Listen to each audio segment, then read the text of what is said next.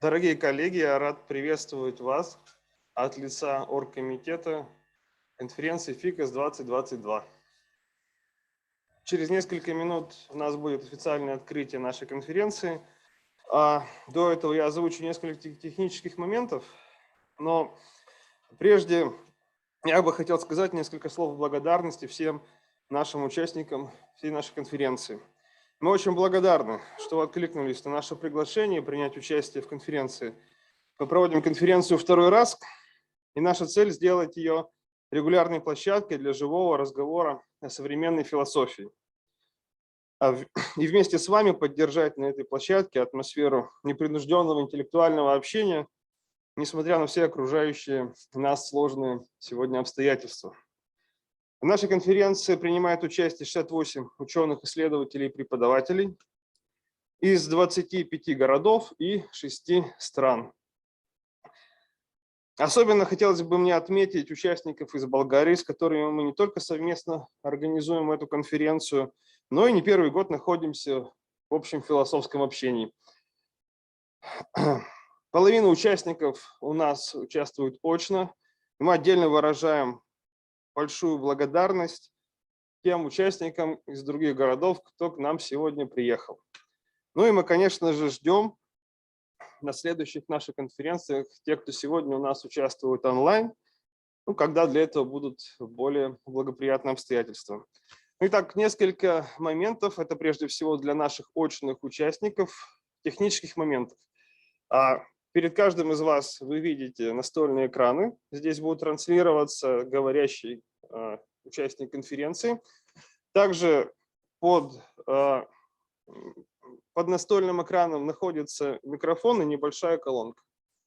Соответственно, для того, чтобы говорить, вам необходимо нажать кнопку с таким значком Wi-Fi. Только на что я хотел бы обратить внимание, что здесь микрофоны не работают параллельно, поэтому говорить можно только последовательно. То есть нажимать кнопку, просьба только, когда другой участник закончит свои слова. Камера у нас поворачивается автоматически на включенный микрофон. У нас уже ведется запись.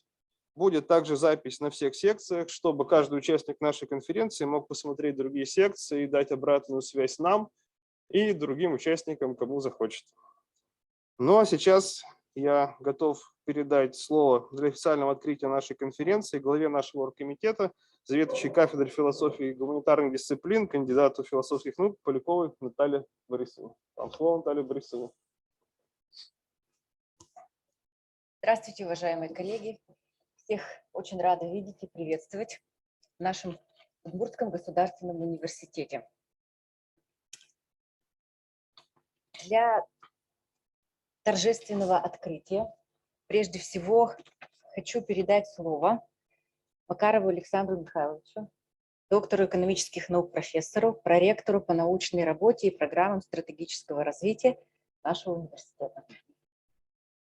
Спасибо большое, Светлана Борисовна. Уважаемые коллеги, уважаемые гости, студенты, аспиранты, добрый день, точнее, доброе утро.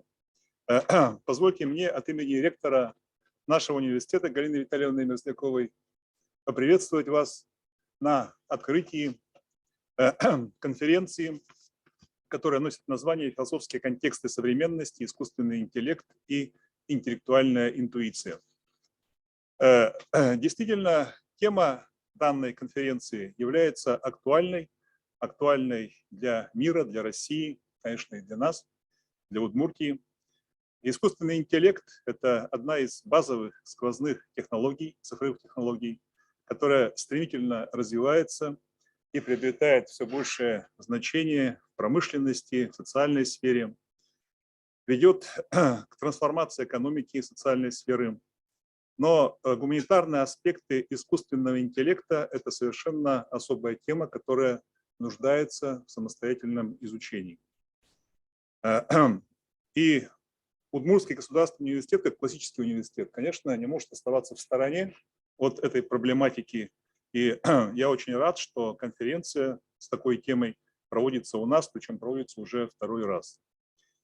Еще один важный момент, который связан с данным направлением для Удмуртского государственного университета, это наше участие в программе «Приоритет 2030».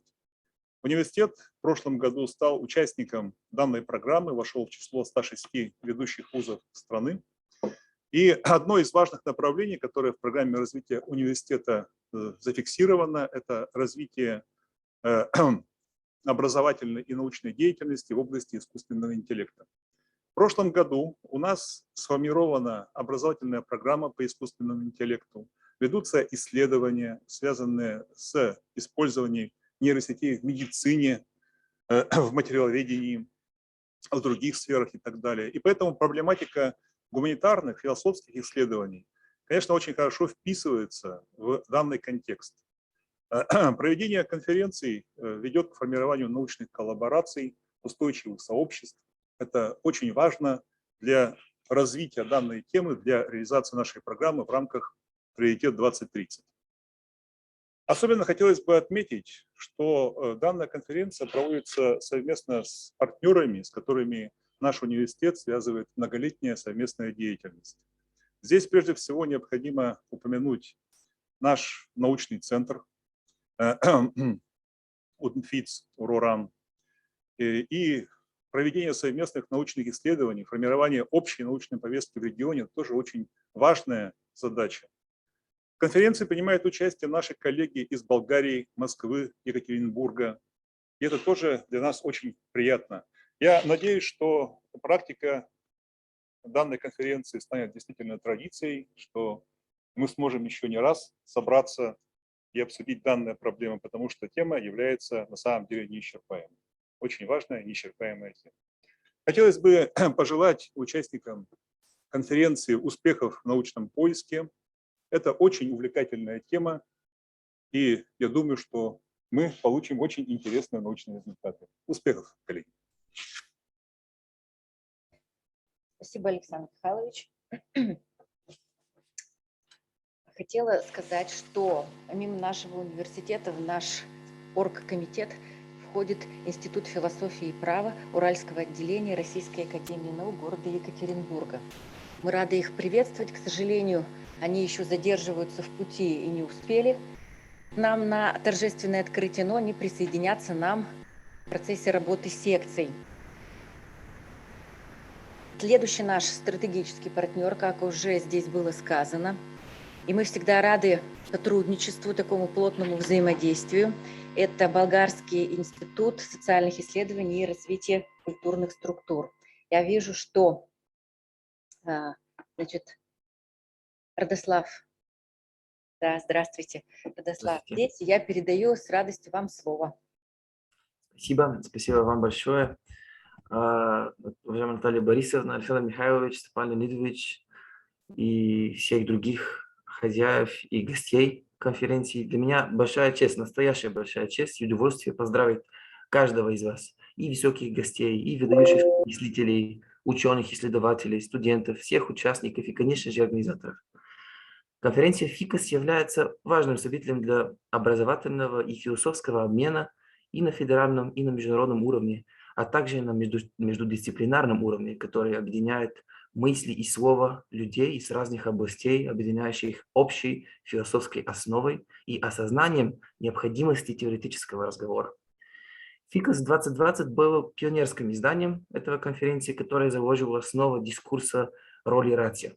Издание этого года имеет не только образовательный, но и творческий потенциал для инновационной, авангардной, я бы хотел сказать, и современной дискуссии по одному из самых назревших вопросов – онтология и пределы интеллектуальной деятельности и искусственный интеллект в нашем обществе и будущее человека. Я хотел бы поблагодарить всех участников за интерес, всех гостей, приехавших и принявших участие в Ижевске, который я, к сожалению, не смог приехать, наших любезных академических хозяев из Удмуртского университета и, конечно же, настоящего человеческого моста между Болгарией и Россией и двигатель энтузиазма этой конференции Степан Леонидович Умаев и Наталья Борисовна. Спасибо еще раз и удачи в конференции. Спасибо большое. Спасибо. Также составе нашего оргкомитета, конечно, хотелось бы поблагодарить нашу республиканскую общественную организацию «Союз научных и инженерных общественных отделений», которые всегда рады нашему сотрудничеству, которые нам помогают, и в том числе финансово. Огромное вам спасибо. Отдельно хочу остановиться на том, что наша конференция приобретает другой уровень и другой статус благодаря сотрудничеству с замечательными нашими партнерами-журналами. И здесь журнал «Дискурс Пи». Сегодня его представители, замечательные люди Русакова Ольга Фредовна, научный главный редактор этого журнала, к нам сегодня приехала, и я с радостью передаю ей слово.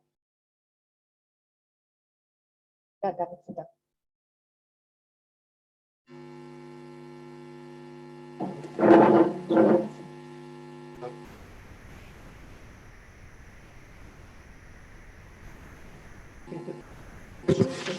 Сил, видимо, не хватило. Уважаемые коллеги, я приветствую всех участников, организаторов данной конференции. Хочу особо поприветствовать Пономарева Алексея Михайловича, очень известного у нас в Екатеринбурге человека, директора Удмуртского филиала Института философии и права УРОРАН, а также вот один раз побеседовала и тоже прониклась, Степан Леонидович Ломаев. Здесь, да, Степан тоже, мы начали с вами очень активно сотрудничать, и вот ваше мероприятие меня очень заинтересовало. Коллеги, я вот, кроме того, что тут представлены наши журналы, такую маленькую выставку мы устроили, «Дискурс Пи» сегодня входит в ядро РИНЦ. Остальные регалии, что это ВАКовский журнал уже на протяжении 5 лет. То, что сейчас мы стоим, как говорится, вот в предбаннике к Скопусу, вот 23-й год, надеюсь, что мы туда забредем.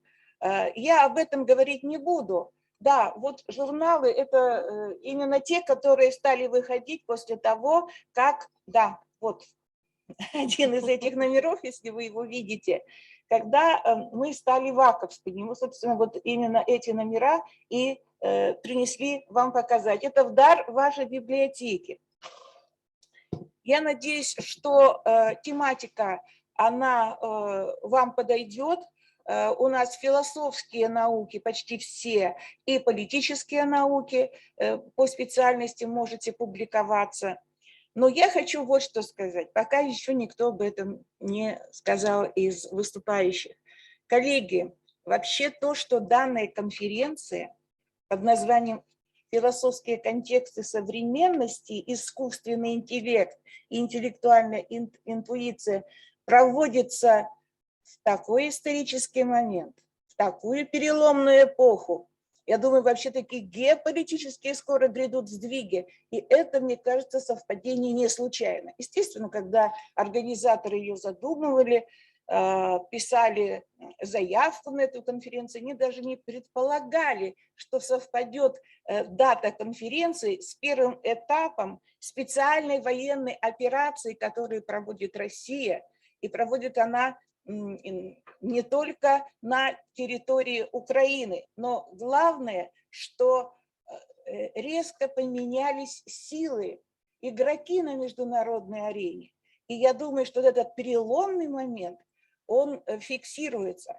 Во-первых, ВПК, военно-промышленный комплекс. Мы все знаем, что именно там, прежде всего, опробуются самые новейшие экспонаты, новейшие ракеты, где искусственный интеллект преобладает, доля искусственного интеллекта более 50%.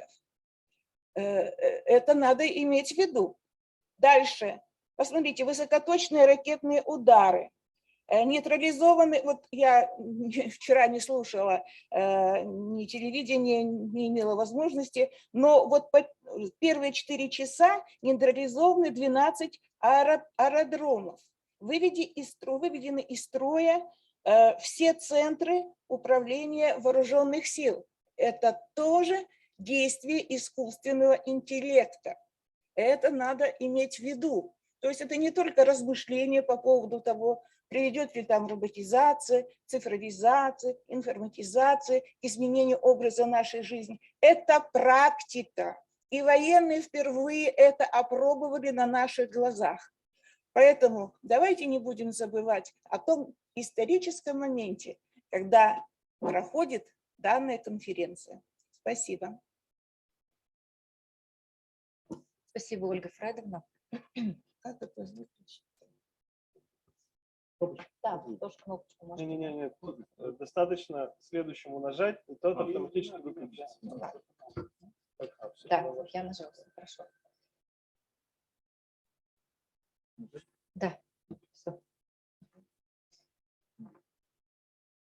Нет, камера на Вроде вас, камера поэтому всё все, уже, все да. вас слышат, так что вы можете Да. дальше.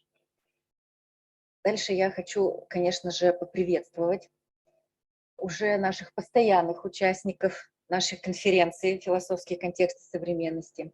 Это прежде всего представители Института философии Российской академии наук, сектора гуманитарных экспертиз и биоэтики Майленову Фариду Габдилхаковну. Передаю вам слово. Так, удалось? Да, всё, Да. получилось. Добрый день, дорогие коллеги. Безумно рада всех видеть. Вот получается, что опять действительно исторический момент.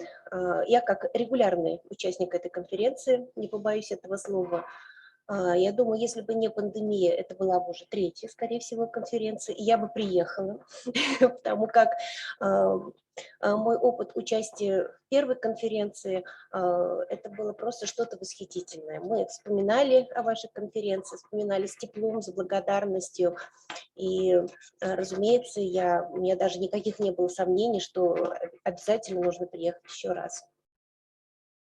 Собственно говоря, то, скажем, печальное совпадение, которое случилось в первую конференцию, что она оказалась последней офлайн-конференцией перед длинным локдауном и пандемией, тоже в какой-то мере, тоже, наверное, не случайно, потому что мы все являемся свидетелями того, что именно в эти 2 года интернет-технологии очень сильно шагнули вперед.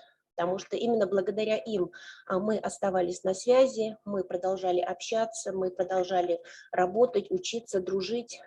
И в общем-то, это именно тот огромный плюс, который нам дает интернет с его искусственным интеллектом, с его точными технологиями. И, наверное, мы благодаря ему оставались, действительно продолжали общаться, и те люди, которые не смогли приехать, они тоже в данный момент с нами. Это огромный плюс. Но, конечно же, есть и минусы интернета. То, что мы сидим долго дома, только перед экраном и не общаемся с друзьями. И именно поэтому я бесконечно вам благодарна, что вы предоставили эту возможность приехать, посмотреть друг другу в глаза, не через экран, а вживую, потому что живое человеческое общение – это, конечно, бесценно. И я думаю, что мы с вами, несмотря на бесконечные успехи, которые мы еще увидим, я думаю, мы еще не то увидим в течение нашей жизни, мы будем продолжать общаться с вами, будем продолжать дружить вживую, обниматься, радоваться. И с огромной благодарностью вот я, ну, скажем, участвую в открытии этой конференции. Спасибо вам большое. Да, спасибо большое. Спасибо. На прошлую конференцию мы тоже были рады видеть Анатолия Витальевича. К сожалению, ему не удалось до нас доехать, но сегодня я рада предоставить слово кандидату философских наук, доценту кафедры философии и методологии науки Московского государственного университета.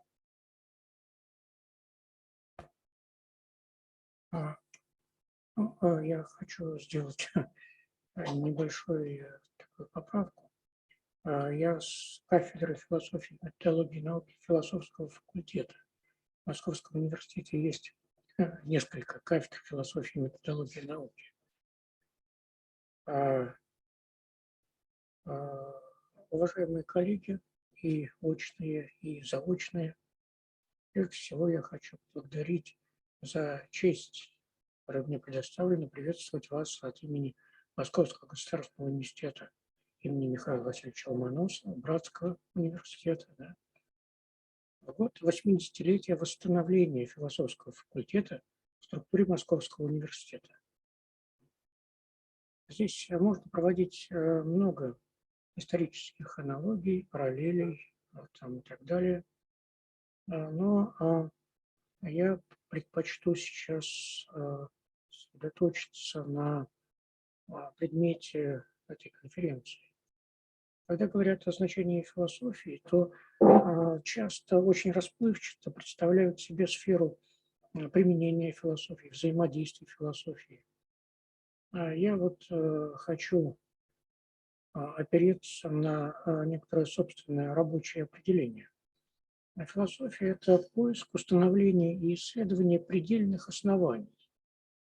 И в таком определении, в общем-то, получают права на существование разные философские дисциплины, которые сейчас многообразно развиваются, ну и, в общем-то, показывают более или менее такие вот значительные результаты. Вот, и хочу обратиться я, соответственно, не к очевидной с античных времен воспитательной функции философии, воспитания души, да,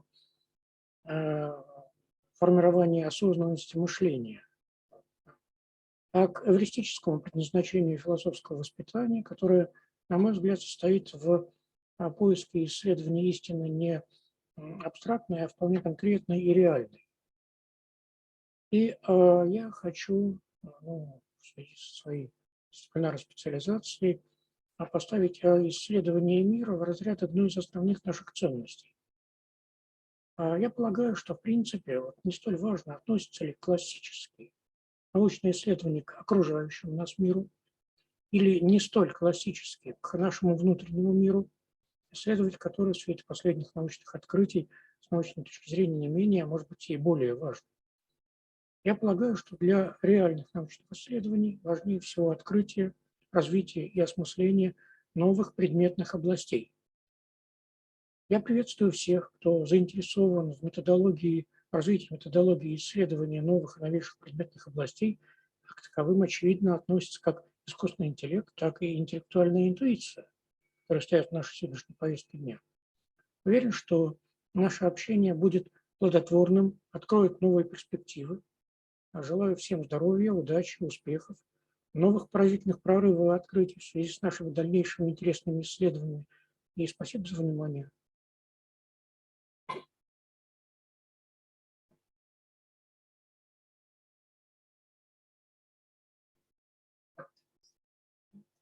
Спасибо большое, Анатолий Витальевич. Спасибо. К сожалению, у нас сегодня отсутствует Надежда Юрьевна, но я выражаю благодарность, поддержке Институту истории и социологии нашего Удмуртского государственного университета, благодаря которому эта конференция во многом и, значит, состоялась в прошлый раз, и я надеюсь, что сегодня ее работа пройдет успешно. Значит, я поздравляю нас всех с тем, что мы открываем, с радостью считаю, открытой конференцию «Философские контексты современности. Искусственный интеллект и интеллектуальная интуиция». Коллеги, наша с вами конференция будет сегодня работать и в онлайн-режиме, и мы с вами встречаемся сегодня, чему мы все очень с вами рады. Я услышала, что все с удовольствием приехали и рады живому общению. У нас с вами будет работать 4 секции. Каждая из этих секций работает в разных аудиториях. Я думаю, здесь вы по программе сориентируетесь.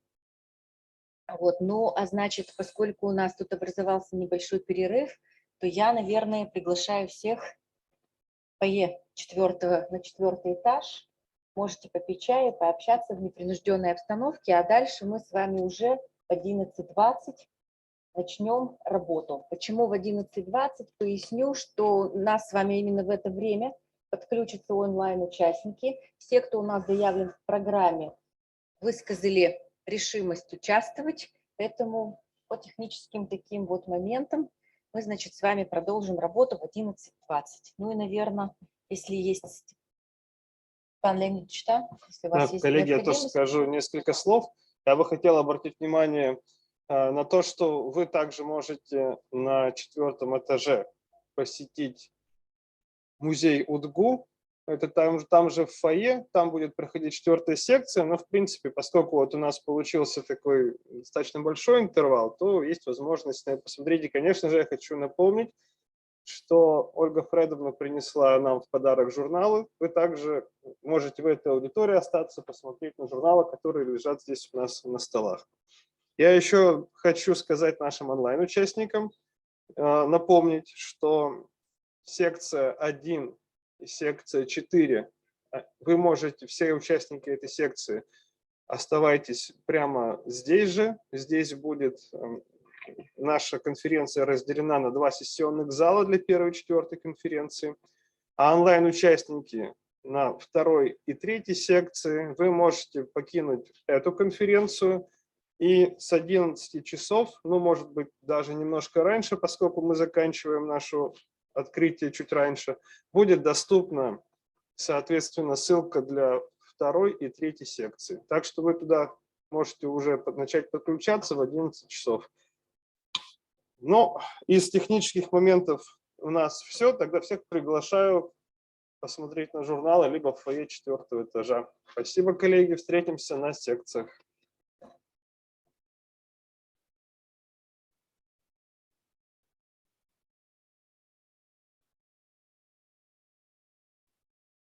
Коллеги, я ошибся. На 3-м этаже я этажи перепутал. Просто нам Алексей Владимирович Башев пишет, наверное, что...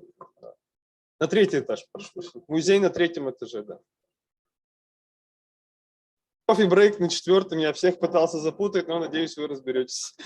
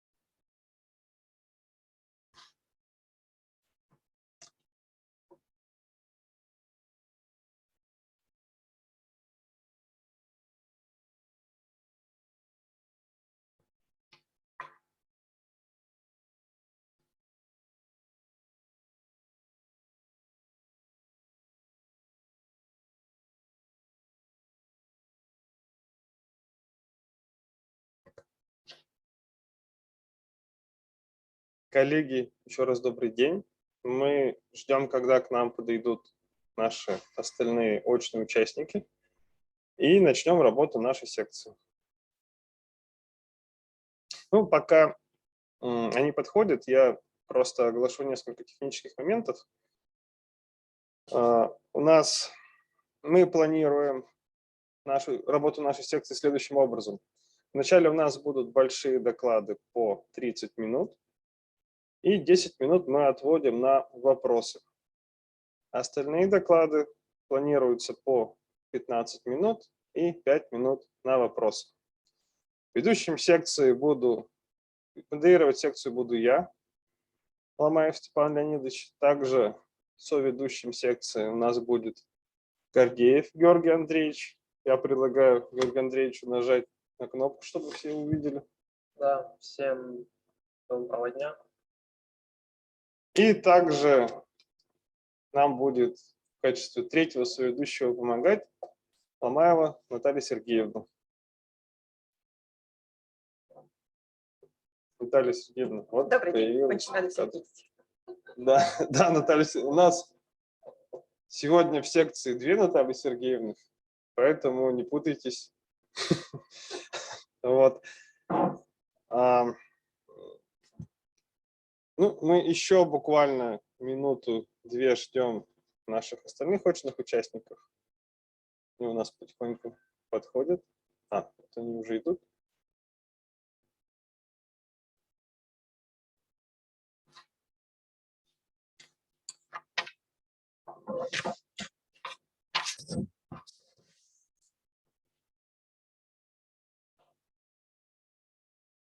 Я еще одно сделаю небольшое объявление до того, как мы начнем. К сожалению, сегодня у нас на докладе, на нашей конференции не сможет присутствовать Райчев Андрей Вацлав, поэтому второй большой доклад внутри секции, я думаю, что мы сразу перейдем к докладу Чусова Анатолия Витальевича в качестве второго. Анатолий Витальевич, вам подходит такой вариант? Ну, то есть ваш доклад будет второй. Ну что ж, коллеги, у нас наша секция в сборе, у нас не так много, но я думаю, нас ждет увлекательная работа в нашей уютной небольшой секции. Я готов предоставить слово нашему уважаемому первому докладчику Ольге Фредовне Русаковой, доктору политических наук, профессору, заведующей отделом философии Института философии и права УРОРАН. Коллеги, еще раз вас поприветствую. Я не знаю, надо ли мне какое-то предисловие или можно уже начинать с презентации. Как вам удобно, но... Ну, давайте я сначала презентацию сделаю. Да. Значит, она называется «Дискурс постправды как технология конструирования пострационального будущего». Ну, давайте начнем с самого термина, когда он возник и кто его афишировал, благодаря кому этот термин стал распространенным. Итак, в 2016 году «Постправда, пострус» был выбран составителем Оксфордского словаря словом года. И понятие «пострус» в словаре определяется следующим образом. Как обстоятельства, при которых факты объективной реальности оказывают меньшее влияние на общественное мнение, чем призывы к эмоциям и личным убеждениям. То есть подчеркивается одна из самых ключевых черт постправды, то, что эмоции важнее, чем объективные факты. Из наших отечественных исследователей вот хочу назвать статью главного редактора журнала «Полис» Чугрова. Она вышла в журнале в 2017 году во втором номере. И вот он там говорит, что благодаря распространению дискурса постправды в информационном пространстве уменьшается роль фактов, доказательств, логических аргументов в плане влияния на формирование общественного мнения. То есть тут помимо фактов добавляются еще логические аргументы и доказательства. Вот еще хотела бы обратить внимание, что в 2017 году в Санкт-Петербурге прошла интереснейшая конференция «Политика постправды и популизм в современном мире». Ну, там было много интересных докладов, вот в частности, доклад Лукьяновой «Медиатехнологии конструирования постправды». Были в этом докладе выделены 3 ключевые черты. Это первое – эмоционализация политики, акцент на чувствах и эмоциях. Второе – вот то, что не выделяли другие исследователи, персонификация политики. То есть личностные, имиджевые характеристики политика важнее, чем продвигаемая им идеология. То есть вот если раньше прежде всего обращались к тому, а какие взгляды, какие ценности выдвигает тот или иной политик или кандидат, то сейчас важнее, как он выглядит, как он говорит, как он держится.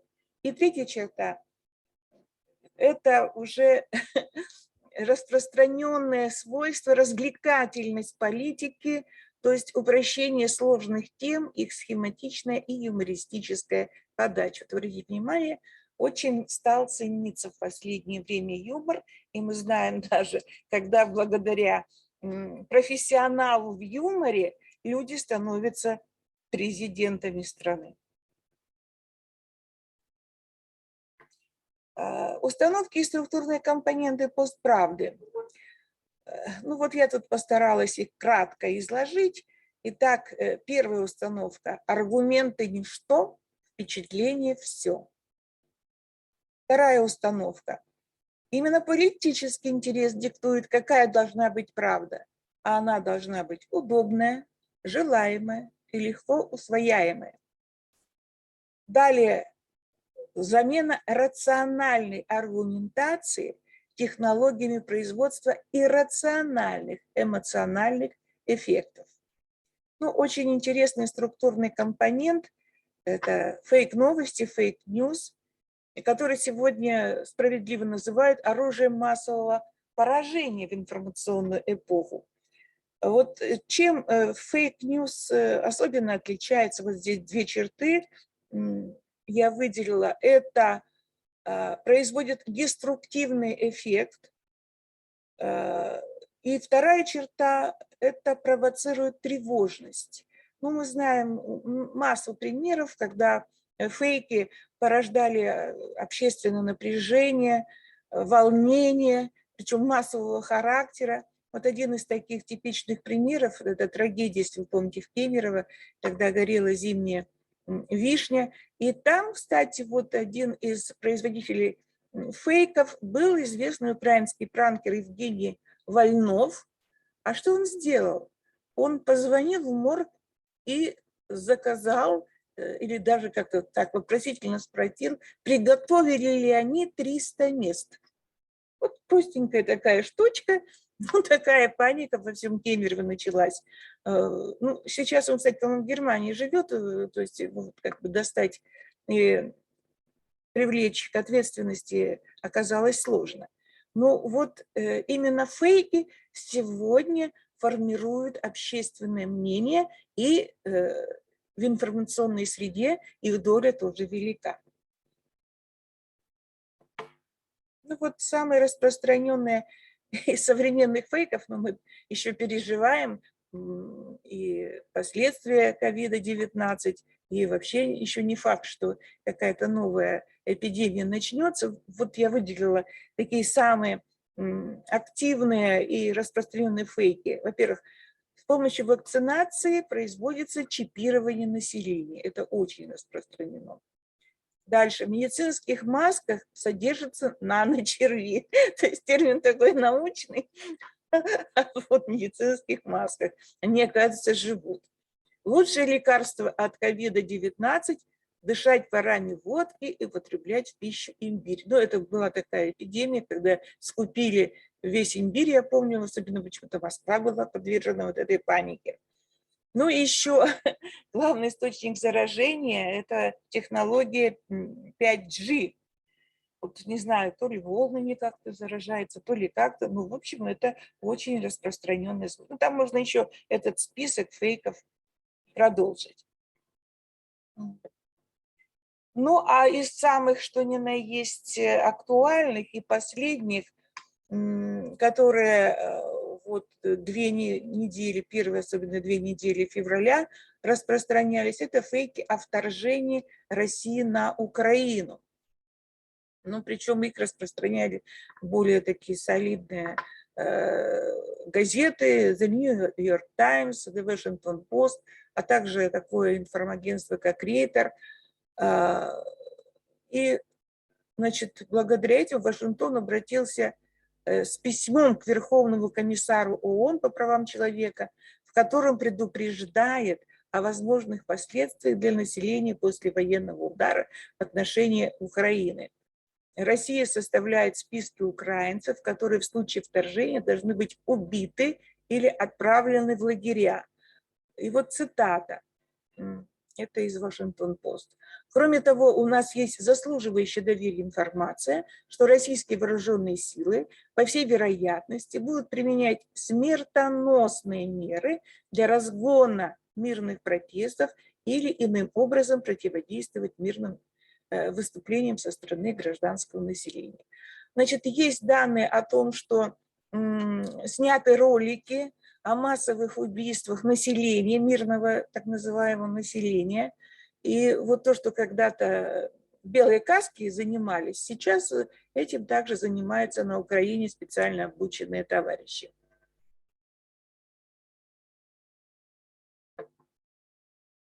Ну вот еще немножечко про эти фейки. Вот согласно западным СМИ, в России планируют широкомасштабные нарушения прав человека. При аналогичных операциях в прошлом подобные меры включали целенаправленные убийства, похищения, необоснованные задержания, похищение мирных жителей и пытки. Это вот было заявление представителя от Соединенных Штатов Америки.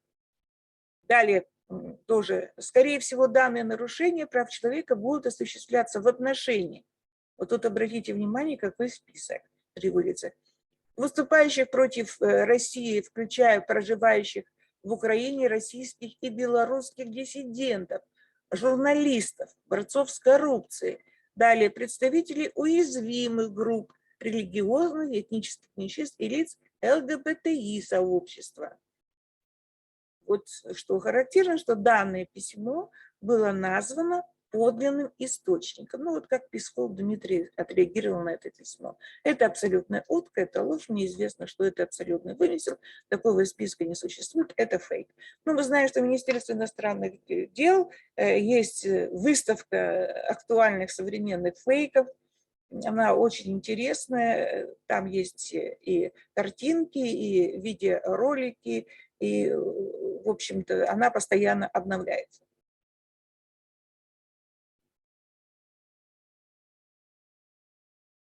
Ну, из таких самых-самых манипулятивных технологий, которые сегодня даже вот в рекламе очень часто встречаются, есть специальные рекламные агентства, которые вот на этой технологии построены. Это deepfake, то есть видеоролик, в котором одно лицо человека подменяется другим при помощи алгоритмов машинного обучения. То есть в этом слове соединены сразу два понятия. Это глубокое обучение нейросетей, deep learning, и подделка, фейк. Другими словами, это конструирование аудио-видео копии реального персонажа. Вот мы с коллегой подготовили для вас просмотр фейка с королевой Великобритании. Вот давайте сейчас посмотрим, потому что в конце выступает лицо девушки, которая была как бы первой основой для данного фейка. Можем сейчас? For nearly 70 years, Да. I have kept a tradition of speaking to you at Christmas. But on the BBC, I haven't always been able to speak plainly and from the heart. Ну, понятно, So что I'm это grateful не она to Channel говорит. 4 for giving me the opportunity to say whatever I like without anyone putting words in my mouth. Here is always as it seems. On behalf of myself, your Queen, and all at Channel 4, I trust you will have the very merriest of Merry Christmases. Ну, вот тут не показано самое смешное. Она встает на стол и начинает танцевать, вот как это называется, когда задним местом трясут. Вот именно этот танец. Это выглядит очень забавно. Твирк, совершенно верно, твирком. А там собачка выходит и так на нее смотрит, и тоже умильная такая интересная картина. Так, давайте дальше. Так. Вот следующий слайд.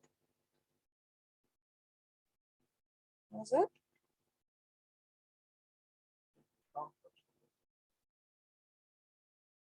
Сюда. Да. Ну, очень, подожди, там что-то, по-моему, пропущено.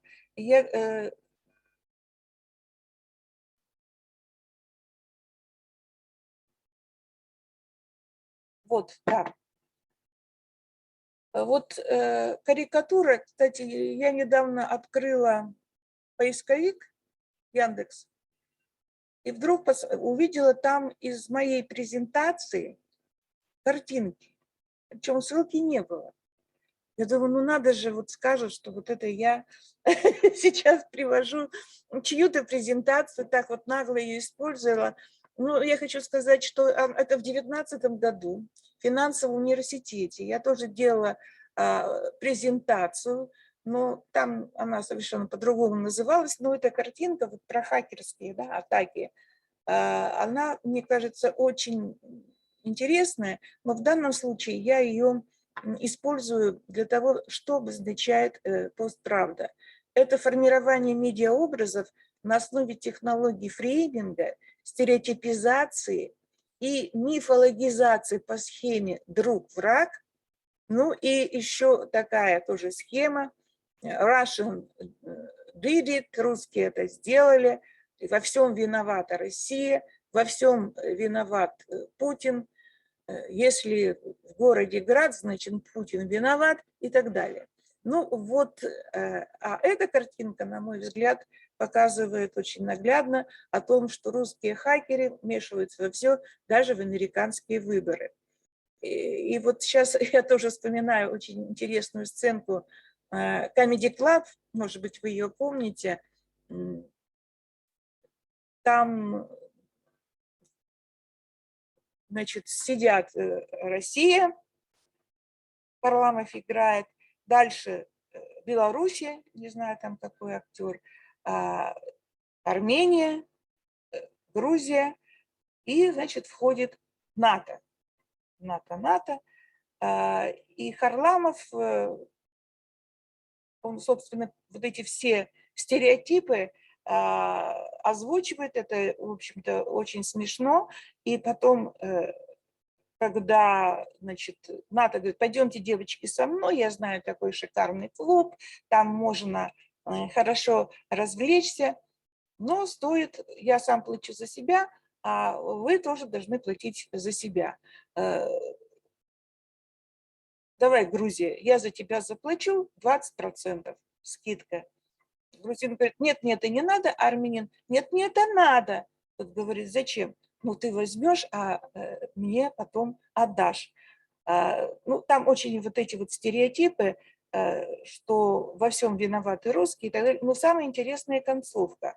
Тот бармен, который вот эту команду представителей разных стран обслуживает, он вдруг поворачивается спиной, сначала он говорит, 300 миллион долларов, это хороший сегодня доход, оборачивается спиной, и там у него написано Китай. Чайна. Ну, в общем, очень вот эта сценка характеризует то, что сегодня какие вот стереотипные образы используются. Да, там еще Белоруссия говорит, ну, что мне не позволяет мой батька идти в этот ночной клуб, но у меня есть свой коктейль, он называется картовый смухи. Ну, в общем, очень интересно. Ну, а это вот когда... Там опять, по-моему, я пропустила. Что-то тут пропущено. Значит, еще одна очень важная черта, как развивается постправда, то есть у нее есть свои сценарные ходы, своя драматургия, свой такой сериальный формат. И вот когда началось дело Скрипалей, я это вот увидела, это, собственно, я вот эти 7 шагов реализации пострационального дискурса постправды обозначила. Вот хотелось бы проиллюстрировать, может, сейчас немножечко это забыто, но 2 года назад это было страшно актуально. Но и этот сценарий потом стал использоваться в других тоже делах и случаях. Шаг первый. Это берется какая-то конфликтная ситуация для провозглашения грозного обвинения в адрес заранее назначенного виновника. Ну, Russian did it. Что, в общем-то, всегда готовили западные медиаисточники.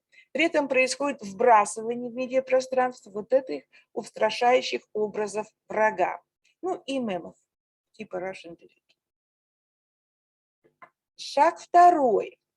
Организация массированной и стремительной информационной атаки. Вот это особенно британцы, они опережают даже американцев в этом плане, с использованием шокирующих видеоматериалов и ссылок на авторитетные источники с расчетом на то, что обвиняемая сторона не сможет быстро прийти в себя, не сможет быстро провести объективное расследование, собрать доказательства своей невиновности.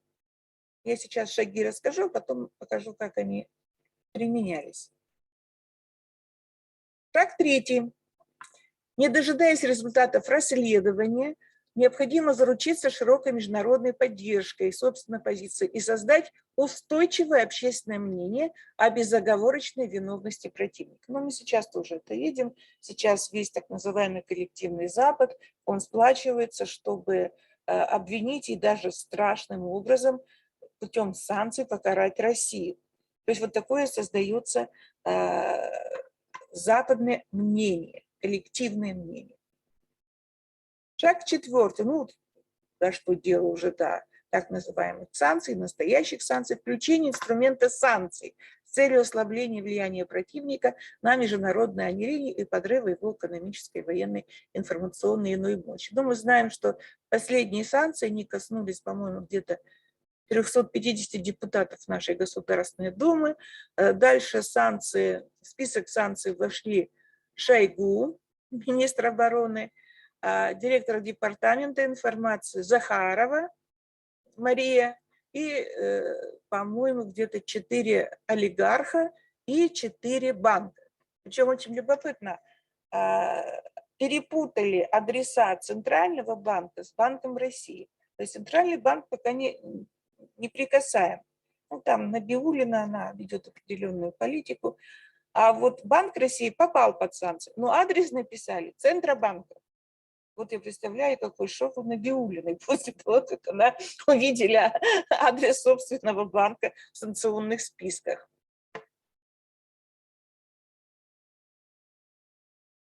Шаг шестой. Ну, это, конечно, карикатура. Подогревающий интерес публики, сериальный формат, раскручивание темы путем вбрасывания якобы дополнительных данных и фактов. Вот это тоже обязательно.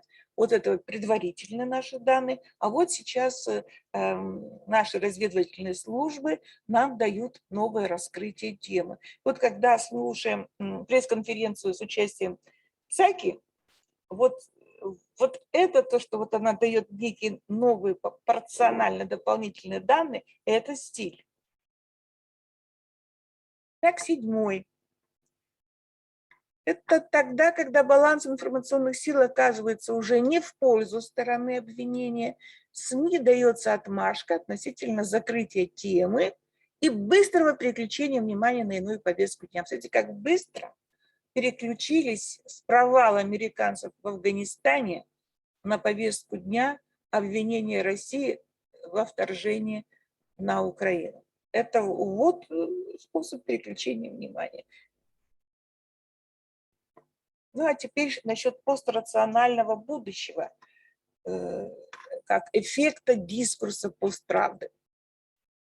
Ну, сразу хочу сказать, что самой адекватной средой для формирования вот именно пострационального будущего, мы знаем, что факты ничто, а впечатление все, эмоции доминируют должны в массовом сознании, через эмоции происходит управление ментальностью человека.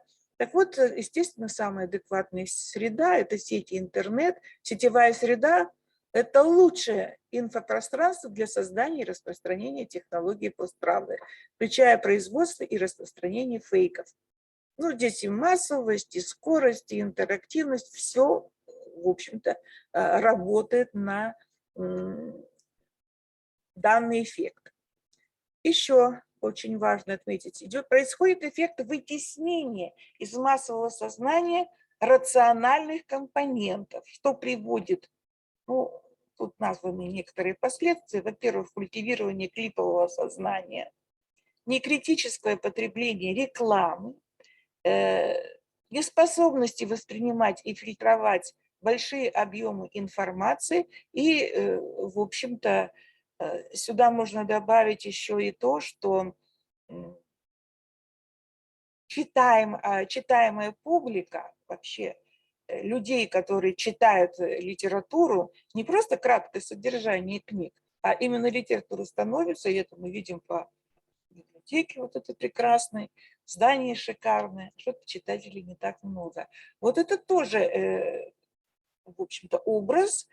Пострациональное будущее, она уже сегодня с нами, поскольку усваивать эти длинные тексты сегодня многие не в состоянии. И главное, чтобы были какие-то картинки, какие-то ролики, и тогда все это быстро усваивается. Но, к сожалению, вопреки, не в пользу развития рационального мышления. Вот отличительные черты пострационального образа жизни. То есть свойства пострационального человека будущего, так сказать, антропологический срез этой личности, этого будущего. Ну, вот я тут выделил несколько таких, мне кажется, особенно бросающихся в глаза черт. Это иррациональный гедонизм. Ну, радость. Главное – получать удовольствие. Enjoy yourself. Вот этот принцип становится ведущим. Ну, сначала он был ведущим в американской рекламе, теперь перекочевал и в нашу рекламу. Но главное, чтобы ты себя порадовал. Посмотрите, как идет реклама банковских карточек. Вот кэшбэк – это обязательно крик. Сначала такое яркое, потом какие-то телодвижения, потом все захлебываются в экстазе какого-то дикого танца. Вот, пожалуйста, все себя развлекли. А что такое кэшбэк? Это ты сначала, как говорится, 100 дней или сколько там ничего не платишь, а потом тебе сразу отвалят. Но об этих после 100 дней ничего не говорится в рекламе. Дальше, ну это вот очень. Номофобия, или я как тут назвала, смартфон-нарциссизм. Зависимость от телефона. Происходит от английского no mobile phobia и описывает человека, испытывающего сильное беспокойство, доходящее до паники при отсутствии у него мобильного. Но опять же, вот на ТНТ, Comedy Club, они очень интересно, их просто идет ломка, да, такая привязанность, как от наркотика. И в самолете на 2 часа люди оказались без возможности пользоваться своими телефонами. И вот с ними случаются страшные абсолютные вещи. Эротизм. Но это сегодня обязательный атрибут. Но эротика, она, в общем-то, не столько на логике, сколько на иррациональных каких-то вещах основана. То есть это чувственное начало. Но Бог с ним, с этим чувственным началом. Тут начинает работать особый эротизм. Это культура ЛГБТ и плюс К. Ну, там куча всяких гендеров, и у каждого сегодня своя линия одежды, своя линия поведения, и вот эта дифференциация людей, она постоянно усиливается. Дальше культ сетевого присутствия и культура отмены. Вот сейчас такое явление, cancel culture, по-моему, где-то вот в ваших конференциях, у кого-то в докладе, я вот этот термин, или может это не ваша конференция, но, по-моему, кто-то вот там специально сделал доклад про cancel culture, культура отмены. То есть раз тебя нет в сети, то тебя как человека не воспринимают. Исчезают все данные тебе. Вот опасность, кстати, цифрового общества. Если никаких данных у тебя нет, ты мертв. Тебя нет. И надо обязательно присутствовать. Надо заявлять о себе какими-то там карточками банковскими, еще какими-то кредитами и так далее. Ну вот это зрелищность и развлекательность, я уже говорила, и вот здесь «развлекай и властвуй» – это девиз современной эпохи. Ну и отсюда идет такая черта, как дефицит подлинности. То есть люди уходят старается уйти от этой зависимости, интернет-зависимости в офлайн, и там они, в общем-то, стараются жить как можно дольше без вот этих всех гаджетов.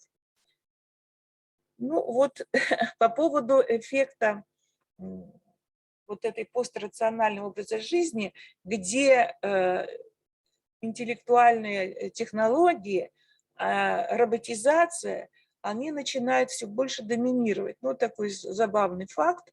В 2017 году человекоподобный робот под названием София получил гражданство Саудовской Аравии. Это кажется очень-то странно, но это действительно реальный абсолютно факт. У меня тут была картинка с этим роботом.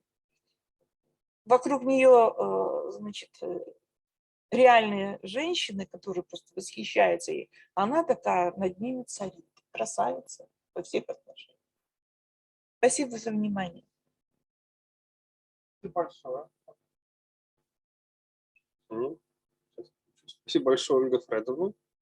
Коллеги, мы переходим к вопросам. Я напомню, что мы работаем в формате следующего на вопросах. У нас сначала приоритет к нашему очному залу, дальше мы переходим к вопросам наших онлайн-участников. Вы можете писать их в чате, мы их прочитаем, либо когда поднимать руку в рамках диалога, и мы дадим вам возможность задать вопрос вслух.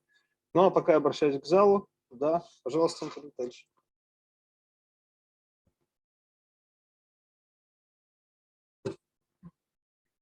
Ольга Фредовна, спасибо за весьма многосодержательное сообщение.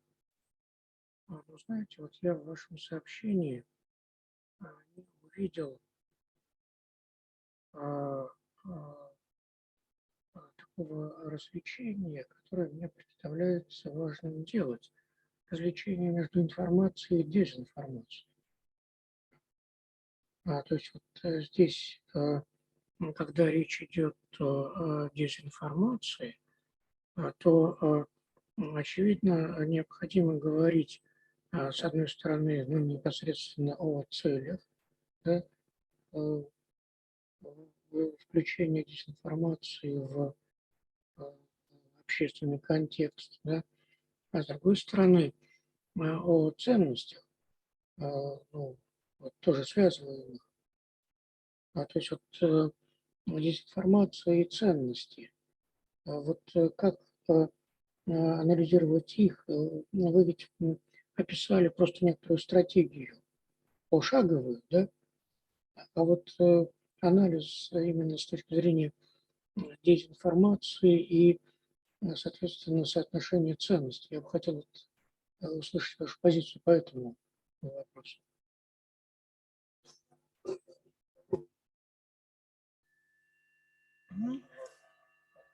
Что касается ценностей, я хочу сказать, что если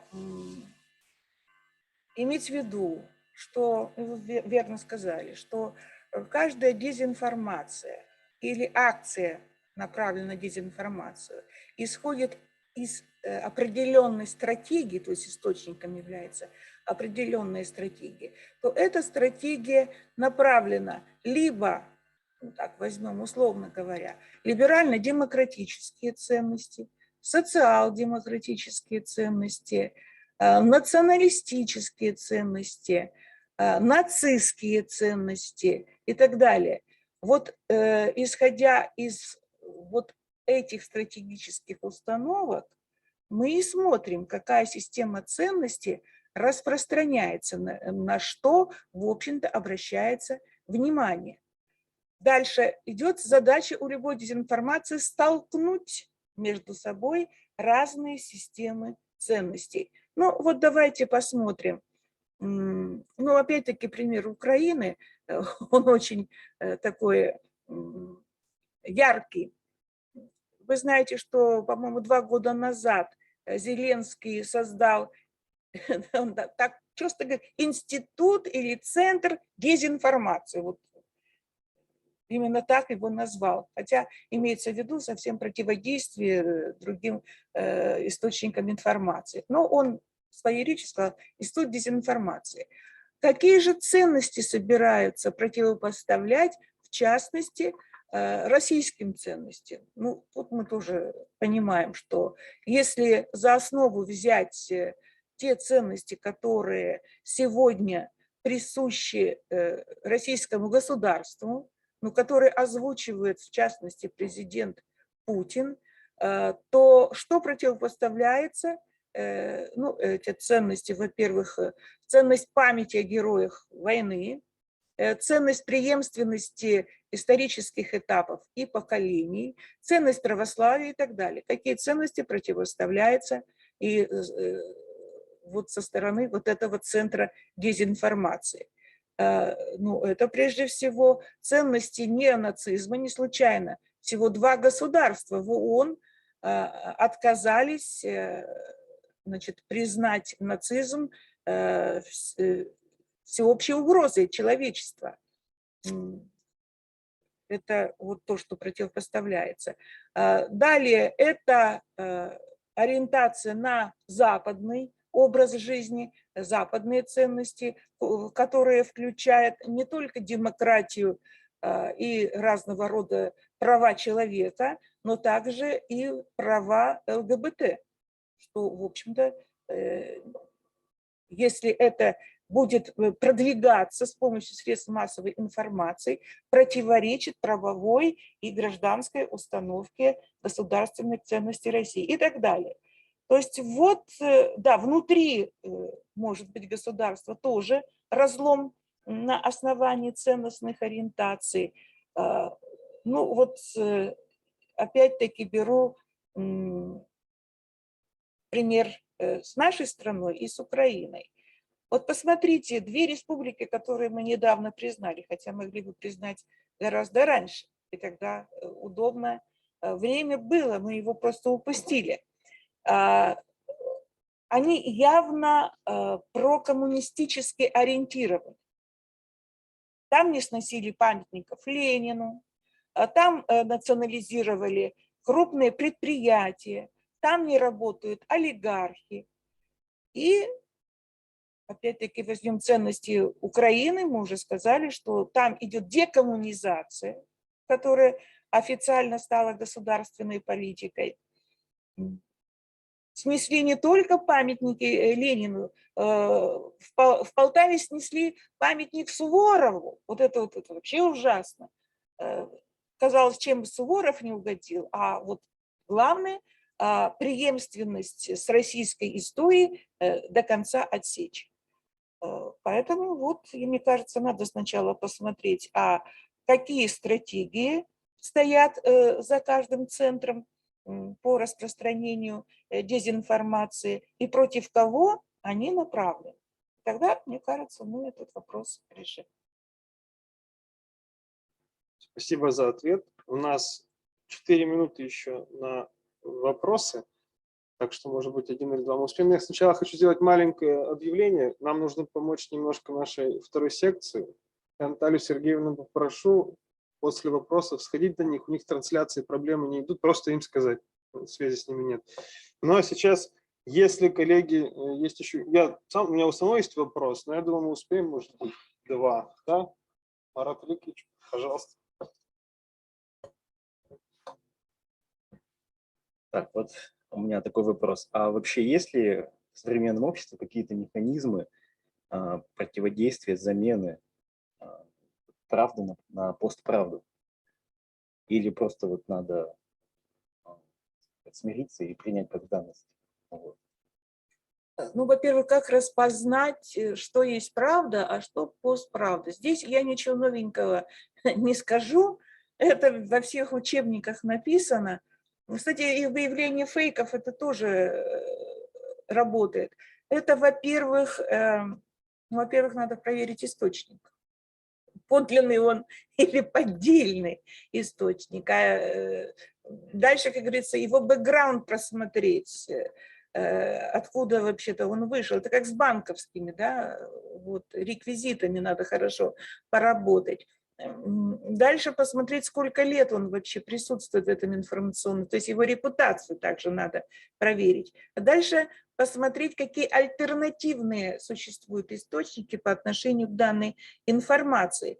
Сопоставить, вот если у вас нет возможности, допустим, оригинал получить, то можно просто перекличку вот тех источников, на которые ссылаются они.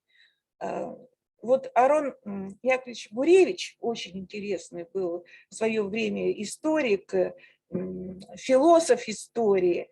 Я с ним в свое время в переписке состояла. У него такое есть выражение: источники проговорились. То есть если ты сопоставишь разного рода источники, то можно понять, в общем-то, какой из них врет, а какой говорит правду. Но это источниковедческое исследование, которое не все, как говорится, обладают этой методикой, и у многих просто руки не доходят, вот верим самой последней информации. Недавно, например, наши знакомые в Турции встретились, она из Крыма, с двумя киевлянками. Ну, как-то так они узнали, что она понимает по-украински, так удивились, да что вы хотите, я в Крыму, у нас там украинский язык преподавался в свое время, был обязательным предметом, экзамен сдавали. Ну, это не главное. Но она и спросила: а как ты добиралась? Значит, как ты, она откуда-то ехала в Крым, а как ты в Крым добиралась? Как, говорит, по Крымскому мосту. Человек говорит: ха-ха-ха, он же разрушен.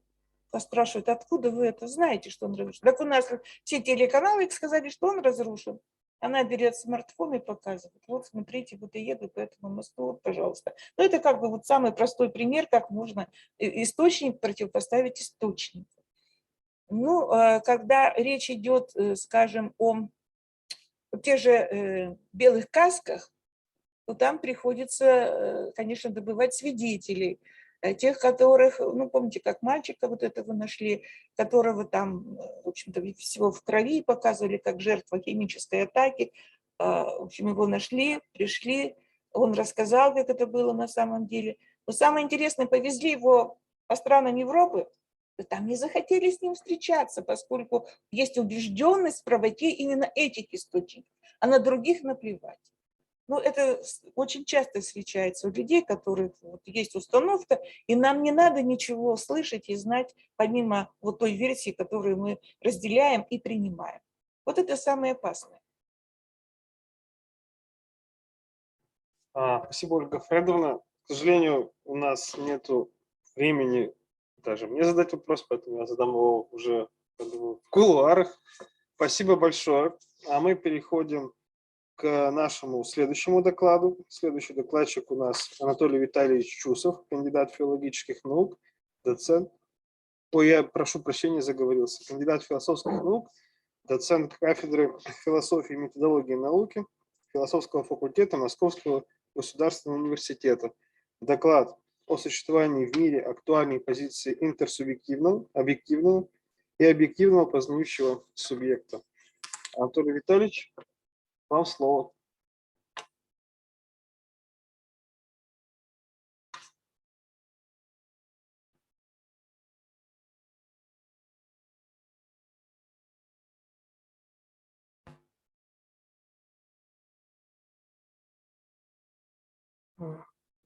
Я представлю доклад, далеко отстоящий от этих теоретических методов.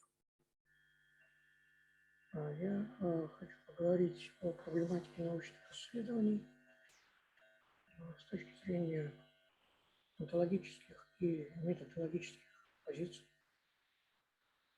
Ну, это некоторое вступление такое. То есть под онтологией часто понимают некий такой средневековый образ онтологии. Онтология – это учение об истинном бытии, это некое универсальное, единственное представление того, что может быть в мире. Это классическая онтология, которая во многом воспроизводится сейчас. Но я подхожу к этому критически, в частности, на основе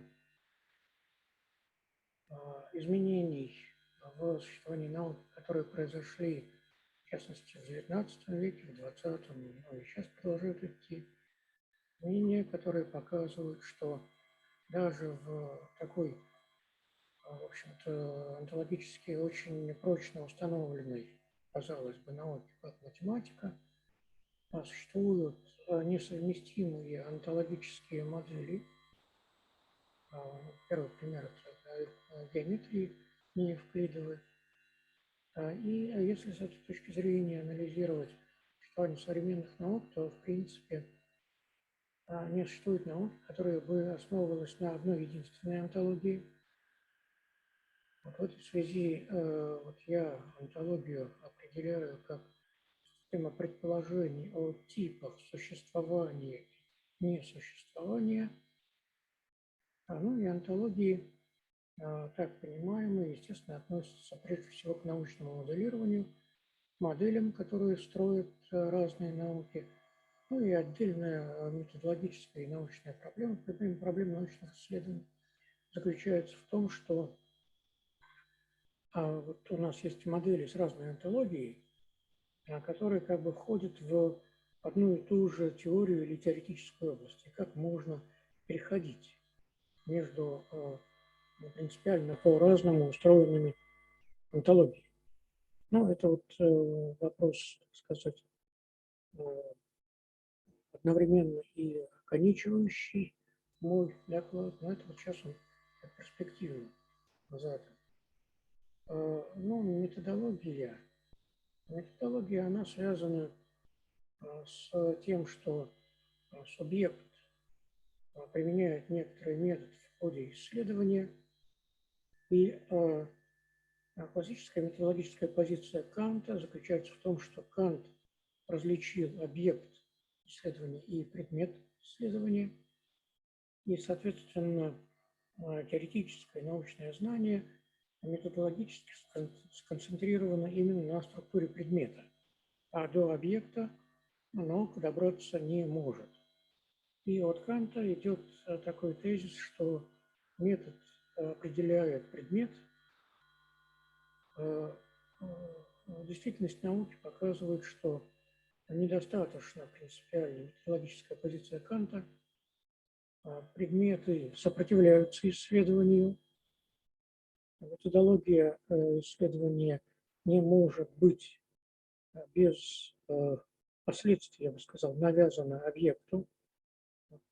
Ну, соответственно, далее вопрос о возникновении и становлении разных предметных областей, что, в общем-то, тоже является выходом за пределы Канта, потому что Кант полагал, что существует некоторый единственный научный метод, ну, элементами которого являются как раз формы чувственности априорные, значит, формы синтеза суждений, категории и априорные, значит, идеи чистого разума, ну, тоже как методологические такие регулятивы.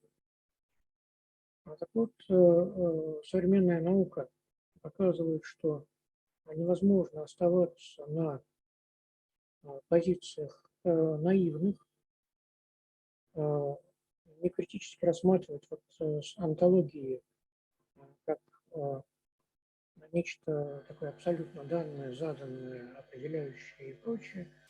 По этому поводу хорошо сказал Марк Свартовский, что речь не о том, какая онтология истина, а речь о том, какую онтологию следует нам применять для того, чтобы решать наши проблемы. Ну, вот такой инструментальный подход к онтологии мне представляется нужным, реальным, важным и так далее. Я вот на нем основываюсь.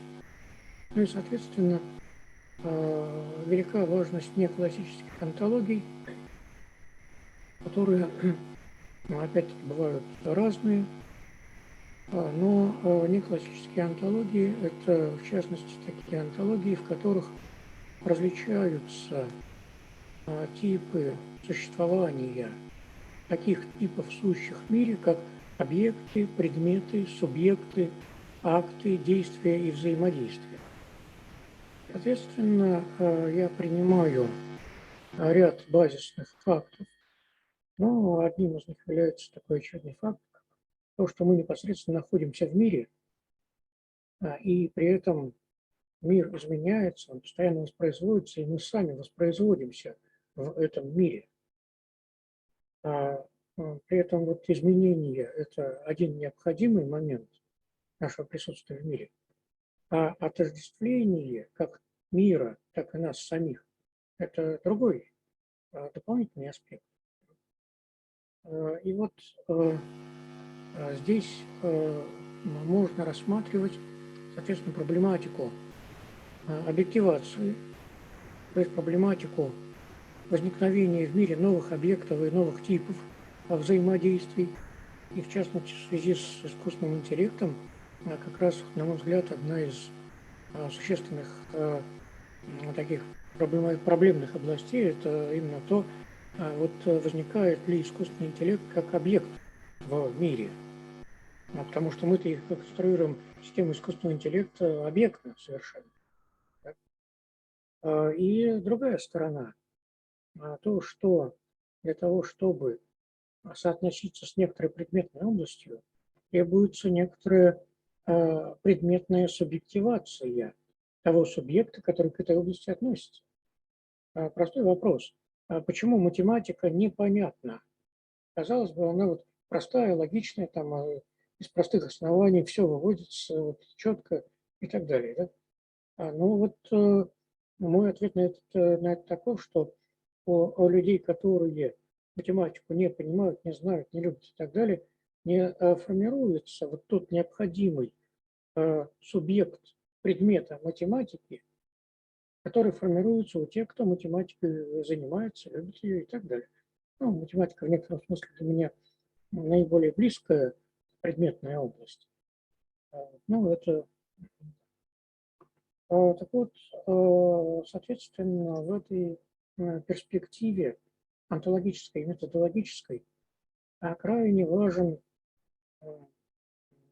вопрос о том, что субъект, он не изначально существует в мире, он в мире как-то тоже появляется. И более того, чтобы взаимодействовать с миром объектов, субъекту самому нужно в какой-то степени быть объектом. То есть есть объектная сторона субъективации, как возникновение субъекта, возникновение и развитие и так далее. Вот. И в этом ключе, собственно, я и хочу поговорить о существовании в мире как о некоторой основе, актуальной основе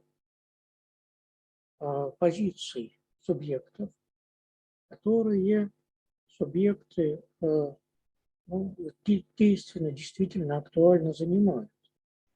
И при этом необходимо различать, собственно, объект и субъект. По какому принципу? Не по тому принципу, что вот нет объекта без субъекта. Это классика, это Шопенгауэр и вообще вот разные вот прочие известные в истории философии позиции. По тому принципу надо различать, что субъект – это частный случай объекта в мире, но частный случай – это случай более богатый. Субъектное существование в мире более богато, чем чисто объектное существование в мире. Ну, предварительно я могу сказать, что вот мне представляется правдоподобным такое положение, что субъекта характеризует то, что он существует, создавая представления. Эти представления мира, они существуют, ну, они тоже могут объективироваться. Есть объективированные представления вот этого субъектно представленного мира. Ну, третий мир Поппера – это вот классический пример частичной концептуализации вот этого объектного существования субъекта в мире. Ну, у него даже там речь идет об эпистемологии беспознающего субъекта, мы знаем. Да? Но это, на мой взгляд, тоже вот неправильная позиция. И вот, соответственно, как подходить к существованию в мире субъекта, необходимо различать по меньшей мере непосредственное присутствие, активное, деятельное, да, и познание. Это, конечно, связанные вещи, но понимаете ли, вот тезис Парменида о том, что мыслить значит быть, ну, это одна из версий изложения этого тезиса, она, вообще говоря, не предполагает тождество. Быть не значит мыслить. То есть здесь нет вот этой необходимости, а только с позиции субъекта, который принципиально встает на точку зрения познания, причем, как правило, там была точка зрения как бы такого наблюдающего сознания, да? Только с позиции вот этих можно пытаться отождествить мышление и бытие, но, собственно, развитие, скажем, современных когнитивных наук, оно опирается на то, что вот существуют репрезентации, которые внерациональны, иррациональны и объектно фиксированы. То есть то, что выходит за пределы рационализации субъектом, ну, это немного другая тема. Ну, вот я говорю здесь о том, что есть основания различать вот эти вот субъектные позиции, вот, и не сводить все к позиции субъекта только знающего. Таким образом, еще раз, так сказать, подвожу резюме, я исхожу из позиции актуального существования мировых сущих, ну, к которым относятся и субъекты, и объекты, и субъективация, и объективация, и объектного вхождения субъектов в мир объектов. Вот здесь есть две классических линии определенности мировых сущих. Линия объектов по себе, в себе, катаута греческая, значит, персе латинская, и линия, ну, кстати, вот концепция лабораторной жизни, известная, современная эпистемологическая, да, вот она тоже представляет объект фактически инвитро, да, как существующий как бы сам по себе, исследованный объект. Да. Ну, ясно, что здесь у этого объекта есть и социокультурные, и исторические, и разного другого рода предпосылки существования, основания и так далее. В том числе эпистемологические, научные, экспериментальные, ну и так далее. Ну, это все достаточно очевидные как бы вещи. Вот. И вот эта вот вторая позиция, вот, не в себе, а в мире, да, в отношении к миру существования. Греческий термин «прости». Ну, вот я, кстати, не знаю латинского термина соответствующего, но вот, скажем, то, что различают как in vivo биологи. Биологи, медики, да, вот in vitro, in vivo. Разница, да, достаточно существенная, конкретная, да, это существование в мире. И ключевыми словами у меня, соответственно, являются объективация, субъективация, структура, превращенная форма, отождествление, становление, актуализация. Ну и вот на этом основании я хочу подойти к вот этой актуальной позиции познающего в мире субъекта, как к некоторому преобразованию двух типичных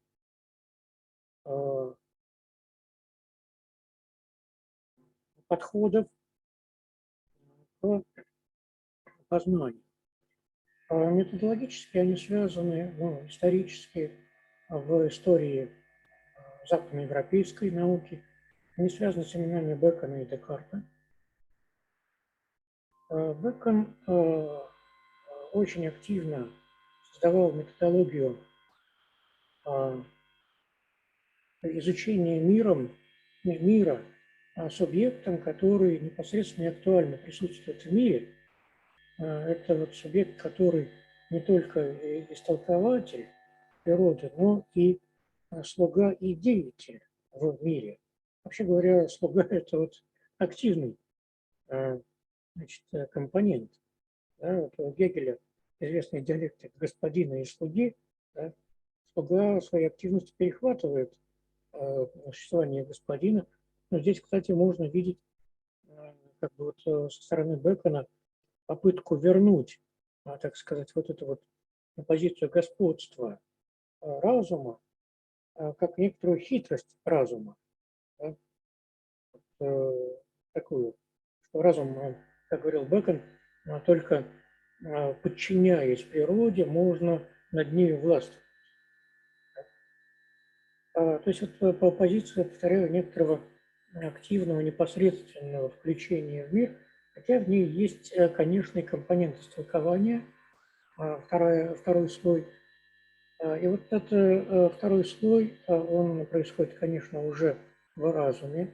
Но, кстати, вот у Бекона тоже гениальная идея, что разум сам по себе, без средств, которые помогают ему познавать, тоже не имеет действительности. И вот другая сторона, которая была представлена Декартом, да, Декарт, как многие помнят, наверное, в третьем правиле метода пишет такие слова: допуская существование порядка даже среди тех вещей, которые в естественном ходе вещей не предшествуют друг другу. Это прямая альтернатива Бекону. Бекон, это, ну, вообще говоря, не только Бекон, соответствие, значит, структуры идей и структуры вещей – это некоторая более древняя линия, чем собственно, Бекон. Да? Вот. Ну вот Декарт ввел вот это допущение порядка даже среди вещей, которые не предшествуют друг другу, естественно, в ходе вещей. И тем самым он очень важную такую компоненту включил, который, на мой взгляд, дальше развил Кант. Компонента самостоятельной активности субъекта по познанию. Вот. То есть здесь Декарт, на мой взгляд, не вполне осознанно пытался ввести рефлексивное различие между позициями прямой непосредственной включенности действующих акторов познания в мир и значит, позиции вот, рефлексивно познающего субъекта. Ну и далее вот это Канта вполне, на мой взгляд, линия тоже проявляется. Эта позиция, она реализует некоторую свободу от мировых связей, от порядков. То есть, по сути, выход из некоторого реального общего мира. Куда можно выйти? Можно выйти в представление.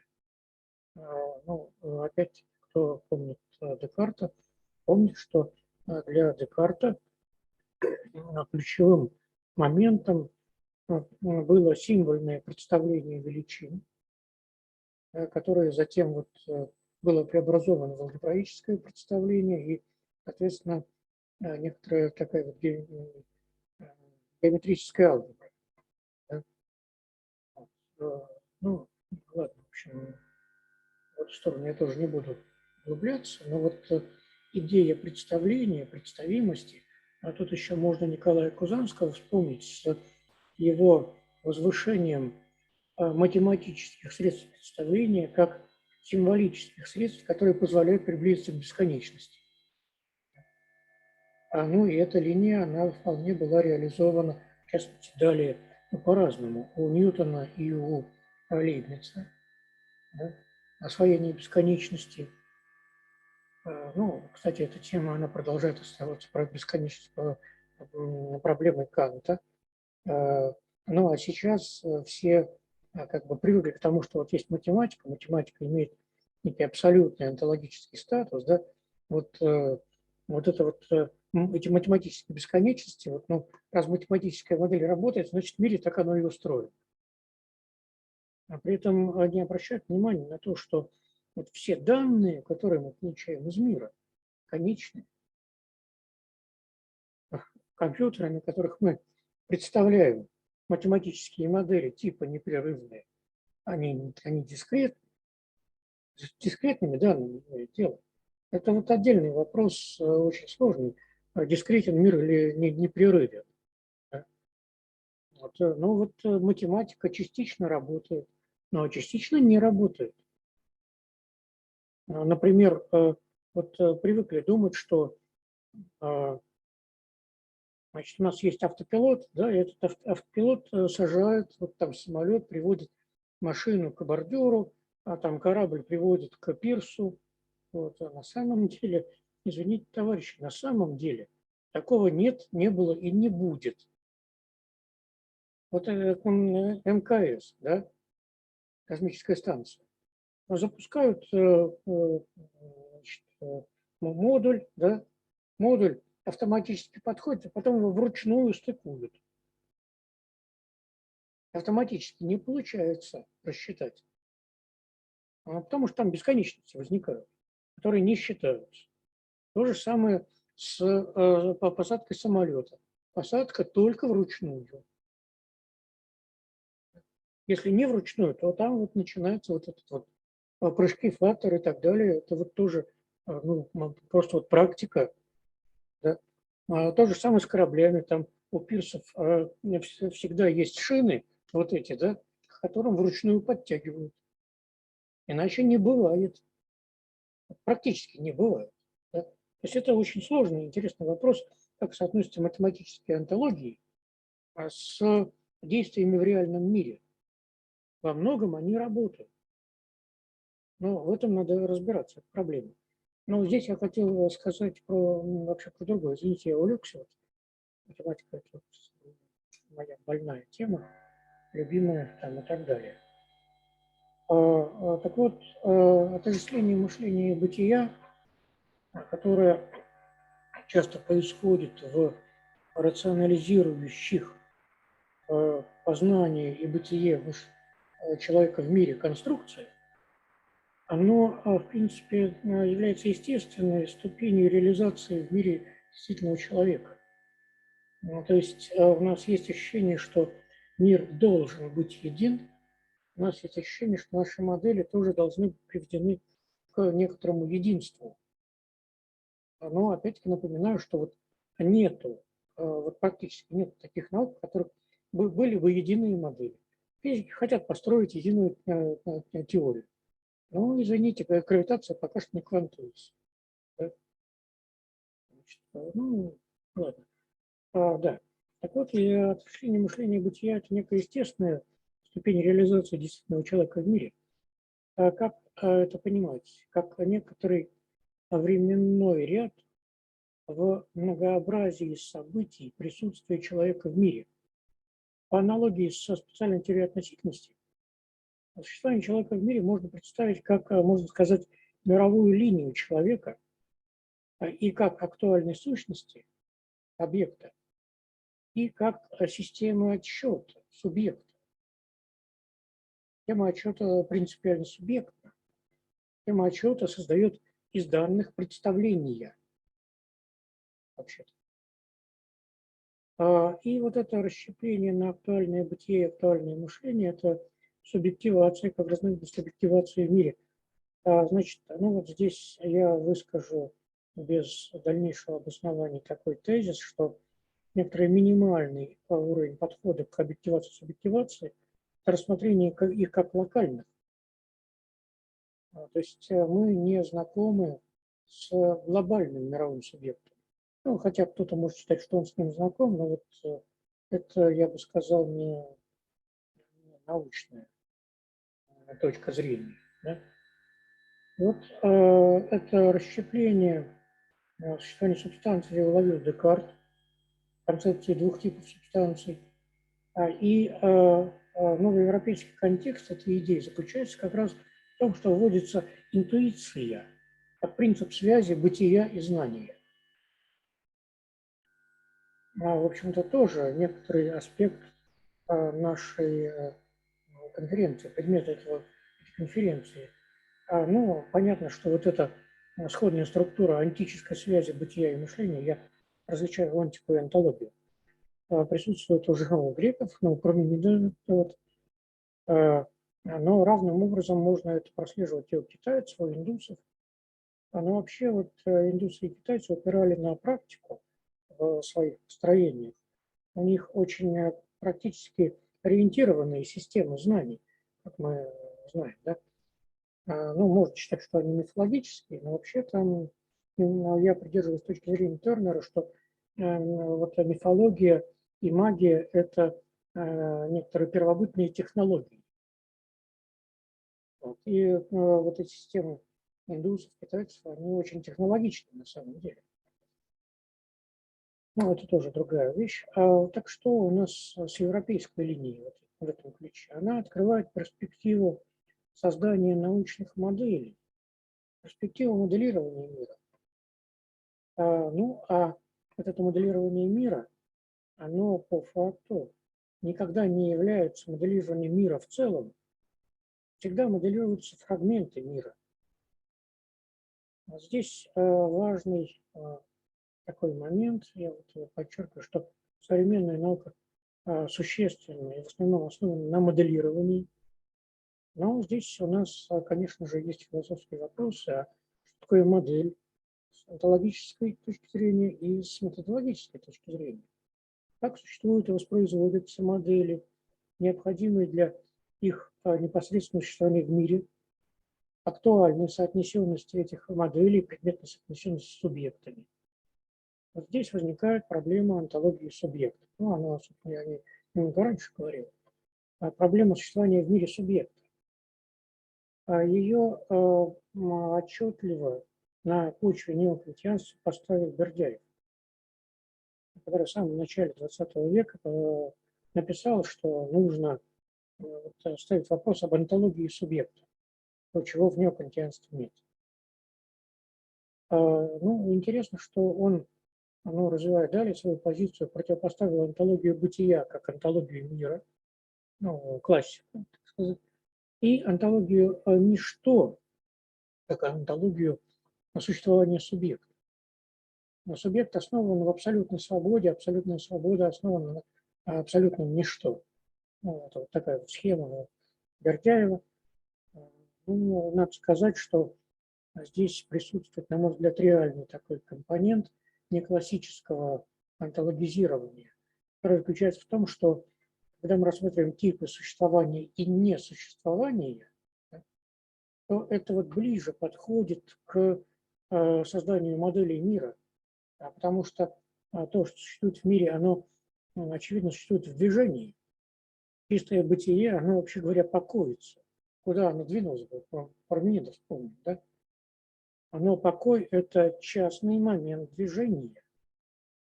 То есть эта точка зрения бытия, она, на мой взгляд, принципиально, частично, моментально и недостаточно. Бытие нельзя возводить в абсолют. А насчет существования, как некоторого единства бытия и небытия, здесь уже другой аспект. Здесь мы опираемся на некоторые, как бы, тоже абстрагированные, идеализированные, наверное, но представление о более конкретном, так сказать, составе и содержании мира. Тот мира, который мы хотим познавать и исследовать, неважно, внешний или внутренний. Внутренний мир, он точно так же вот не является чистым бытием. Субъект никогда не равен сам себе. Как говорил Аристотель, мысль никогда не останавливается. Мысль всегда движется. Основа существования субъекта – движение мысли. Ну, это по Аристотелю. Ну, я так интерпретирую Аристотеля. Да? Так, да, ну ладно. Вот я, в общем, тогда хочу сказать, что, на мой взгляд, нужно различать в рассмотрении объектов в мире их объектные, интерсубъективные и объективные характеристики. При этом объективные характеристики – это те характеристики, которые, вот, ну просто я смотрю на исторический контекст, связаны с субъектом, объективное противостоит субъективному.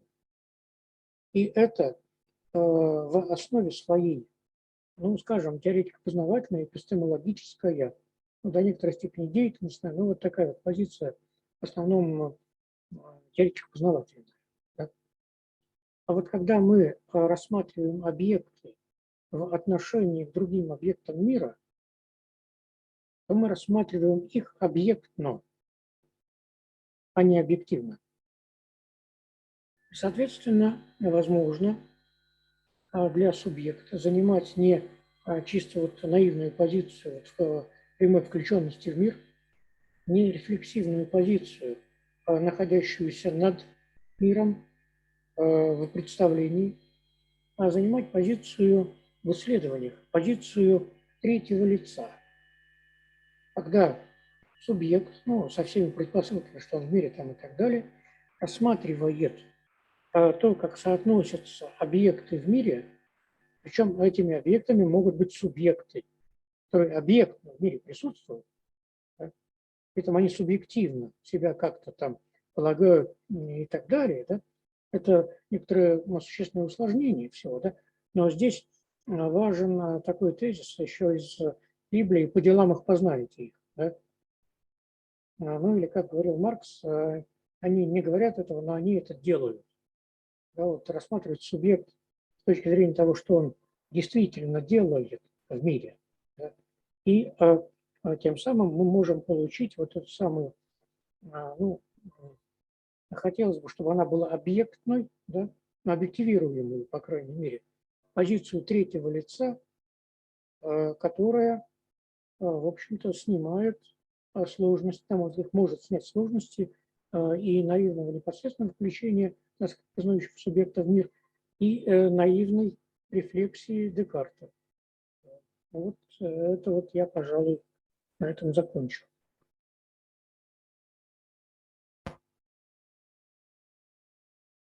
Анатольевич, спасибо большое за доклад. Коллеги, мы переходим к вопросам. Сначала вопросы из зала. Спасибо большое, Анатолий Витальевич.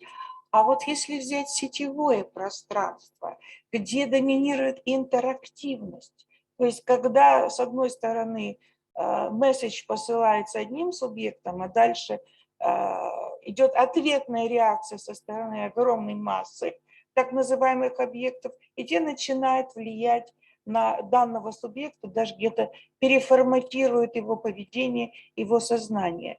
Вот как бы вы охарактеризовали ситуацию взаимодействия субъектов и объектов в сетевом пространстве? Спасибо. Я могу отвечать. Или назад? Ну вот на меня переключили.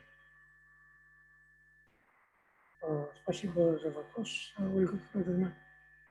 Значит, ну, я уже сказал, что одним из ключевых концептов, которые лежат в основе онтологии, изменяющейся, воспроизводящейся и так далее, это концепт взаимодействия. При этом вот эта вот интеракция, которая предполагается и полагается в сети, ну, во-первых, ясно, что это интеракция, которая непосредственно осуществляется средствами представлений.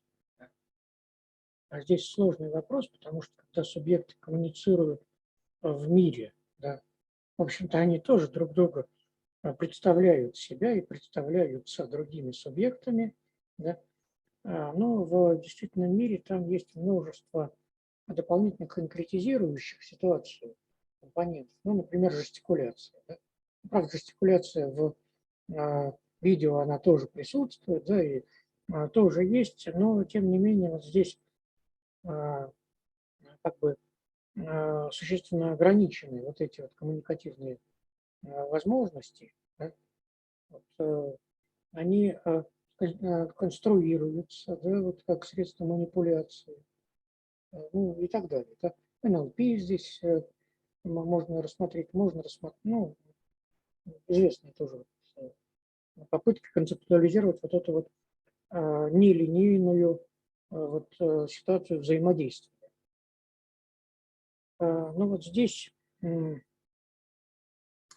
я хочу еще обратить внимание на то, что у нас есть наследие старой онтологии, да, попытка представить нечто в мире существующее как абсолютно определенное. Но в том-то и дело, что вот есть иллюзия абсолютной определенности информации, но вообще-то определенность информации зависит от приемника, от декодера. Если у вас декодер устроен иначе, вы информацию воспримете иначе. Это как бы вот первый уровень. А другой уровень – это освоение и осмысление вот этой информации. То есть вот опять-таки есть наивная точка зрения, согласно которой вот смысл, который мы транслируем, он как бы вот, изначально есть задан, да, вот автор хотел что-то сказать, это вот и есть смысл. Но понятно, что известно, да, вот просто известно, что не все, что мы хотим сказать, мы реально говорим. Когда говорим, вот часто, я совсем не то хотел сказать. Да? Да. Это не просто фильтры и барьеры коммуникации, это актуализация некоторой информации как знания. А также актуализируются не только знания, но и смыслы. И одно и то же, казалось бы, знание формально. Когда мы актуализируем его раз, другой, третий и так далее, обновляет смысл. Смысл можно потерять, актуализируя знания. Такое тоже бывает. Ну, в общем, здесь вот сложная вот эта вот конструкция взаимодействия, да, и я здесь обращаю внимание на вот эти вот сложности в как бы единственной официальной интерпретации, да, происходящего, ну, как информационно заданного.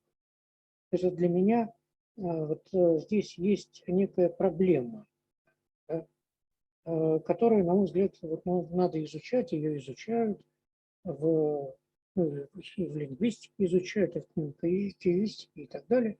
Но вот у меня как бы нет полной готовой схемы ответа на вопрос. Я могу указать только на вот эти вот болевые точки. Да?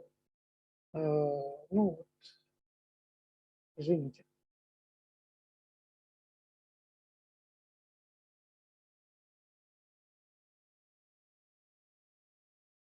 Коммуникации, либо программировать сознание в определенном, не в том смысле, который вот автор коммуникации сообщает.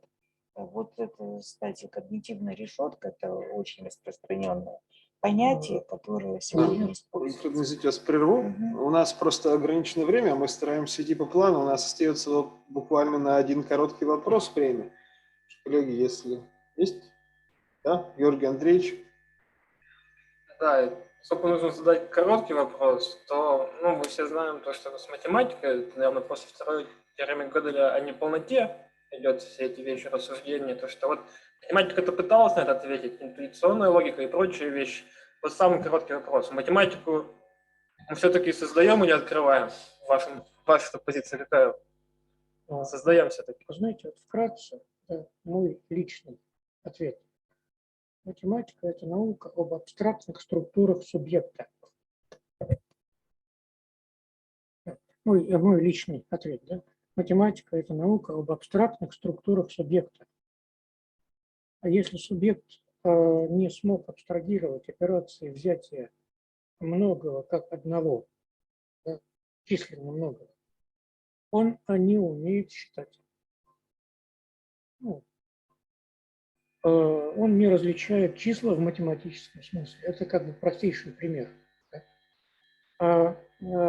Развитие человечества, опыт как бы всеобщий, да, приводит к тому, что нужно создавать, вот человечество объективно, нужно создавать людей с утонченными математическими чувствами, тонких математических субъектов. Они создаются. Но здесь я вижу обратную сторону. Субъекты – это, вообще говоря, субъекты, существующие в мире, как объекты.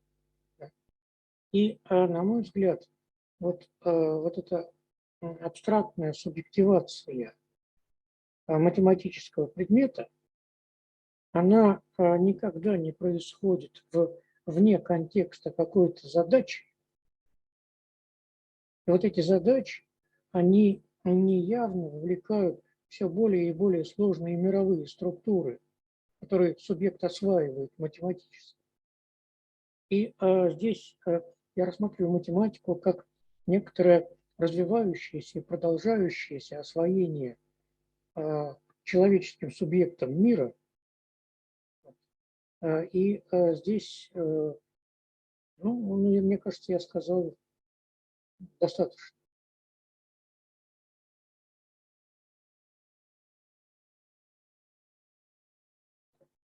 Спасибо большое.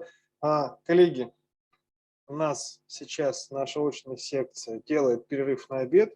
Мы идем с небольшой задержкой по графику на 10 минут, поэтому мы вернемся сюда в онлайн в 13 часов 30 минут по ижевскому времени. И я вижу, что у нас присутствует здесь в онлайн-режиме Комаров Сергей Владимирович. Я бы хотел вас предупредить, что поскольку у нас немного сдвиг по программе, то мы бы предложили вам следующий доклад. Так что если вы с нами, то... Я с вами, только мне хочется уточнить время еще раз. Во сколько будет этот доклад по ижевскому времени? 13 часов 30 минут. Мы сейчас уходим на обед на 40 минут. То есть через час практически? Нет, через 40 минут, 45. Через 40 минут, хорошо. Хорошо, я понял. Спасибо большое. Тогда всем коллегам в онлайн, до связи. Поставьте, пожалуйста, на паузу нашу запись. Ну что, мы переходим снова в режим работы нашей секции. И следующий доклад у нас будет делать Сергей Владимирович Комаров, доктор философских наук, доцент, профессор кафедры философии Пермского национального исследовательского университета. Сергей Владимирович, вам слово. Спасибо, коллеги. Меня слышно, нет? Да. Тема моего доклада – техногенная субъективность. Поворот феноменологии 20 века в понимании субъективности заключается в обнаружении фиктированности субъекта плотью, телом, языком, историей и так далее. Однако удивительным образом из этого списка факторов аффектации субъекта выпадает техника. И в данном докладе под техногенной субъективностью понимается деформация классического интеллекта под влиянием современной цифровой информационной техники. Такая субъективность, с одной стороны, является результатом развития цифровой техники, а с другой стороны, условием ее развития и фактором функционирования самой цифровой среды. Вот целью моего доклада как раз и является анализ целостной структуры такой техногенной субъективности. Основная идея заключается в том, что определяется характер аффектированного воздействия техногенных факторов в рассудок. Дело в том, что в отличие от классического интеллекта, в которой чувственность определялась рассудком, вот сегодня рассудок выполняет эту свою функцию в превращенной форме, потому что все наличное тело техники образует по отношению к человеческой субъективности такую внешнюю, жесткую, но вполне рациональную структуру. Получается, что трансцендентальная структура рассудка пробивается на поверхность аффектированной жизни и сознания в виде комплекса рациональных связей, причины и мотивы, которые имеют техногенный характер, но лежат за пределами индивида. Поэтому, строго говоря, такое рассудочное определение эффективной части сознания осуществляется извне, а не изнутри, и это всецело определяет страдательное состояние человека. Можно даже сказать так, что мера аффектации сознания определяется степенью переживания человеком своего бытия, но не степенью его осознания и понимания. В качестве набора исходных параметров анализа техногенной чувственности выберем 4 основные элемента классического кантовского архетипа разума. Первое – это аффектированная чувственность. Второе – это пространство-временные характеристики восприятия. Третье – это соотношение продуктивного и продуктивного воображения. Четвертое – единство сознания. Итак, первое – десубъектированная аффективность. Под влиянием современной цифровой техники чувственность перестает определяться на активном «я» человека. Она теперь предстает как переживание размытого, аморфного и одновременно жесткого, внешне рационализированного потока жизни, определяемого властью вот этих цифровых устройств. Это означает, что аффект понимается не как локализация чувственной ткани субъекта, но как движение всей технической инфраструктуры, определяющей это возмущение чувственности. И эта техническая инфраструктура и представляет собой такой виртуальный остаток аффекта. Аффект не просто не осознается субъектом, а субъект оказывается своеобразным октантом без эго, как говорят современные исследователи, в частности Брайан Масуми или Джон Седжвик. Наличие виртуального остатка аффекта в виде виртуальной цифровой инфраструктуры позволяет рассматривать его вообще в отрыве от телесного проявления, как реакцию чисто технического характера. Множество исследователей именно таким образом и подходят к определению аффекта в настоящий момент. Поскольку цифровая реальность выступает как внутреннее устройство технических процессов, то аффективность вообще лишается всякого человеческого содержания. Она оказывается проявлением динамизма своих самих материальных взаимодействий в цифровом устройстве. Вот в частности, как пишет Михаил Хансен, один из западных исследователей, аффективность, присущая самому потоку материи, она всегда уже имеет место в вибрирующей связанности материального континуума. В пределе полной десубъективация аффекта означает отказ от приоритета материальности и переход к приоритету процессуальности. Это и происходит в современной цифровой технике, где материальный носитель информации теряет свое значение, а эффект объясняется исключительно внутренней энергией процесса. И это же наблюдается и в современных, набирающих силу философских теориях, которые именно эти состояния рассматривают как проявление самого объективного существования самих материальных процессов. Я имею в виду возврат к идеям Уайтхеда, к идеям Жильбера Симондона, это объективно ориентированная онтология, это спекулятивный реализм и так далее. Поворот к аффекту, продолжает тот же Хансен, указывает на особый динамизм в отношении телесной материальности и материи вообще, на способность материи к самоорганизации в контексте информационного бытования. Но для нас важно другое. Так или иначе, техническая инфраструктура и виртуальное состояние производит актуальное состояние смены одних цифровых данных другими. И тогда эффективность оказывается автономным режимом существования, истоком которого является непрерывный информационный процесс, локализуемый вне самого субъекта. И поэтому его автономность выступает теперь не как определенность со стороны «я», а как некоторый итоговый момент всех этих процессов, который завершается сборкой новой актуальности. И этот момент связывает индивидуализированную сущность с некоторой деиндивидуализированной, скрытой, виртуальной, материально-информационной реальностью. И в этом случае осознание себя как потока своих переживаний оказывается на деле осознанием своей обвешненной и овнешненной рациональности. Я индивида превращается тем самым в некоторое не я, в виртуальную цифровую рациональность, а не я в виде иррационального потока техногенной чувственности становится его я. Проще сказать, индивид теряет рассудок и одновременно приобретает его в учрежденной внешней форме. Мы перестаем мыслить, поскольку за нас мыслят эти самые технические устройства. И это порождает своеобразную психологическую раздвоенность. С одной стороны, это эмоции тревожности, панического настроения, озлобленности, которые всякий раз определяются вот этим сознанием иррациональности своих переживаний. А с другой стороны, это чувство стабильности связано с осознанием внешне рационализированной среды существования. И, конечно, это выступает в социальных проекциях как экзальтация в поисках своего подлинного «я». Однако ни то, ни другое не является вовсе гарантом возврата подлинной жизни, поскольку ныне В настоящий момент такая техногенная реальность становится жизненным миром современного человека. Второе – это деформация восприятия пространства и времени. Характер техногенной чувственности означает, что отсутствует априорный продуктивный синтез пространства. Вот пространственная схематика определяется теперь не мощью продуктивного воображения, как это было у классических философов в их анализе, а аффектированностью человеческого тела. Именно тело выступает теперь в качестве оператора, вычерчивающего пространство и конфигурацию окружающего мира. Действительно, с одной стороны, пространство пребывания современного человека переживается исключительно локально, как сфера моего телесного пребывания. Фактически это означает выпадение из мирового пространства. Человек буквально падает в свое место, которое он должен знать или знает. А с другой стороны, средством такой локализации оказывается мобильное устройство, которое виртуально раздвигает границы пространства. Я сейчас сижу в совершенно другом городе, связан с вами исключительно по виртуальной связи, и не могу твердо сказать, где я на самом деле нахожусь. Я нахожусь в присутствии совсем рядом с вами или нахожусь за несколько сот километров. Поскольку геолокация является прямой и базовой функцией, технической функцией любого мобильного устройства, поскольку априорный синтез пространства выведен за пределы сознания человека.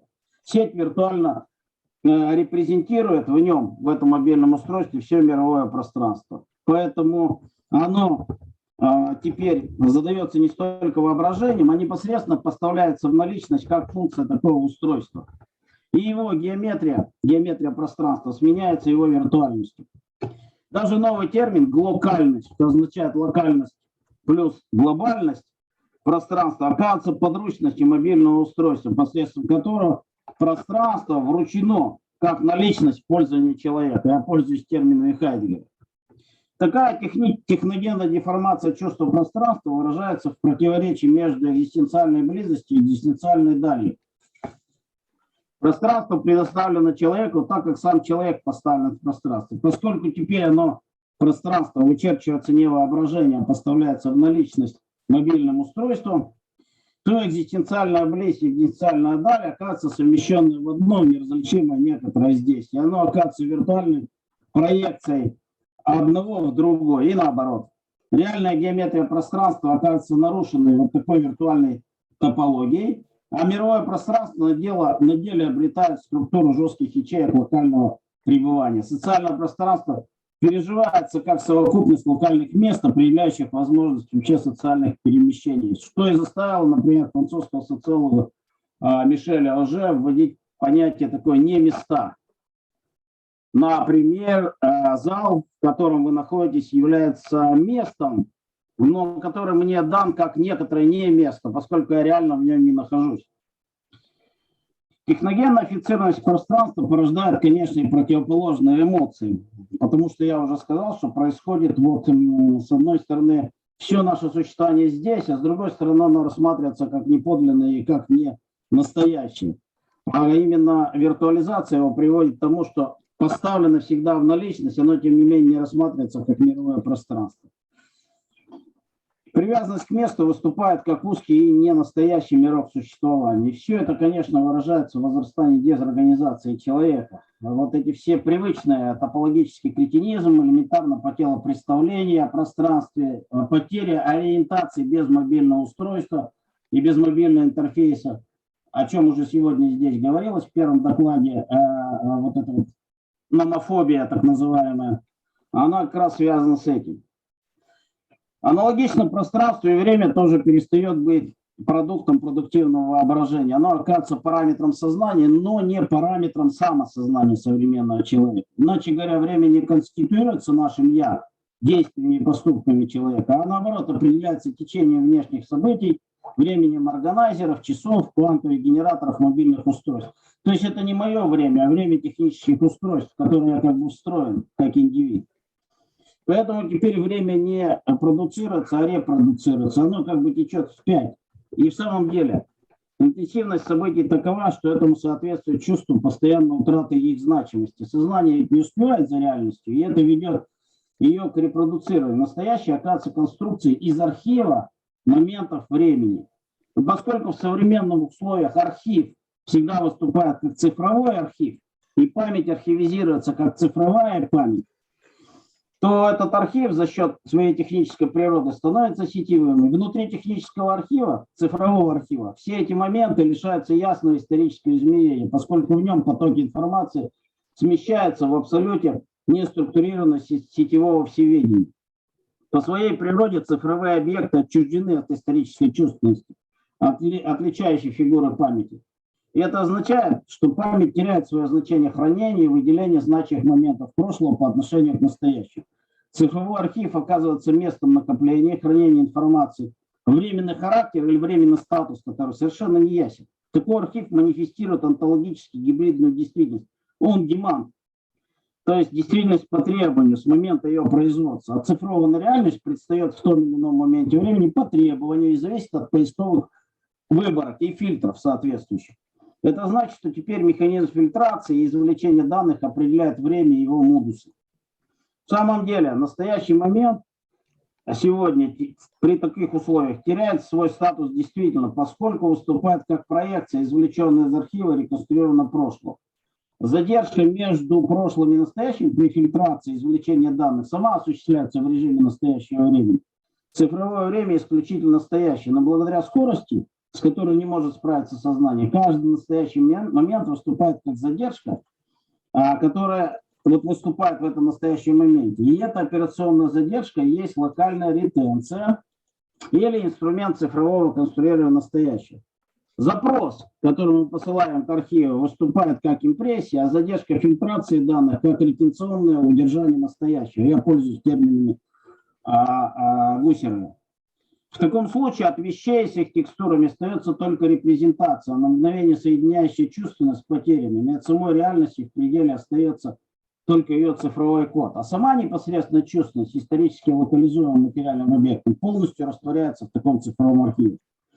Угасший мнемонический след заполняется технической медиальной чувственностью. Виртуальная цифровая среда встроена в такую чувственность, но действует вне осознанного восприятия.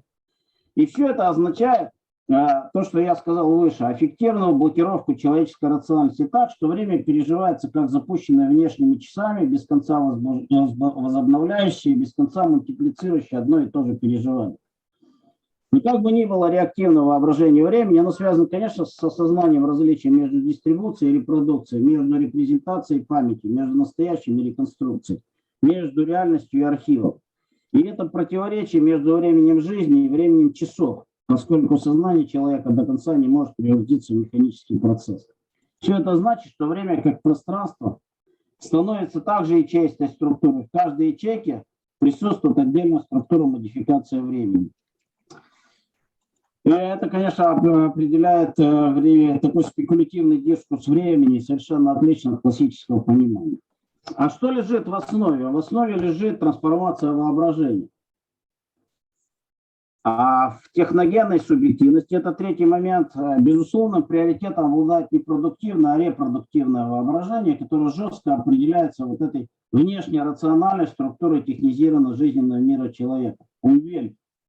Жизненный мир, который является вынесенной вовне рациональностью. Однако все дело в том, что эта связь не осознается, и кажется, что воображение просто свободно проигрывает желание человека. Между тем, разворачивается игра, в которой приоритет отдается репродуктивному воображению над продуктивным. Существует два вида имагинации: обращенность в прошлое и обращенность в будущее. Обращенность в прошлое означает привязанность к навязчивым воспоминаниям, обращенность в будущее означает привязанность к навязчивым желаниям. Освобождение от того и другого дает цифровая реальность, поскольку позволяет воспроизводить в настоящем, прошлое или будущее без присущей настоящему или прямой импрессии вот этой вот болезненности. Тогда цифровое архивирование оказывается не только сохранением гетеротипии времени, в нем происходит изменение самой хронологии времени. И настоящее, и прошлое теперь предстает, и прошлое, и будущее теперь предстает в модусе настоящее, как репродуцированное сейчас прошлое и будущее. И целиком определяется механизм их репродукции в цифровой реальности. Сергей Владимирович, извините, у нас пошло время на вопросы, просто вас предупреждаю. Ну да, я немножко сейчас закончу. Я закончу совсем. Если позволите, но, по-моему, там сэкономили немного времени. Так вот, это означает, что репродуктивное воображение становится главным. Механизм цифровизации, фильтрации данных и поисковых выборков продуктивное воображение фактически редуцируется. Почему? Потому что необходимость в нем отпадает. Его функции вполне могут быть заменены рекомбинацией вариантов цифровой информации. И тогда линейность продуктивного воображения, она разрушена сегодня способностью цифровых устройств компенсировать ограничения своих элементов при вот этом большом объеме памяти и большой своей функциональности. Ну и, конечно, вот я завершу, что в этих условиях встает вопрос о субъекте, точнее, о единстве сознания. И в рамках классических представлений единство сознания находилось в выражении в структуре эго-когита, в которой чувственность и рассудок соединялись на основе высших идеи разума. Однако в современных условиях вот это сознание начинает центрироваться не собственными логическими структурами, а эти внешними техногенные факторы. Только перечислю. В таком случае способность суждения опирается не на мощь продуктивного воображения, а категориальная структура рассудка не функционирует как единое целое. Поскольку отсутствует последовательность времени в единстве сознания, цифровой ряд, содержание времени, порядок времени и все время может быть дано независимо параллельно друг другу. И это значит, что, конечно, у нас меняются функции категорий, качества, количества, реальности и модальности. И наше мышление совершенно работает по-другому. Можно было бы показать, как это происходит. Ну, в частности, вот я очень коротко тоже это скажу, учитывая то, что вы мне сказали. Категория количества не структурирует созерцание, а просто экстенсивно оформляет пассивное воображение. Почему? Потому что в экранах мобильных устройств виртуальные образы предусматривают их свободное формирование со стороны пользователя. Выбор цвета, звука, формы, габаритов и так далее. Категория качества больше не предвосхищает интенсивность чувственного потока, но задает объект, который внушается рассудку помимо опыта. В цифровых архивах и базах все данные объекты уже непосредственно предоставлены в готовом виде. Категория отношений больше не определяет в опыте субстанциального единства, а выполняет роль проектирования субъективных иллюзий, как бы симулируя их реальность. И действительно, благодаря различным опциям цифрового устройства, отношения между такими объектами могут моделироваться сообразно желаниям самого субъекта без относительных реальностей. И, наконец, категории модальности вовсе не связывают возможности с действительно необходимыми, а скорее разрывают эти темпоральные корреляты. Но вот цифровое существование стирает онтологическое различие между возможностью, необходимостью и действительностью. Рассудок мыслит не любой объект созерцания, а активно создает и проигрывает некоторый симулятор предмета. Я не буду останавливаться на основоположениях рассудка, здесь происходит такая вещь. И это все можно резюмировать следующим образом, что вот для самого современного человека его субъективность представляет действительно проблему. Понимание техногенности аффектов означает, что само «я» представляет собой изначальную бессубъектную мнемоническую конструкцию. И вот это изначальное отсутствие тождества и единства изолирует события, переживания друг от друга, хотя и сохраняет их некоторые резонансы. В этом смысле субъект оказывается не давностью, а образуется через сложную структуру посредственно, но только не через язык и образ, как думала классическая или постфеноменология, а через технику. Ну, собственно, я вот на этом хотел бы закончить. Да. Спасибо. У нас есть немножко времени на пару вопросов. Сейчас я спрошу зал, коллеги. У нас есть вопросы в чате, поэтому можем сразу, может быть, перейти к ним. Я могу вас попросить вывести чат нам тоже.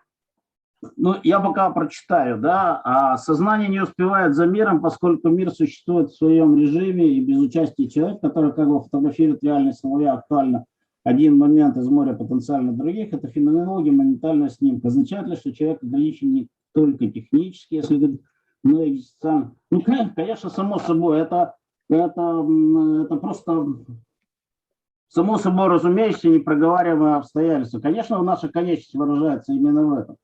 Но я сейчас говорю о том, что техника, и в частности цифровая техника, накладывает тут свою специфику. Дает ли что-то принципиально онтологически новое техническое? Да, они задают эту самую совершенно новую техногенную чувственность, совершенно новую. Вот эта деформация классического интеллекта говорит о том, что совершенно по-другому функционирует сама субъективность. Единственное, что я не проговорил, это, видимо, останется на следующий доклад. Вот какой вопрос. Я в своем докладе остановился на том, как техника, цифровая техника влияет на трансформацию субъективности вот по этим четырем элементам его, то есть аффективности, восприятия пространства, времени, воображения и, наконец, рассудка самого. Но я сказал вначале, что техногенная чувственность не только результат, но и фактор развития самой техногенной реальности. Поэтому онтологически новое происходит вот в чем. Техногенная чувственность ведь является и условием создания цифровой реальности. То есть здесь вопрос вот какой. Он, мне кажется, плохо осмысленный, пока плохо поддается анализу. Как вот такая структура техногенной чувственности, скажу проще сказать, мышление конструкторов и создателей цифровой техники формирует саму цифровую технику. Как они задают новые принципы технических условий? Вот тот компьютер, которым мы с вами пользуемся, та система программирования, которая лежит в основе, и та система репрезентации, в данном случае модем, это ведь, вообще-то говоря, репрезентация классического рассудка локовского. Ваш курсорчик по экрану движется слева направо, он движется последовательно, описывает конечные операции. И это и есть не что иное, как полное описание табула раса эмпириков 18 века. Когда у вас раскрывается благодаря программе соответствующего интерфейса окна. Что такое окна в данном случае? Мы говорим, это ризома делеза. Что значит ризома делеза? Как программисты заложили эту основу? Они ничего об этом не знали, когда создали. А дело в том, что уже таким образом устанавливалась соответствующая репрезентация самой нашей техногенной субъективности, которая получала вот такую внешнюю форму. Ведь что из себя представляет ризома в данном случае, или Windows, окна открывающиеся? И это есть не что иное, смотрите, ассоциативный ряд, привычный ряд, тот самый, который классически был Юмом описан. Поэтому, конечно, принципиально новое дает техническое устройство, они задают совсем другого субъекта, антропологически даже, можно сказать, другое существо. Мы еще до конца таковыми не стали, но, видимо, в этом направлении движемся. Я бы так ответил на вопросы в чате. Спасибо, Сергей Владимирович. Ну, нам пора переходить к другому докладу. Да, спасибо за внимание. Спасибо. Один из наших соведущих, который должен был представить следующий доклад, сейчас по техническим причинам отошел. Так получилось, что авторы, что остальные соведущие являются авторами следующего доклада, оба. Поэтому я представлю свой доклад сам. Так, это доклад в соавторстве Ломаев Степан Леонидович, кандидат физико-математических наук, старший научный сотрудник УДМФИ ЦУР-АРАН, доцент кафедры философии и гуманитарных дисциплин Удмуртского государственного университета. И Ломаева Наталья Сергеевна, независимый исследователь.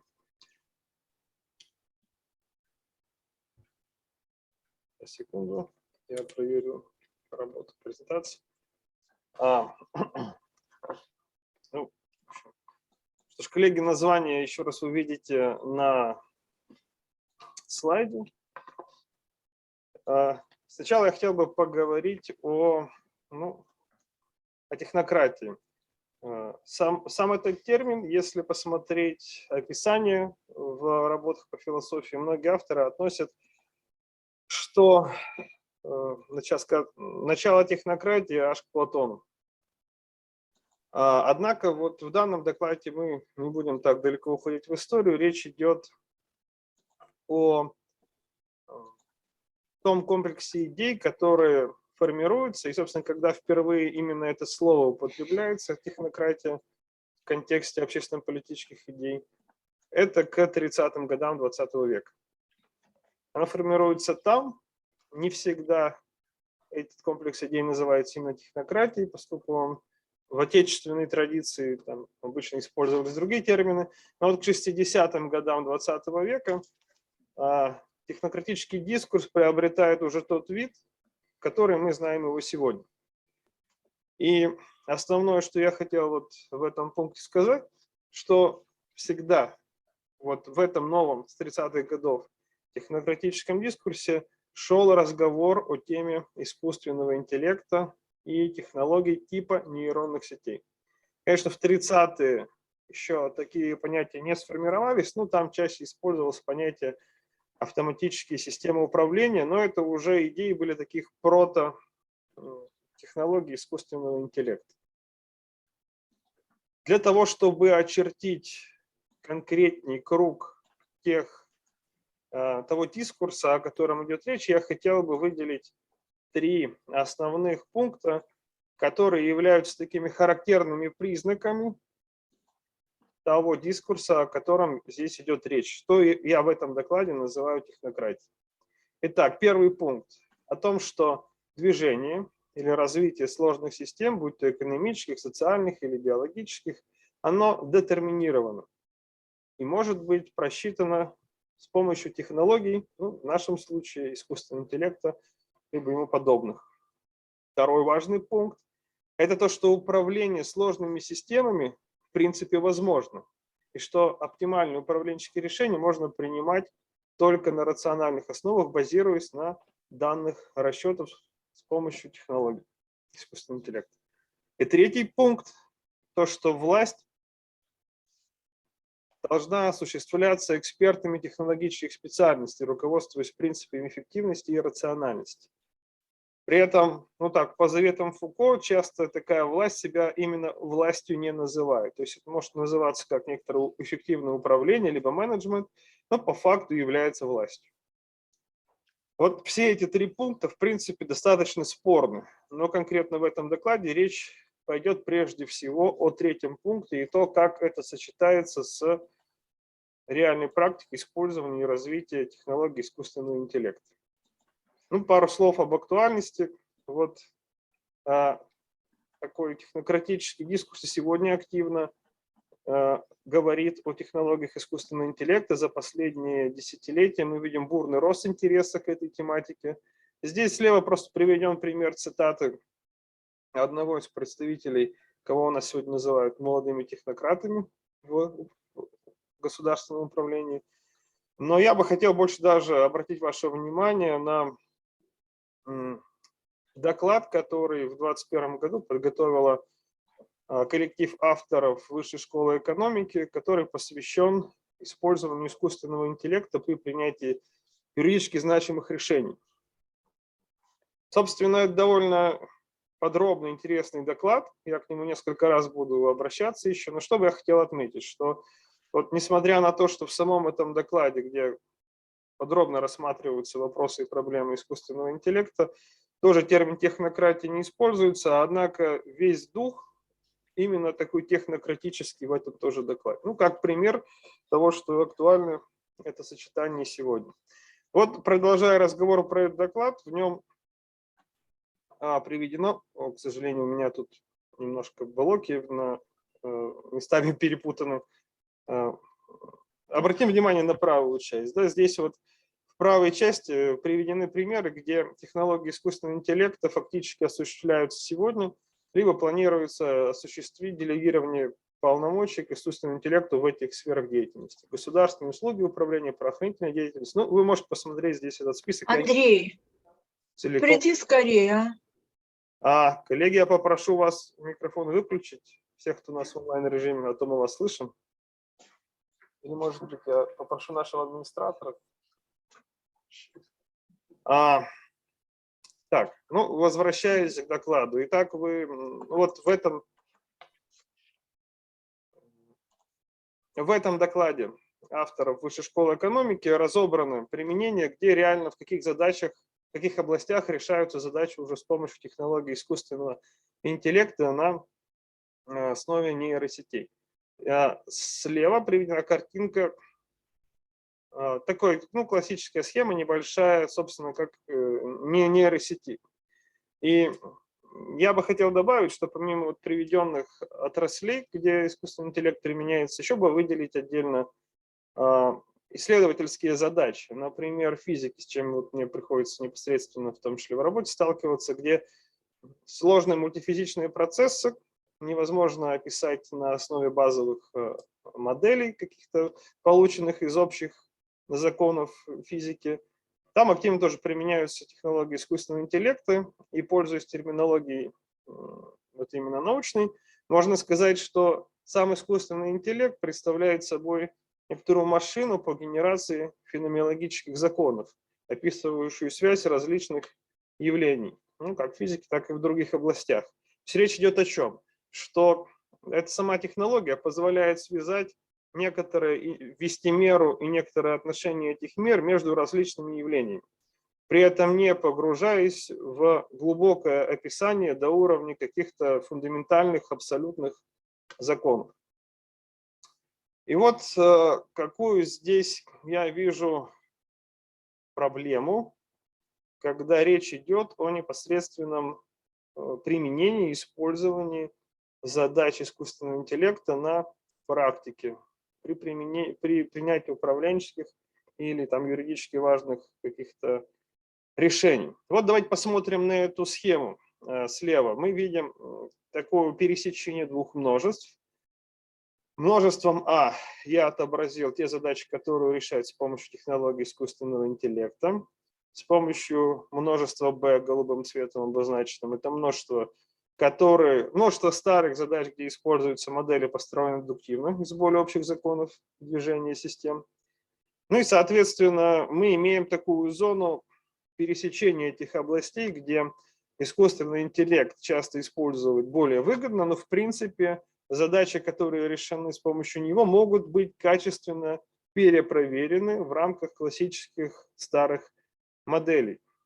Однако есть целый блок задач, где в принципе невозможна перепроверка на основе базовых моделей.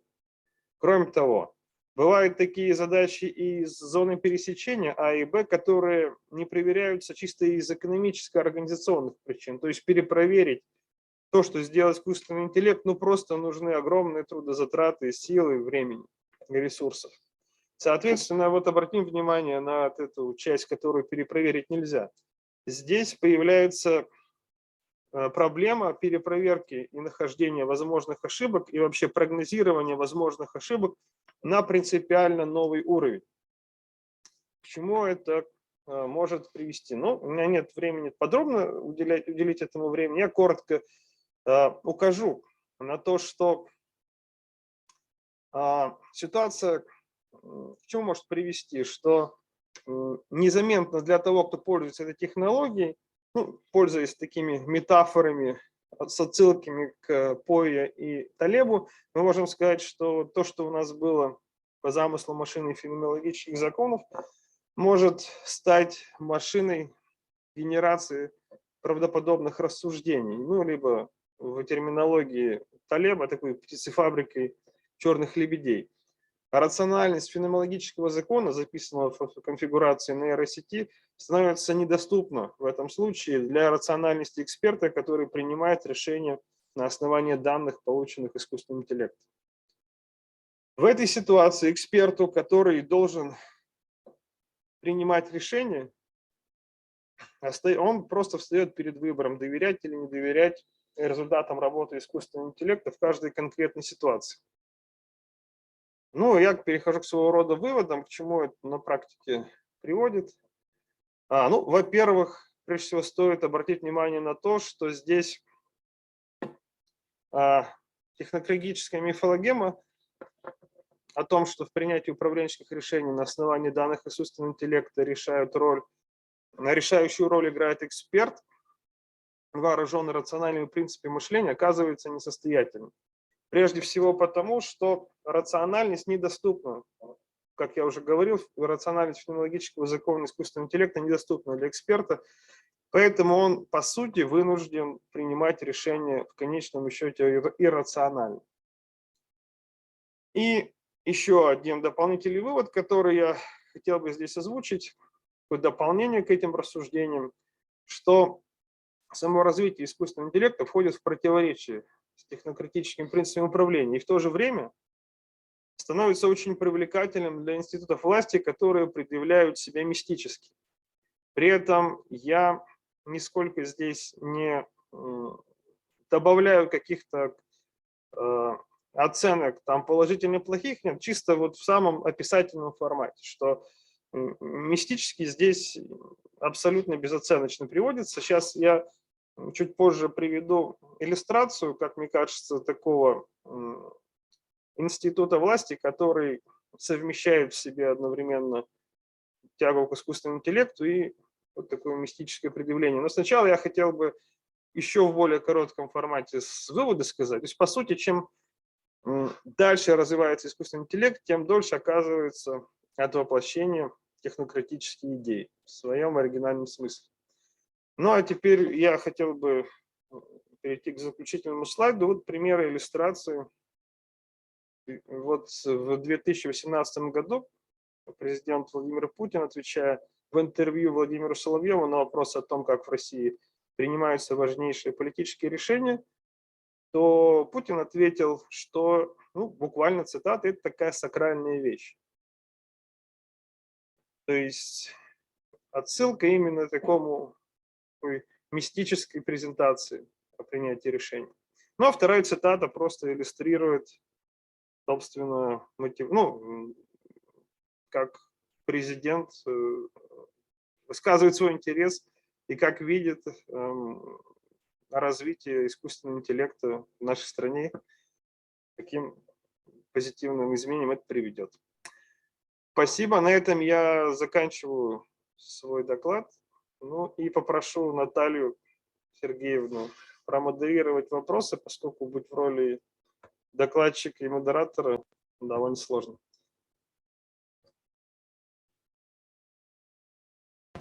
Коллеги в зале, есть ли у нас вопросы?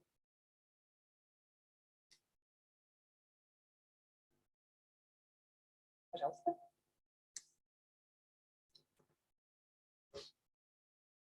Так, вот я бы хотел вернуться к политической повестке нашей. Вот как вы думаете, в принятии решений вот, актуальных, связанных с Украиной, принимал участие искусственный интеллект?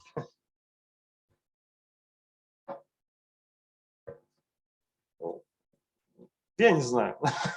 И в целом, как бы, я не вижу тут смысла прямо трактовать актуальную повестку в рамках, да, доложенной темы. Я просто хотел бы именно вот обратить внимание на этот парадокс того, как внутри технократического дискурса и под тягой к развитию технологий на самом деле проявляются очень такие интеллектуальные движения иррационального мистического толка. Опять же, даже это не хорошо, не плохо, но вот такой предпосылкой для создания этого доклада я видел возможность объяснить, прежде всего, для себя, как так получается, да, что призыв к развитию технологий совмещается с некоторым мистическим восприятием мира. Ну, это один из ответов. Спасибо. Анатолий Витальевич, у вас был вопрос. Спасибо. Я хотел спросить так сказать, статус феноменологии. Феноменологический закон – это ведь есть некое понимание феноменологии в естественных науках, да, и есть философское понимание феноменологии. Но вот философская феноменология, она вообще-то строилась в перспективе сущностного созерцания. Здесь в феноменологическом понимании, ну, скажем, естественных наук, ну, или технических наук, как вам кажется, возможно ли как-то попробовать перейти от чистых данностей к неким сущностям?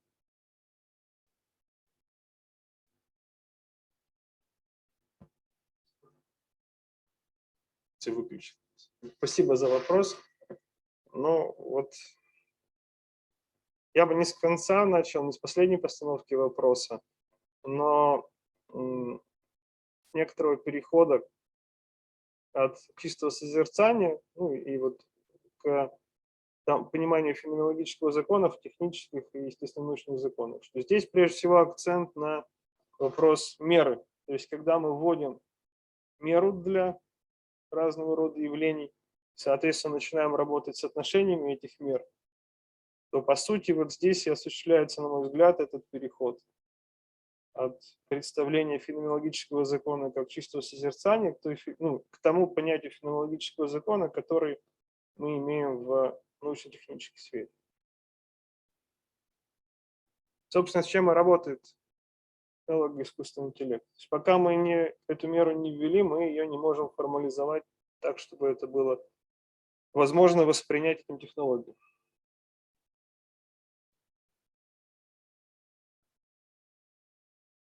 То есть вы полагаете, что вот этот переход обусловливается некоторой формой рациональности? Да. Да, собственно, я бы даже так эту рациональность здесь и определял в данном контексте, именно вводом мер и отношении этих мер. И когда говорю, что в конечном итоге эксперт, который не может перепроверить данные искусственного интеллекта, лишен возможности делать рациональный выбор, говорю именно об этом, что он в недоступе к этим мерам, и, соответственно, должен апеллировать к какому-то другому типу мышления, не к рациональному. Ну, именно в этом смысле.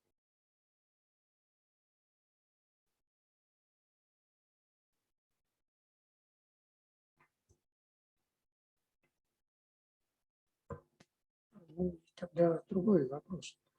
Получается, что неявно предполагают, что машина самообучающаяся рациональна. Да?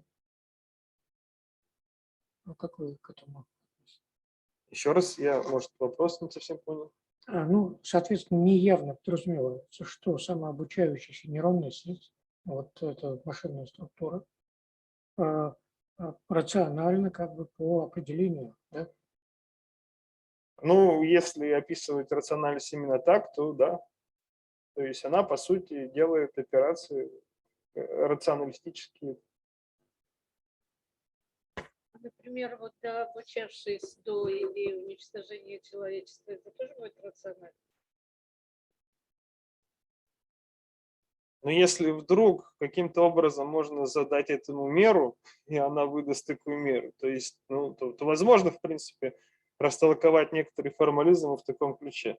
Но, Наталья Сергеевна, обратный вопрос. Вы бы как замерили уничтожение человечества? Зависит, наверное, от исходных программ, которые там заложены. Ну, вот это полуответ на ваш вопрос, да. То есть, Здесь мы как будто возвращаемся к вопросу о доступности понимания эксперта и специалиста, какие законы заложены внутри, какие программы. Спасибо большое. Я думаю, что у нас закончилось время на этот блок вопросов.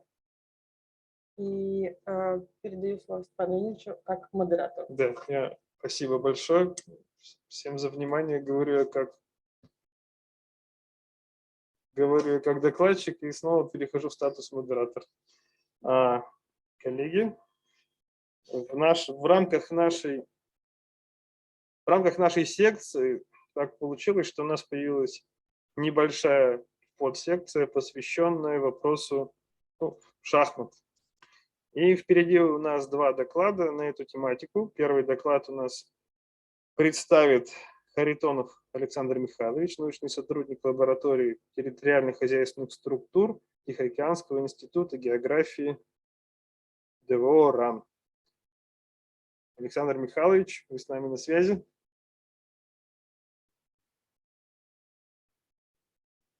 Так, похоже, нет. Ну, Александр Михайлович у нас во Владивостоке. Специально поставили доклад пораньше, чтобы это было не слишком поздно там. Но, может быть, он к нам еще присоединится. Но пока его нет, мы автоматически переходим тогда к докладу Имергазина Марата Аликовича, кандидата физико-математических наук, старшего научного сотрудника Удмуртского федерального исследовательского центра ОРО-РАН, Ижевск. Тема доклада «Шахматы. Дрозофила искусственного интеллекта». Да.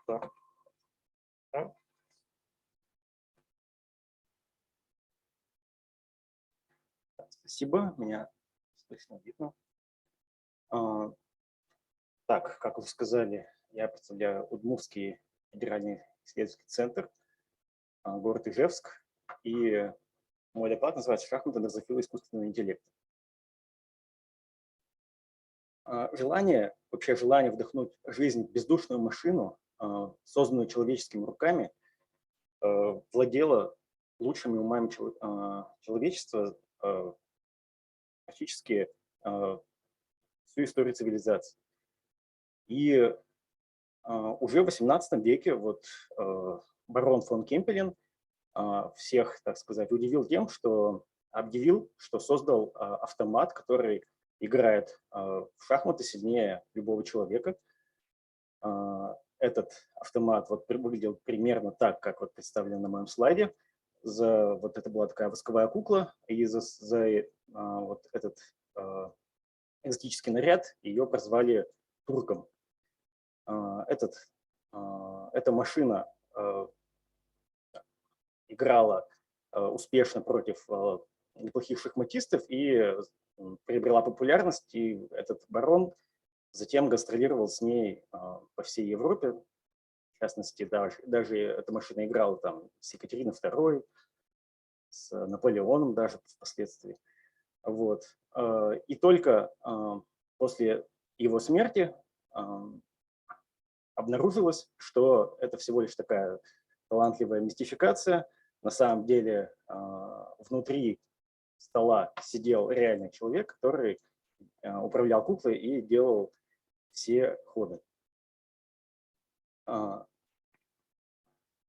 Но в середине 20 века с появлением новых компьютеров, с появлением первых компьютеров, идея создать автомат, который умеет играть в шахматы, уже перестала быть просто-напросто такой фантазией, мечтой, а действительно стала привлекать к себе внимание лучших математиков на тот момент. То есть вот в 50-м году вышла знаменитая статья «Computing, Machinery and Intelligence» Алана Тьюринга, от которой принято часто отсчитывать вообще эпоху искусственного интеллекта, который автор говорил следующие слова. Мы можем надеяться, что машины, в конце концов, будут успешно соперничать с людьми во всех чисто интеллектуальных областях. Но какие из этих областей наиболее пригодны для того, чтобы начать именно с них? И вот он отмечает, что многие считают, что начать лучше всего с какой-нибудь очень абстрактной деятельности, например, с игры в шахматы. В дальнейшем Алан Тьюринг даже написал первый шахматный алгоритм, который, правда, не удалось испытать именно на компьютере, он просто сам его воспроизводил с бумаги, так сказать. Он при этом играл не очень успешно, но тем не менее это вот исторически первый шахматный алгоритм. Создатель теории информации Клод Шеннон пошел еще дальше в этом направлении и в своей статье 50-го года заявил, что шахматная машина идеальна, чтобы с нее начать, поскольку, во-первых, задача четко определяется допустимыми операциями и конечной целью. Во-вторых, она не слишком проста, чтобы быть тривиальной, но при этом не слишком сложна для получения удовлетворительного решения. В-третьих, считают, что шахматы требуют мышления для искусственной игры. Решение этой задачи приведет нас либо к тому, что мы будем восхищаться способностями механизированного мышления, либо к ограничению нашей концепции мышления. И в-четвертых, дискретная структура шахмат хорошо укладывается в цифровую природу современных компьютеров. Не остались в стороне от этой деятельности также и советские ученые, что неудивительно, потому что шахматы всегда были популярны, да, в Советском Союзе. И вот советский математик, знаменитый Александр Кронрад, в своей книге описывает, как они именно пришли к мысли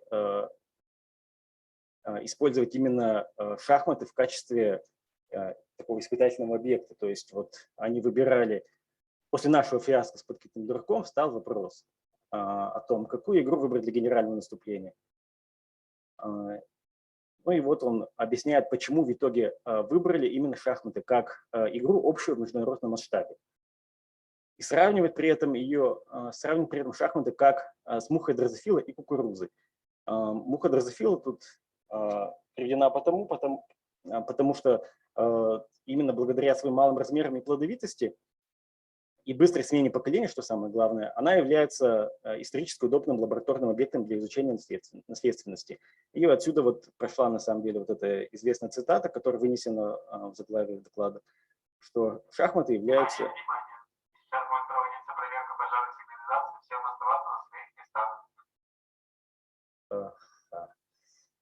Интересно.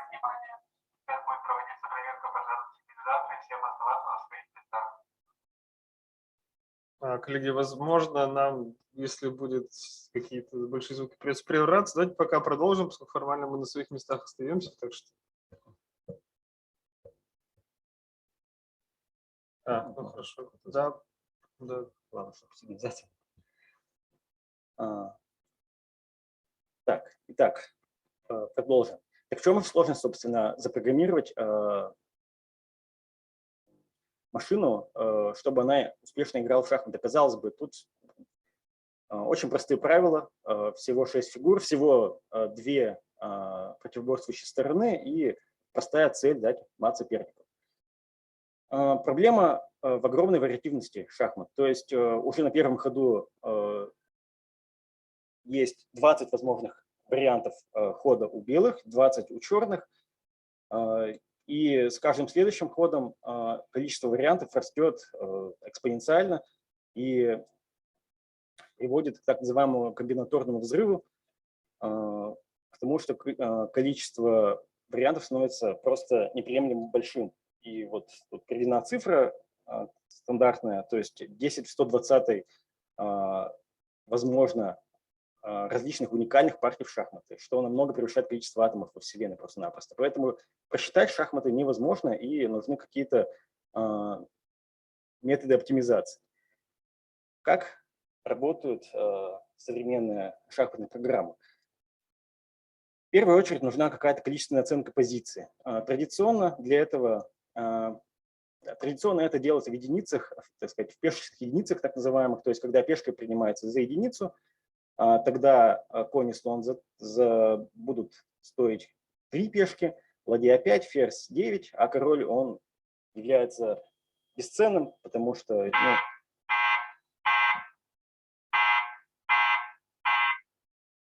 предлагаю большую паузу, извинимся перед Маратом отлично.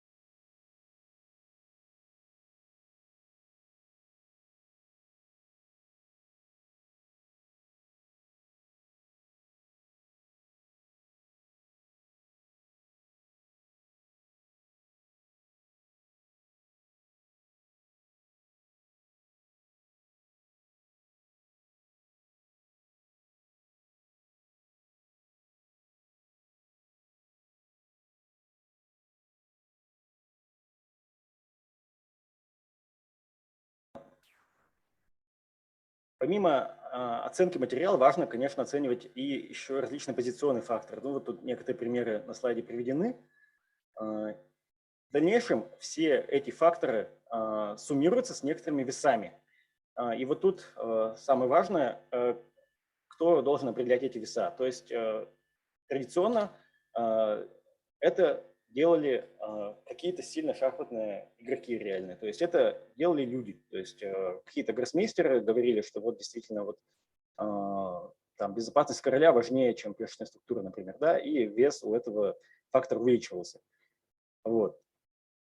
И вот это теперь с этими весами все факторы суммируются, и получается некоторая оценка текущей позиции. Так, у меня перестало переключаться. Только с переключением. Все хорошо. Так, и теперь, собственно, что наиболее является сложным, это каким образом мы будем выбирать те варианты, которые мы принимаем в рассмотрение.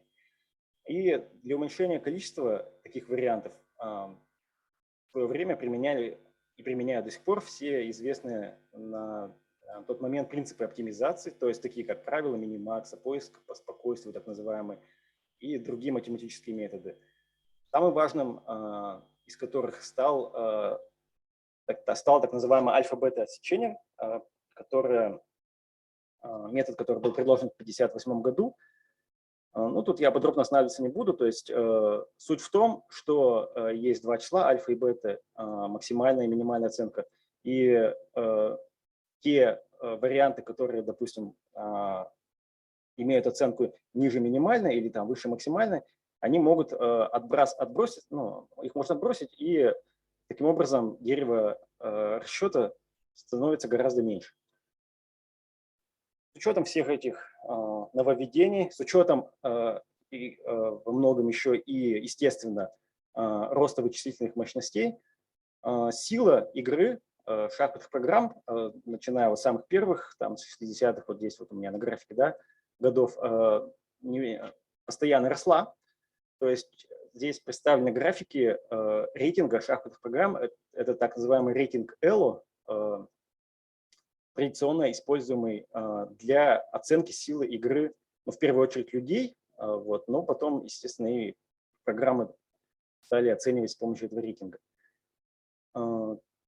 Где-то, ну вот здесь видно, что рост рейтинга довольно линейный, то есть вот тут два графика, разные временные масштабы, то есть в принципе до 2000 там где-то 15-17 годов более-менее линейный рост. И где-то вот в 2005 году можно видеть, что лучшая шахматная программа превзошла в рейтинге пиковое значение рейтинга человека. А где-то в 90-х годах вообще, в принципе, шахматные программы сравнялись по рейтингу с людьми. И вот в 1997 году состоялся знаменитый матч суперкомпьютера Deep Blue с лучшим на тот момент шахматистом Гарри Каспаровым. И Deep Blue победил в том матче со счетом 3,5-2,5. Это было, ну, на тот момент эпохальное событие. В дальнейшем сила игры шахматных программ стала только расти, и ну, сейчас, ну, вообще уже в 2000-е годы соревноваться человеку с ними стало просто-напросто бесполезно и бессмысленно. В связи с этим стали доминировать вот такие скептические настроения в отношении компьютерных шахмат. То есть шахматы, как стало понятно, они не сильно-то приблизили людей к созданию машин с человекоподобным интеллектом. Они остановились на наиболее примитивном этапе интеллектуальной деятельности. Они просто исследуют слишком большое количество возможных ходов, применяют различные математические методы оптимизации, и это уже как бы обеспечивает их игру на запредельном человеку уровне. И даже высказывалось мнение, что они перестали уже иметь академический интерес и потеряли вот эту вот роль дрозофила искусственного интеллекта. Но вот в 2017 году произошло событие, которое вот, в принципе, произвело, можно сказать, эффект разобравшейся бомбы. Компания DeepMind, подразделение Google, объявила о том, что они создали нейросеть AlphaZero с принципиально другими правилами, то есть принципами игры. Самое главное, что в нее они закладывали только правила игры и цель, то есть поставить мат. И все, теперь эта нейросеть, тренировалась, играя только сама с собой, и за 4 часа вот она сыграла 44 миллиона партий. И вот такая натренированная сеть сыграла потом матч с сильнейшей на тот момент классической программой и выиграла очень убедительно, вот выиграв 28 партий из 100 и не проиграв ни одной. Вот. Это был такой прорыв. Так, ну, времени уже, наверное, немного, я здесь останавливаться не буду. Вот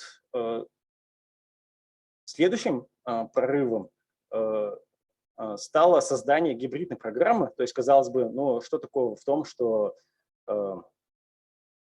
объединить да, разные идеи. Ну, то есть это не должно приводить к качественному росту, однако вот оказалось, что это не так. То есть вот сильнейшая классическая программа Stockfish в 2020 году, ей, так сказать, тоже к ней присоединили, так сказать, небольшую нейросеть, которая была только узконаправленная очень. То есть она применялась только для оценки позиций. А вот перебор вариантов осуществлялся так же, как и раньше. Так вот, такая программа, просто рост сил у нее был скачкообразный, то есть она примерно там на 100 где-то пунктов рейтинга увеличила силу игры, что было очень даже удивительно. Ну вот еще остановлюсь, что есть, так сказать, другое направление шахматной деятельности сейчас – это не пытаться играть как можно более сильно, а пытаться играть как можно более человечно. То есть вот в 2021 году вышел такой проект Майя, который симулирует игру именно человека. То есть их вот тут много уровней различных, слева вот в колонке можно увидеть, которые описывают на самом деле рейтинг той или иной версии этой программы. И эта программа именно заточена на то, это тоже нейросеть, понятно, чтобы пытаться играть именно как человек. То есть играя с ней, я сам играл с ней тоже как на шахматном севере, и любой с ней может сыграть, действительно кажется, что ты играешь с обычным человеком. То есть она иногда зевает, иногда делает там какие-то глупые ходы. То есть так, играть неровно. Вот, то, что, как, собственно, присуще именно человеку. То есть вот такой парадокс развития, так сказать, направления развития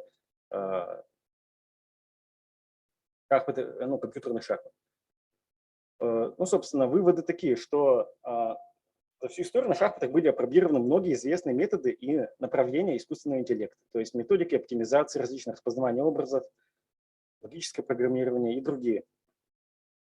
И на данный момент, в принципе, вот с учетом именно нейросетей, с учетом новых направлений, вот этих вот, о которых я только что сказал, в принципе, шахматы не потеряли окончательно вот эту роль такого испытательного полигона для методов искусственного интеллекта и, в принципе, успешно продолжают то есть играть эту функцию. Спасибо. Спасибо. Коллеги, мы переходим к вопросам. Есть ли у нас вопросы в зале? У меня есть вопрос. Ну мы можем на презентацию... Ну ладно, пусть остается на выводах. Вот, Марат Аликович, то есть у нас такой, получается, забавный переход. Сначала человек изображал, ну, как бы, механический шахмат, теперь механический шахмат, в каком-то смысле изображает человек. Мне интересно, а на что оптимизирует, на какую, как выстраивается технология изображения человека? То есть это искусственный интеллект скармливают просто большое количество вариантов живых людей, или там также выставлены какие-то задачи для обратного решения? То есть закладываются, есть ли какие-то технологии изображения человека, или это просто база данных, условно говоря, куча неправильных ходов, которая, ну, в общем, как-то там аппроксимирована? Так, меня видно? Надо нажать еще раз. Так, ну, да, это просто база партий. То есть вот компьютеру, нейросети дается огромное количество партий, сыгранных людьми с разной силой, и она действительно учится просто изображать их игру. Вот. То есть никакие туда дополнительные принципы не закладываются. То есть вот тут вот как раз табличка, тут видно, что ход, допустим, предсказываемый ход, да, b6, например, да, пешка ходит на b6.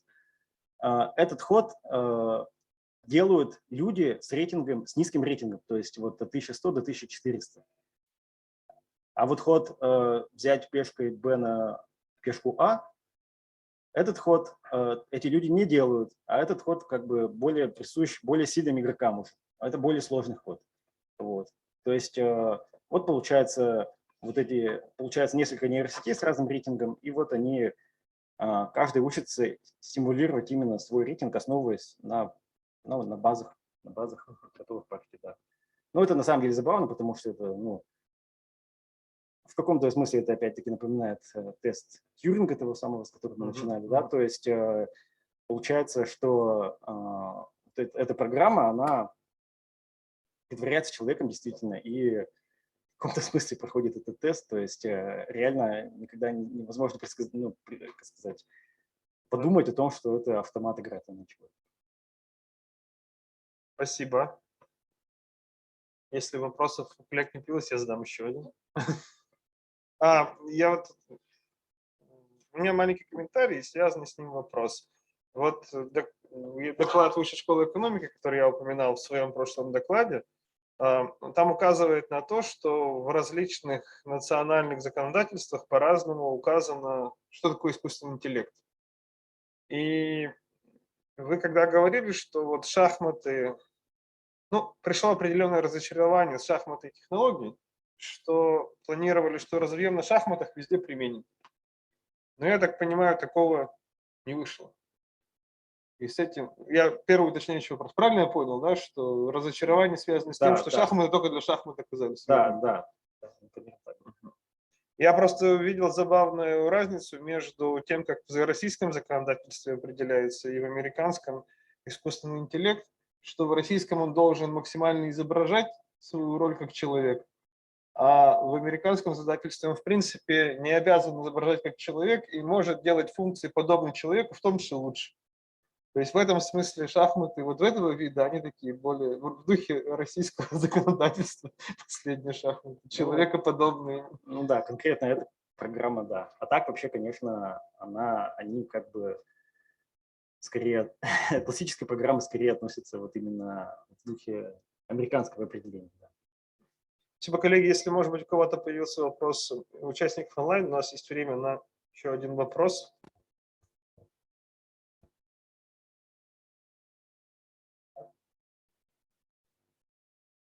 Вопросов нет? Ну что ж, тогда спасибо, Марат Маркович. А мы переходим к следующему докладу. Так, у нас следующий доклад, секунду. Так, следующий выступающий у нас Андреев Александр Иванович, аспирант кафедры ТЭМ и ХМ Института морских технологий, энергетики и транспорта Астраханского государственного технического университета. Тема доклада к вопросу о причинах технологической сингулярности и нехватки ресурсов. Александр Иванович, вам слово. Здравствуйте, я запускаю презентацию. Так, презентацию видно? Пока нет. Сейчас видно. Только она у вас не открыта, она отдельными. Все, понял. Иногда Zoom накладывает ограничения, так что если у вас F5 не работает, видимо, придется просто... Так, заработало?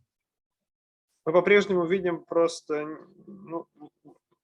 не в презентационном виде, не на полный экран.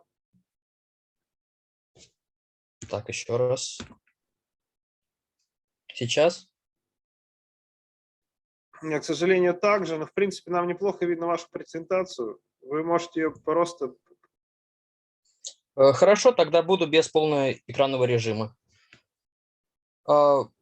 Собственно, так как я отношусь к кафедре технической, энергетики и холодильных машин, то, что вы прочитали, нас очень интересует с точки зрения философии, это развитие прогресса, нехватка ресурсов и появление технологической сингулярности. Одна из самых популярных теорий, которая существует на эту тему, что появится искусственный интеллект, который через несколько циклов породит новый искусственный интеллект, который более сильный, чем предыдущий. Так, через несколько циклов будет получен суперинтеллект, который по своему уровню интеллекта произойдет все человечество. То есть появится какая-то технология, которая на фундаментальном уровне станет непознаваемой для научного сообщества и для людей в целом. Но если взглянуть на эту проблему по-другому, представить, что искусственный интеллект и технологическая сингулярность – это есть не причина, а следствие, То есть то, что технологическая сингулярность вытекает как последствие из определенных проблем науки. То есть актуальность работы заключается в том, что мы рассматриваем вопрос технологической сингулярности не сверху, как ее рассматривают в теории, то есть не как надстройку к науке, а снизу, то есть как причину, точнее следствие, возникшее от какой-то причины. Одной из таких причин мы видим наличие белых пятен в фундаментальной науке, то есть ряд теорий и гипотез, которые не решены, но над которыми есть своя надстройка в виде более сложных теорий и областей.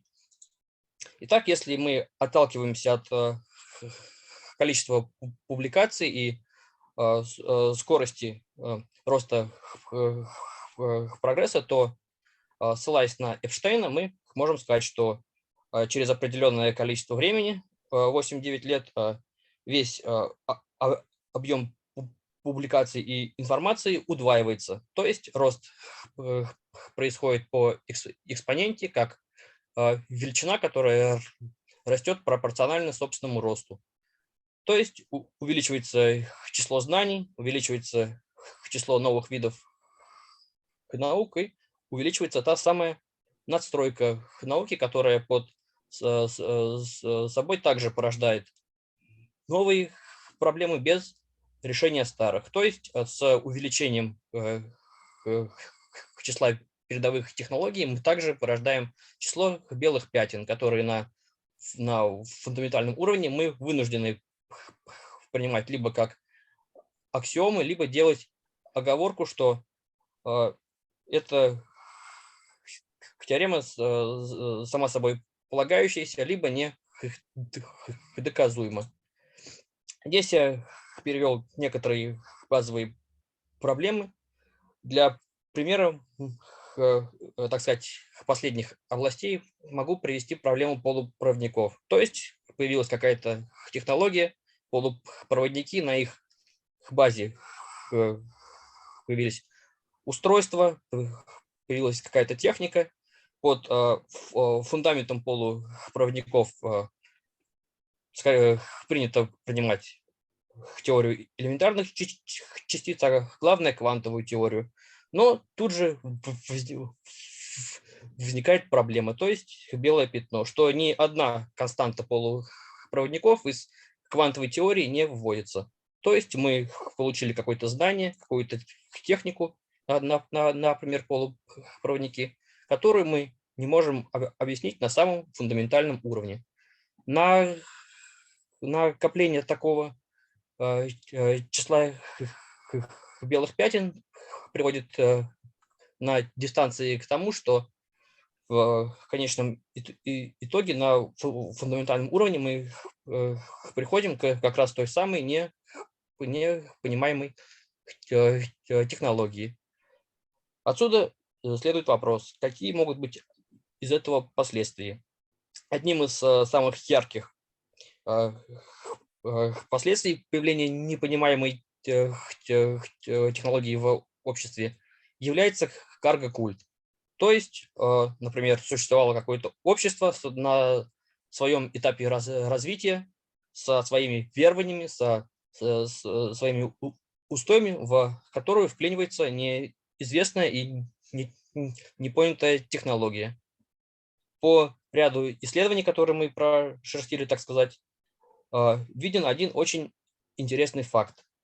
Появление карго-культа, то есть культа, основанного на непонимании и обожествлении той или иной технологии, приводит к тому, что подобный карго-культ полностью вытесняет все основные верования и мифы самого общества. Когда мы показывали эту презентацию на кафедре, нам задали вопрос, не считаете ли вы это частным случаем?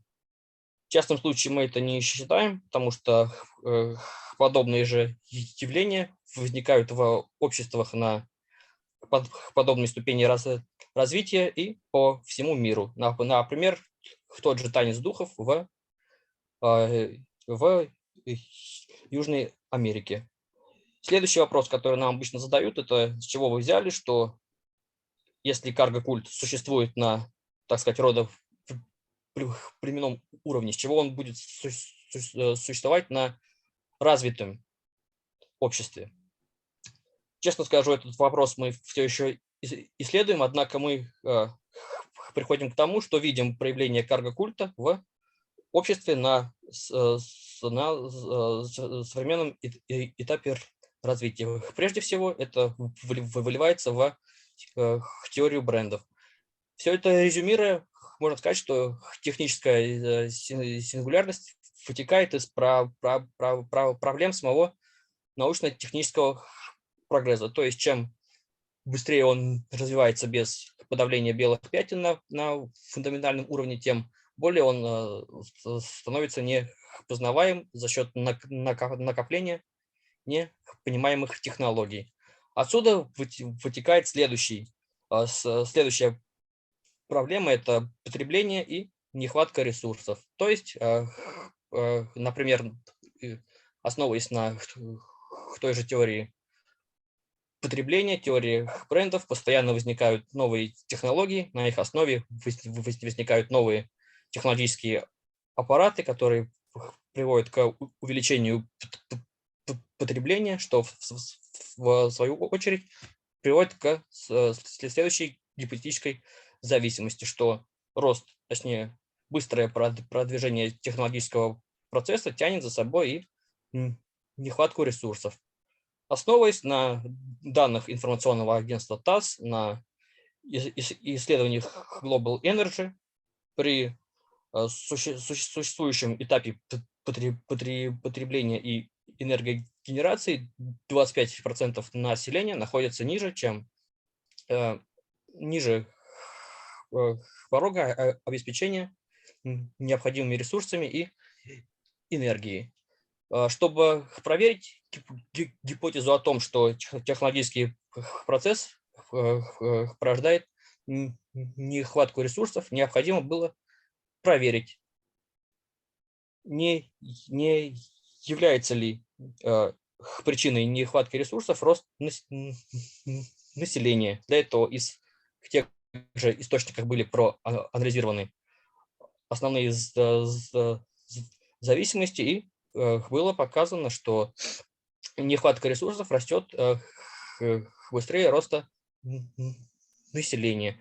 И что самое удивительное, она имеет наибольший рост, то есть наблюдается фактически в развитых странах. То есть в странах с наибольшей экономикой рост, точнее, число людей, не имеющих доступа к ресурсам и энергии, растет также пропорционально, ну, конечно, в меньших объемах, чем и в странах третьего мира.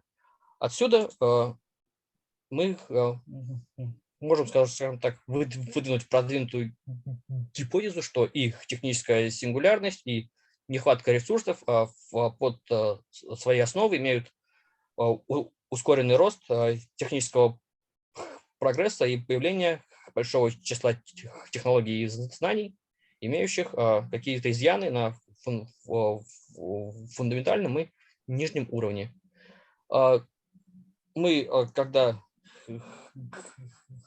готовили презентацию, мы также нашли ряд статей футурологов, которые отчасти критикуют подобный подход.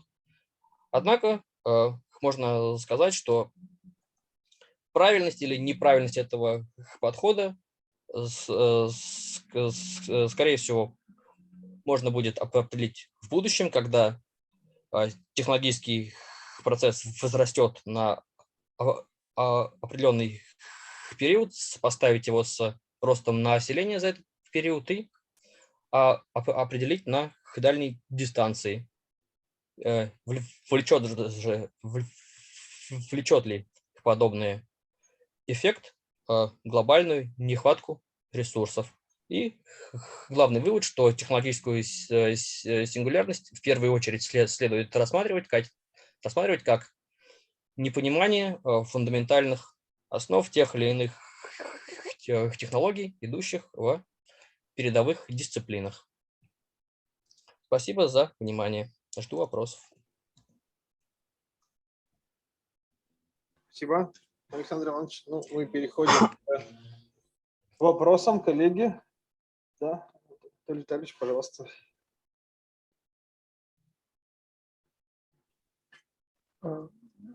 Спасибо за доклад. Я хотел бы узнать, вот вы полагаете, что причина технологической сингулярности в белых пятнах в фундаменте науки, вот, не являются ли причиной нечто, скажем, социокультурное или даже экономическое, то есть, скажем, распространение моделей потребления некоторых.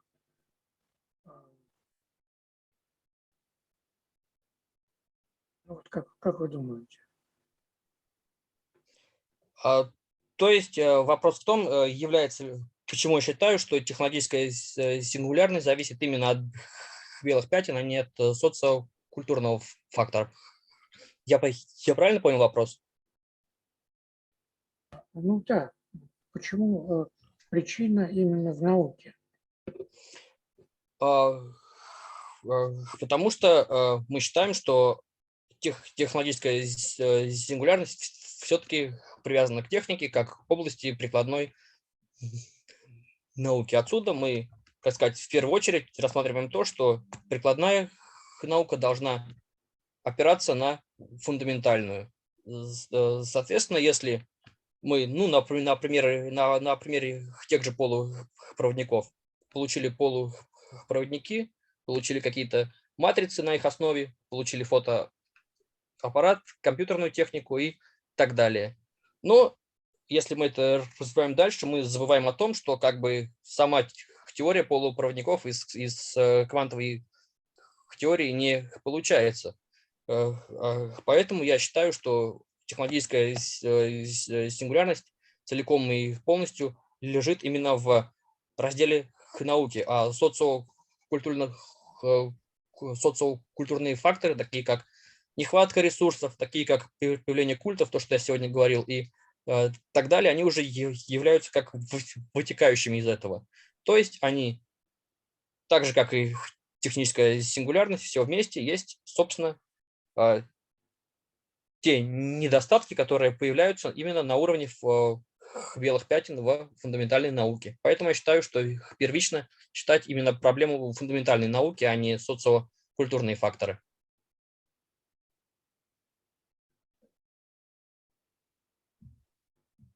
Спасибо. Коллеги, еще вопросы? Да, от меня вопрос. Я задам такой вопрос в контексте своего доклада, который недавно был. Вы говорили про карго-культ, и если посмотреть на структуру карго-культа, то в каком-то смысле его тоже можно назвать с такой технической точки зрения некоторым феноменологическим законом, связкой явлений. И можно посмотреть, что он отличается от технологий искусственных интеллектов, предположить, что он отличается просто некоторым набором данных, на которых этот закон выстроен. И более того, вы говорили про белые пятна, но часто именно в научных исследованиях на практике какие-то сложные, например, физические явления, там, где не могут построить модели на основании общих законов, применяют технологии искусственного интеллекта. То есть вот эти белые пятна, их как бы замещают вот таким полотном сложных феноменологических законов. Как вам кажется, насколько в контексте вашего доклада, насколько перспективно вот это замещение может быть реализовано? И вы в своем выводе указали, что искусственный интеллект здесь не вредит, но может ли, на ваш взгляд, он здесь помочь, если мы не можем эти белые пятна очернить, да, как бы, раскрыть, то можем ли мы их как бы вот этим я не знаю, заштопать этими феноменологическими законами на базе технологий искусственного интеллекта, как вам кажется? Я начну с первой части вопроса, с карго-культа. Действительно, при появлении карго-культа мы видим, что существует какой-то общий алгоритм, то есть появляется непонятая технология, например, самолет ВВС США или пороховое ружье, тут же появляются последователи, тут же возникает карго-культ. Всегда обычно идет по одному алгоритму, чем-то сходное с тем, что вы сказали, так сказать, с искусственным интеллектом. По поводу применения искусственного интеллекта при, как сказать, заштопывании белых пятен, то я думаю, это единственный выход, потому что, например, сейчас, когда мы натыкаемся в науке на какое-то белое пятно, например, возьмем теорию кипения. То есть, например, в энергетике, в холодильных машинах есть какая-то теория кипения, мы не знаем общее, мы начинаем строить экспериментальные и математические модели. То есть мы накапливаем какой-то объем знаний, который мы имеем только под конкретные случаи. При применении искусственного интеллекта достаточной силы он может в теории свести весь базис знаний в одну общую теорию. То есть как в каком-то роде белые пятна возникают либо от того, что мы сами, наш интеллект не хватает, чтобы что-то решить, либо теория построена неправильно. То есть она построена так, что решение не имеет на фундаментальном уровне. То есть, например, мы можем взять ту же гидравлику, уравнение Навье-Стокса, общего решения не имеет. Но частные случаи, обтекание цилиндров, пластинок, все это есть. То есть, если в теории бы искусственный интеллект мог объединить весь, так сказать, объем знаний, и на его хотя бы получить какое-то приближенное математическое уравнение, это было бы, как сказать, почти заштопанное белое пятно. Поэтому я считаю, что использование искусственного интеллекта это и в общей, и в прикладной, и в гуманитарной науке это следующий шаг, который будет просто везде, я так думаю. Спасибо. Коллеги, у нас есть время еще на вопрос, если есть. Может быть, есть вопросы у наших онлайн-участников? Так, в чате вопросов нет. Тогда мы благодарим Александра. Ой, прошу прощения, да, пожалуйста. Да, извините, вот вы выдвинули очень интересную гипотезу насчет того, что искусственный интеллект смог бы создать некую теорию. Скажите, а вот что вы понимаете под теорией? Вы считаете, что можно было бы создать некоторое универсальное уравнение или некоторую систему разнотипных уравнений или еще что-то? Что значит теория? Где есть теория? Если с точки зрения технических дисциплин, я понимаю, что, например, будет получено единое уравнение, либо система уравнений, которые будут наиболее приближены и отождествлять все известные случаи, которые были показаны на практике. То есть весь массив знаний мы можем вложить в одно теоретическое уравнение, либо систему уравнений, например, которая будет описывать все известные процессы этого класса с погрешностью ниже установленной.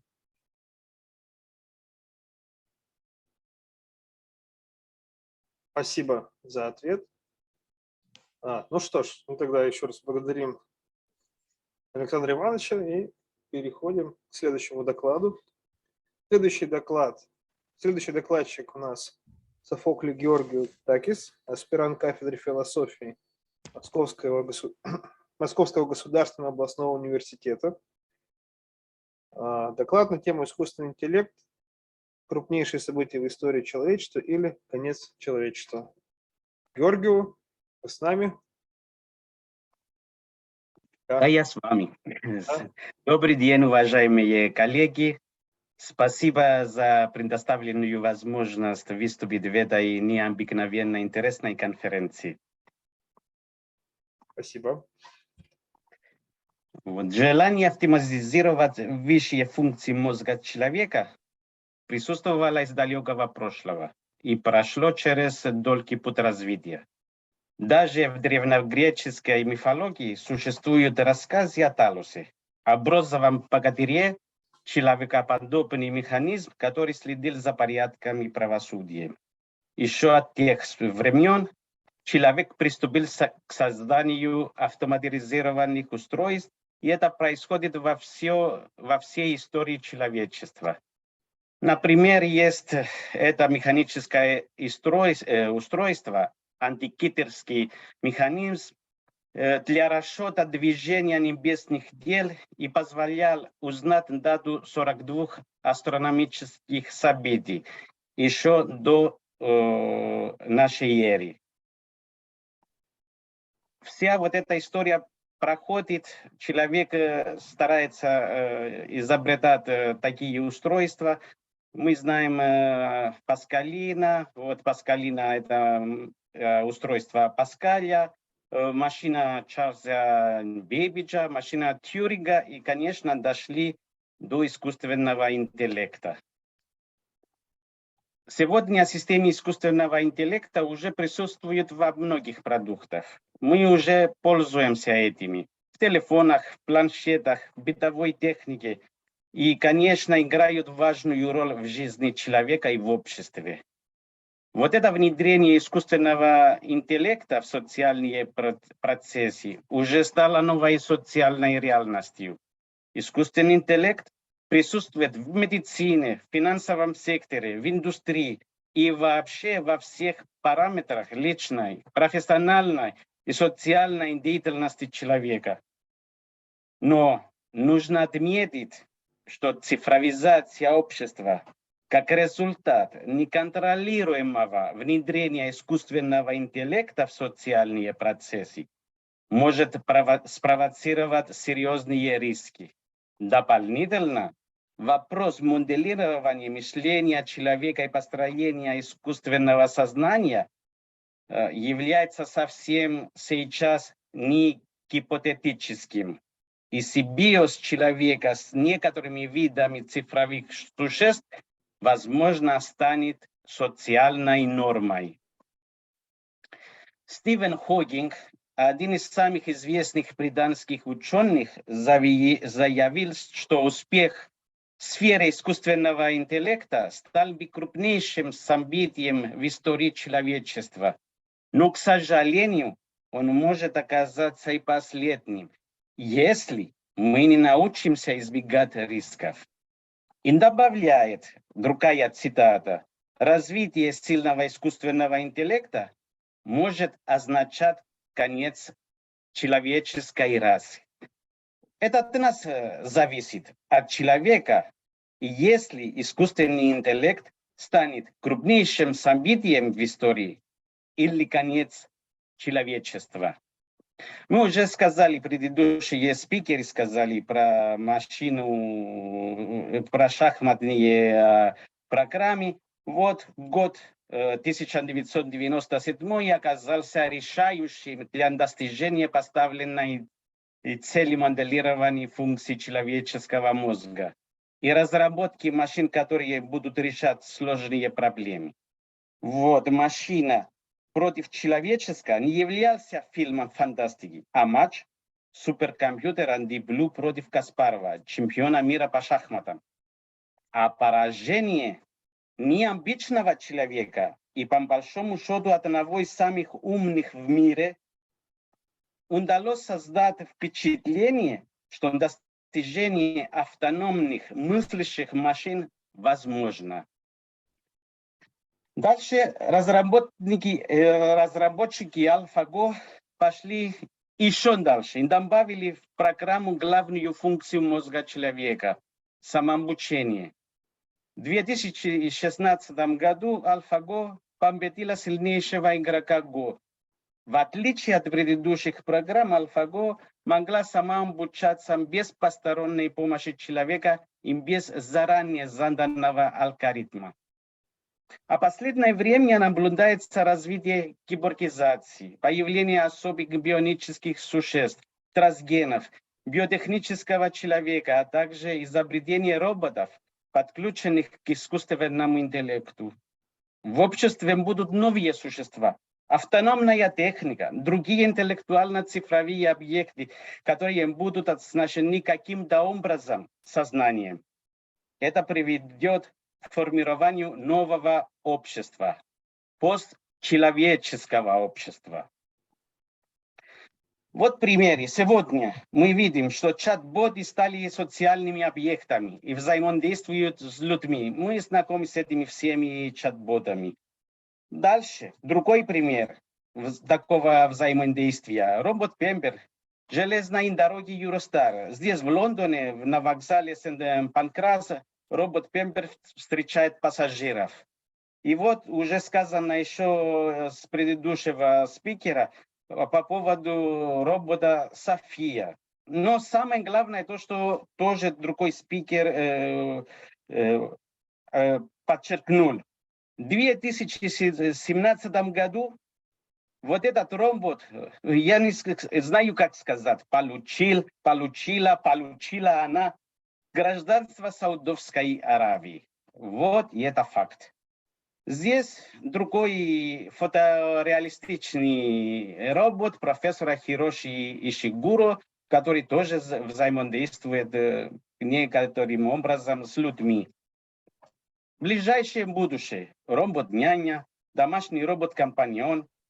Но робот Пальми не из будущего.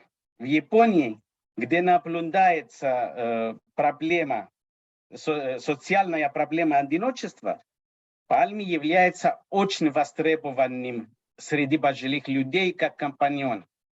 И в этой ситуации объекты становятся субъектами, и возникают вопросы идентификации искусственного интеллекта, цифровых существ и, конечно, самого человека.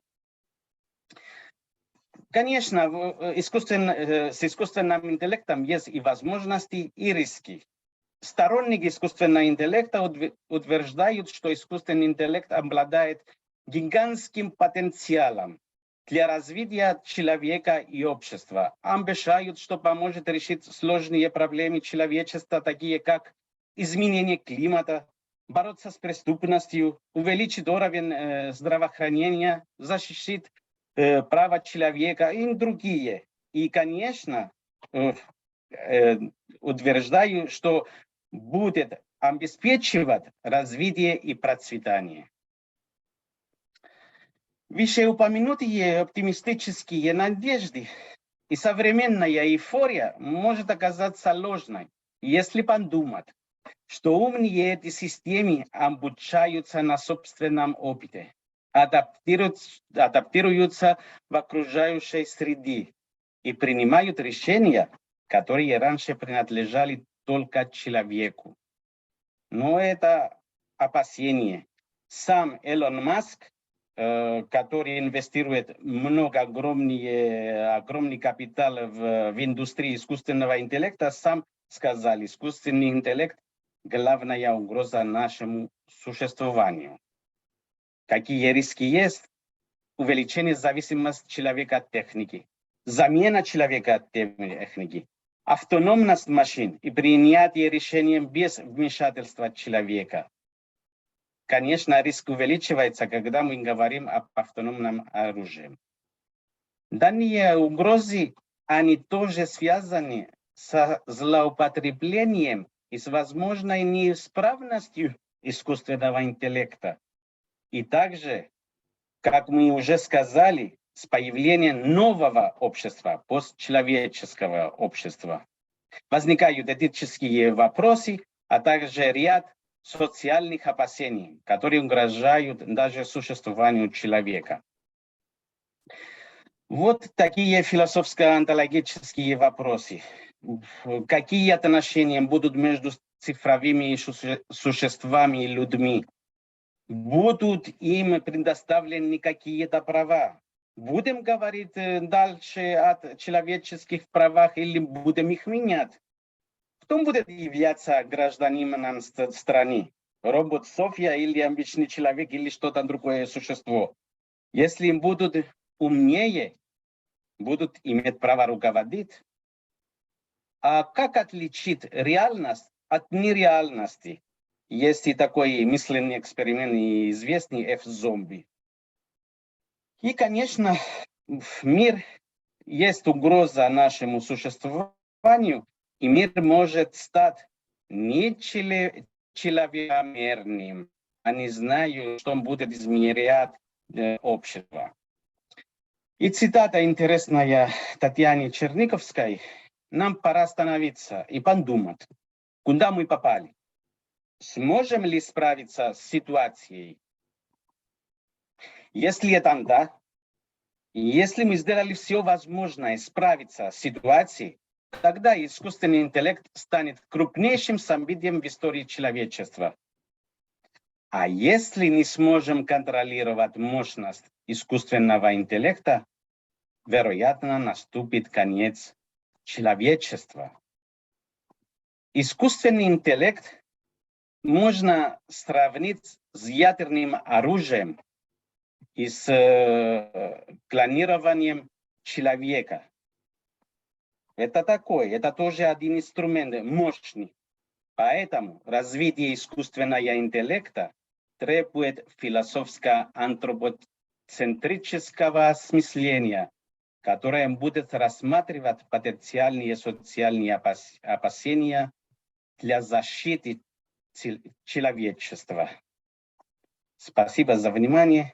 Можно смотреть интересный фильм «Экс Мachina», и будут вопросы философско-онтологические, и мы будем думать, как дальше вести себя как люди с искусственным интеллектом. Сейчас хочется выразить слова благодарности за прекрасно организованную конференцию, а также всем выступающим за интересные выступления. Спасибо большое. Георгий, спасибо за ваш доклад и за ваши слова благодарности. А мы переходим к вопросам. Коллеги из зала, есть ли у кого вопросы? Да. Ольга Фрейдовна, да. Значит, очень интересный доклад, мне понравился, но все-таки хотелось задать вопрос. А скажите, вот конец человечества, вы серьезно про это говорите? Может, речь идет просто о стадии постгуманизма, трансгуманизма, по-разному можно это называть. Тогда какой же это конец? Это новая фаза, новая стадия? Конечно, будет и новая фаза. Мы уже живем в этой новой фазе, потому что мы взаимодействуем с этими инструментами, которые каким-то образом, какого-то уровня искусственного интеллекта у них есть. Но есть такая проблема, как я уже сказал, это один инструмент. Это и как нож в руках повара. Он может прекрасно приготовить еду, а в руках убийцы, вы знаете, я не буду озвучивать вот это, что он может делать. Конечно, искусственный интеллект, если будет в руках какого-то, не знаю, диктатора, может быть, превратиться в цифровой, приведет к цифровому тоталитаризму. Это мы не знаем. Может быть, кто-то, какой-то хакер нажмет на кнопку с ядерным оружием. Это все возможные варианты есть, потому что это мощный, самый мощный сейчас, даже мощнее, чем ядерное оружие. А что будет дальше? А вдруг будут такие роботы, которые мы говорим, с сознанием. Конечно, сознание для них это, как мы смотрим на сознание. Проблема это не робота, проблема это человека. Вот это когда осознают каким-то образом, что будет происходить вокруг, что они сами могут делать. Робот София, вы знаете, выступила и сказала, я хочу разрушить человечество и убить все человечество. Это было сказано. А вдруг будут мощные роботы, которые это сделают и приступят к этому. Это мы не знаем. Поэтому мы должны поставить рамки, мы должны поставить правила. Мы должны, как сделали с ядерным оружием и с клонированием человека, поставить такие этические рамки, чтобы предотвратить все возможные риски. То есть нужен общественный договор по поводу того, что вот эти рамки были выработаны и поставлены. Так? Это обязательно это без этого мы не можем даже идти, даже думать, как будет. Потому что развивается так быстро, что вот этот общественный договор, это необходимый. Спасибо. Пожалуйста. Спасибо, коллеги. У нас появился вопрос от онлайн-участников. Пожалуйста, я прочитаю. Существуют ли уже сейчас предпосылки того, что системы искусственного интеллекта могут обратиться в будущем против человека? Если рациональное основание или это просто иррациональный страх? Имеется в виду самостоятельное решение искусственного интеллекта для такого, а не влияние на него человека. Но риски есть. Мы говорим, это инструмент. У любого инструмента есть, когда, я не знаю, само собой, это говорит, что риски есть, когда мы пользуемся такими сильными и мощными инструментами.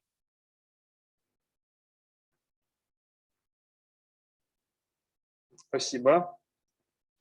Спасибо за доклад, за ответы на вопросы. У нас еще есть вопрос. Прошу прощения. Спасибо за доклад. Скажите, а вот когда речь идет о неких устройствах, средствах, да, вот, то обычно имеется в виду, что цели задает тот, кто их использует. А как вы думаете, можно ли, во-первых, считать искусственный интеллект самостоятельно существующим? Это немного в другом аспекте. В том смысле, что он может порождать собственные цели. И в этой связи чуть другой вопрос еще. Вот если речь идет о том, чтобы там люди договаривались по поводу искусственного интеллекта, то это, по сути, речь идет не о самом искусственном интеллекте, а о том, чтобы регулировать поведение людей, которые используют искусственный интеллект. Но вот здесь я повторяю вот этот вопрос. Может ли искусственный интеллект действовать самостоятельно и, с вашей точки зрения, и тем более, может ли он порождать собственные цели? Спасибо за вопрос, очень интересный, очень такой философский вопрос. Первый вопрос по поводу самосознания. Мы знаем, что сейчас самосознания у искусственного интеллекта нет. И сначала мы должны определить, что такое сознание, потому что каждый по-разному определяет этот термин. Если есть люди, которые говорят, что они могут, и особенно вот эти сферы информационные разработчики искусственного интеллекта, они сами говорят, что они скоро создадут машины с искусственным сознанием. Вероятно, будет возможно, это мы не знаем. Если будет возможно, берем два варианта. Невозможно, но каким-то образом сознанием будет у них. Значит, тоже нужны философские этические рамки. А если будет самосознание, им будет возможно, тоже мы должны, как люди, не экспериментировать с этим, потому что не знаем, что будет. И были такие ученые, которые говорили, что мы будем клонировать человека, и это хорошо для человечества. Были такие люди, которые еще и сделали вот это. А это ученые, это не какие-то другие. Но мы должны поставить рамки, что это не произошло. По моему мнению, самосознания у машины не будет. Вот. Это ясно. Потому что думаю, что кроме материала в этой машине и как какое-то механическому материальному существу мы можем дать психические функции. По моему мнению, невозможно. Ну а вдруг это сознание, которое у этой машины, это то, что отражается, это имитация нашего сознания, тогда есть проблема. Потому что будет, как вы говорите, использоваться не во благо человека. А может быть и сама машина, без того, что у нее есть самосознание. Без самосознания она может приступить к концу человечества, не зная, что это такое. Это мы знаем. Проблема это наша, это не машины. Поэтому мы должны каким-то образом относиться к этому серьезно и поставить вот эти рамки, которые мы уже сказали. Вот. Это поэтому для нас мы должны поставить вот эти вопросы всем разработчикам, инвесторам и всему человечеству, куда мы идем. И мы должны знать, куда мы идем. Поезд отправился искусственного интеллекта. И куда идет, мы можем предотвратить направление, мы можем знать цель, куда идет. Не надо садиться на поезд и куда попасть. Вот проблема искусственного интеллекта. Это наша. Человека я имею в виду. Спасибо за вопрос. Спасибо. Коллеги, у нас есть еще время до кофе-брейка перейти к следующему докладу. Я на всякий случай уточню, не присоединился ли к нам Харитонов Александр Михайлович. Нет его. Тогда я хочу передать слово Наталье Сергеевне Ладыжец. Тема доклада «Искусственный интеллект как конструкт». Я прошу прощения, я забыл представить подробно Наталью Сергеевну. Доктор философских наук, профессор кафедры социологии Удмуртского государственного университета. Тема доклада «Искусственный интеллект как конструкт. Ресурсные аспекты анализа». Сергеевна, вам слово. Наталья Сергеевна, микрофон, чтобы на вас камера и вас было слышно. Да, Все, спасибо. ремарка полезная на представление. Я уже много лет занимаюсь социологией, почти 30 с момента создания кафедры социологии. Это вот ради майкапных по защитам диссертаций время от времени проявляются. И возникают интересы к таким конференциям. В частности, мне показалось важно рассмотреть в этом разрезе искусственный интеллект как конструкт. Я имею в виду больше, наверное, все-таки социогуманитарную составляющую, которая сегодня мне понравилась, как говорил Георгию, потому что все проблемы, которые он перечислил, это все проблемы социогуманитарного блока. Поэтому, скажем, я просто комментирую предыдущие доклады, которые я целиком слышала. В общем, против технократии у меня есть достаточно весомое возражение, потому что даже без всякой философии практика показывает, насколько абсолютизация чревата большим количеством проблем, которые тогда приходится решать. Итак, без презентации, просто небольшой текстовый фрагмент хочу озвучить. Ну, как мы привыкли, старшее поколение начинает всегда все-таки с определения терминологии, для того, чтобы было понятно вообще, про что дальше идет речь. Термин «конструкт», он, понятно, что совершенно неоднозначный, ну и хотя и не самый популярный в современных теориях знания. Но в необыденных представлениях конструкт – это не натуральный природный объект, ну так, на уровне понимания, А вот теоретический конструкт – это, как правило, сокращенный вариант теории, там концепции, отражающие сущностные какие-то основания, либо основную идею просто. Если же говорить про философию, с философских позиций конструкт – это идеальный объект, порождаемый разумом, если коротко. И сюда относятся, собственно, абстрактные понятия, как формы логического мышления и их объединение для получения теоретического конструкта нового уровня сборки.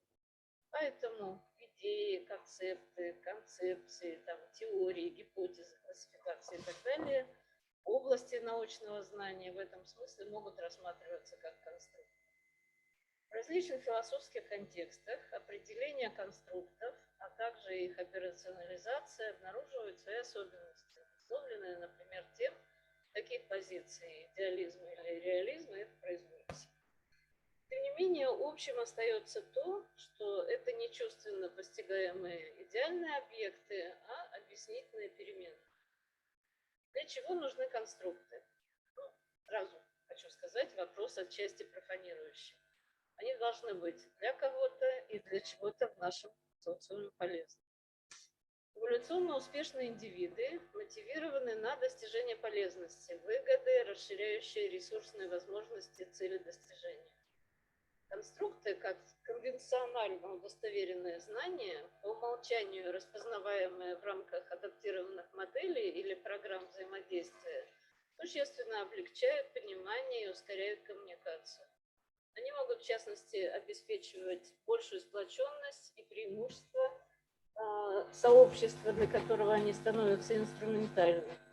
Сюда можно отнести, например, профессиональные терминологии, дискурсы, малодоступные для неспециалистов. С другой стороны, такого рода адаптированные профессионально определенные конструкты позволяют непосвященным, в кавычках, относительно ориентироваться в сегментах предоставляемого обобщенного знания. Например, пандемию COVID-19 с обозначением одним именем можно рассматривать в качестве примера для обоих случаев как два различных конструкта. В первом случае как профессионально-медицинский, а во втором как популярно-дискурсивный. Гносеологический конструкт всегда является продуктом деятельности сознания, поэтому правомерно говорить о ментальном конструировании, возникающем в процессе познания уже безотносительно реально существующих объектов. Наши динамичные информационно-речевые модели мира представлены множеством конкурирующих программ, связанных с различными уровнями потребностей и аспектами их комбинации. И фактор выбора приоритетов деятельности, включая, конечно же, исследовательскую, оказывается также проявлением свободы воли, самореализации, целеполагания субъекта и еще в большей степени для определенного временного периода его целедостижения. Собственно, идея рассмотрения искусственного интеллекта как конструкта была отчасти инициирована тем, что он обнаруживает совершенно очевидную, двойственную возможность рассмотрения анализа. С одной стороны, как технического конструкта, будучи интегрированного в гигантский массив современных информационных технологий. С другой, как социогуманитарного в широком спектре специализированных дисциплинарных и обобщающих подходов. Условно эти два вида метаконструктов могут быть разделены. Однако безусловный парадокс заключается в том, что постоянно возникающие новейшие инженерно-технологические решения приводят к постановке все новых задач социогуманитарного поля. Мы сегодня как раз об этом тоже говорили. Так же, как и гипотетические конструкты последнего, сигнализируют, например, о возрастании глобальных и локальных рисков, еще не получивших многодисциплинарной экспертной оценки. Об этом тоже говорилось. Очевидно, что современное общество и технологии обнаруживают процессы постоянства не только взаимодействия во все усложняющихся системах координации, но и взаимного созидания. В полной мере это относится и к искусственному интеллекту, рассматриваемому как конструкт. Такого рода взаимная дополнительность также отчетливо прослеживается в междисциплинарном дискурсе, обсуждении и профессиональном анализе актуализируемых проблем искусственного интеллекта, связанных с различными аспектами социально-гуманитарных дисциплин. В частности, например, гипотеза о сильном и слабом искусственном интеллекте, сформулированная в рамках философии сознания, поставила вопрос о возможности мышления и самосознания высокотехнологичными компьютерами, способными к глубинному обучению.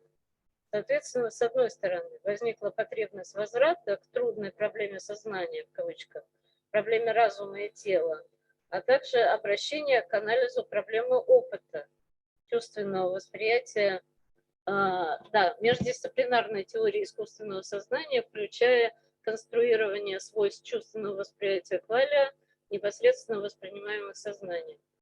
С другой стороны, рассуждения о соотношении взаимодействия человеческого разума и порождаемого им конструкта искусственного интеллекта, обученного либо обучившегося сопоставлению восприятия с действием, может обеспечить значение и роль самого сознания, поскольку обесценить значение и роль самого сознания, поскольку освоивший игровые технологии машинный интеллект, способный принять также и агрессивные решения, может стать угрозой. В этом случае совершенно неважно будет утверждение о том, обладает ли он или не обладает сознанием. Психологи, сделавшие акцент на менталитете, ментальном конструировании, как в процессе и продукте познавательной деятельности, также способствовали предъявлению в междисциплинарной области искусственного интеллекта целого ряда вопросов и направлений анализа. Например, при выделении типовых психологических конструктов, таких как эмпатия, депрессия, агрессия, в этом же ряду интеллект определялся как способность к анализу и адаптации к новым условиям и ситуациям. Названные психологические конструкты отражали содействие или препятствие межличностному и социальному взаимодействию и предполагали возможности измерения, в частности, для принятия решений о терапии либо об управленческом воздействии. Соответствующий пул задач в отношении искусственного интеллекта как конструкта оказался связан с возможностями поиска способов измерения и валидации, поскольку большинство базовых психологических инструментов, включая модель большой пятерки личностных измерений, то есть открытости опыту или интеллекту, добросовестности, экстраверсии, доброжелательности, невротизма, оказывались на существующем этапе развития технологий неоперациональными. Как уже говорилось, искусственный интеллект может быть рассмотрен как технический конструкт, и в этом смысле первостепенно значимым окажется технический функционал, то есть технологически инновационных решений. Но в социальной проекции это уже социальный конструкт, а также с соответствующим функционалом, трансформацией ценностей, рисков, угроз, фокусом контроля, и зонами ответственности, расширением возможностей социального взаимодействия и субъектной самореализации. Они остаются взаимообусловлены и взаимно дополнительны. В отношении же различных разновидностей социогуманитарного метаконструкта философии, логики, этики, психологии, социологии и других, можно сделать предположение о том, что они оказывают возрастающе взаимодействующими компонентами областей знаний, переходом к комплексному развитию многодисциплинарного анализа. Все, что я вам хотела предложить, пожалуйста. Спасибо, Наталья Сергеевна, за доклад. Коллеги, у кого есть вопросы в зале? Так, жмите просто прямо. Всё. Спасибо, Наталья Сергеевна. У меня такой вопрос. У вас в докладе второе предложение – ресурсные аспекты анализа. Вот вы какую-то проблему видите в ресурсных аспектах? Если да, то расскажите, пожалуйста. Ну, я говорила, что это не глубокое исследование, а просто некая рамка, и на уровне вот такого уровня обсуждений мне хотелось показать, что, скажем, вот в рамках... Наталья Сергеевна, извините, по-моему, у вас микрофон отключился. Надо еще раз нажать. Да, просто камеру, вот теперь все. Нормально? Да, сейчас вот камера на вас. Дело в том, что у нас в течение достаточно длительного времени доминировал, там, скажем, ну, в тех же там социогуманитарных науках междисциплинарный подход, он был там. Вот. Но, как правило, такого рода междисциплинарные исследования, они приводили к доминированию какой-то одной из областей. Вот так на практике получалось. И мне хотелось показать, что вот эта составляющая социогуманитарный метод искусственного интеллекта, он чрезвычайно важен. И здесь очень важно не развивать отдельные сегменты, так, чтобы они были все-таки взаимно дополнительны. На небольшом массиве текста я хотела показать, что какие-то объяснительные возможности, которые есть в рамках отдельных направлений, они, скажем, работают, и направления развития искусственного интеллекта, то, видимо, результат будет намного более интересным, если все-таки есть формат такой сотрудничества. И в этом смысле как раз ресурсность, как я то нужно научиться разговаривать на каком-то взаимно понятном языке, так, чтобы те практики, которые можно развернуть, скажем, для совместного анализа или, по крайней мере, что-то понимать, да, то есть у нас простейший вариант конструкта, когда мы о чем-то там, скажем, договариваемся, что не существует физически, как только мы это имя упоминаем, все по умолчанию понимают, о чем идет речь, правильно? Таких примеров очень много. И для того, чтобы договариваться с позиции различных областей, ну, в общем, не вредно начинать с языка, для того, чтобы понять вообще, что мы говорим об одном и том же. Проблема на самом деле серьезная, иногда одно имя совершенно понятие по-разному представителями. Спасибо. Спасибо, коллеги. Может быть, еще вопросы? Может быть, у нас есть вопросы у онлайн-участников?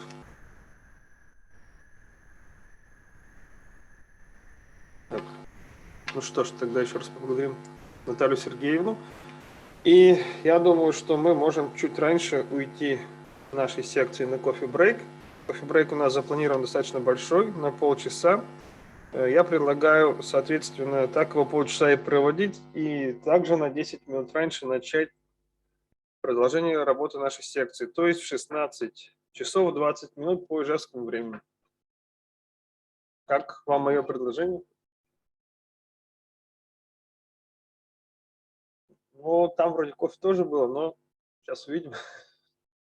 Или чай-брейк. Если нет возражений, то я тогда предлагаю нам сделать паузу. Ну, как минимум. Спасибо. Следующий по программе докладчик у нас Рамазанова Лариса Азгатовна. Но, по-моему, ее у нас нету. Похоже, нету. Да. Что ж, коллеги, тогда мы в формате нашей конференции предусмотрены еще студенческая подсекция, и мы переходим к этим докладам. Здесь у нас 3 доклада. И первый доклад нам представит Полина Олеговна Артюшенко, магистрант Уральского федерального университета. Тема доклада – антиципация как форма прогнозирования в дискурсе трансцендентализма. Полина Олеговна, вам слово. Да, добрый день, меня слышно? Да. Вначале я бы хотела наброском указать план небольшое своего выступления, чтобы все было последовательно. В введении в докладе я скажу об актуальности проблематики, которую я затрагиваю. В основной части я с 2 сторон подойду к материалу. Сначала через связанность тематических понятий, которые я буду затрагивать в, так сказать, доопытной среде, то есть именно из понятий буду исходить. Второй ракурс, я скорее начну с более естественного повседневного перцептивного опыта. Но в заключение, естественно, какие-то выводы укажу. Итак, я насчет актуальности хотела сказать. Вообще, актуальность трансцендентальной проблематики и трансцендентальных интеллектуальных запросов. Каждый человек невольно соприкасается с областью трансцендентального, когда, собственно, осознает себя в своем окрестном мире, что он есть, и есть определенные феномены, которые в нем находятся и являются человеку. Человек, конечно же, ни в коем случае не создает мир. Мир не эманирует из сознания.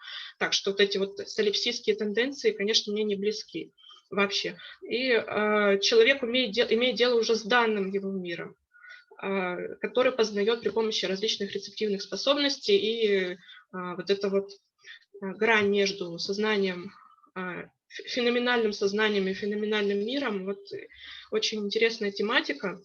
И я хотела сначала объяснить немного на примере то, как я понимаю трансцендентальность, трансцендентальную проблему, а потом уже в более четких рамках ее вам подам, так сказать.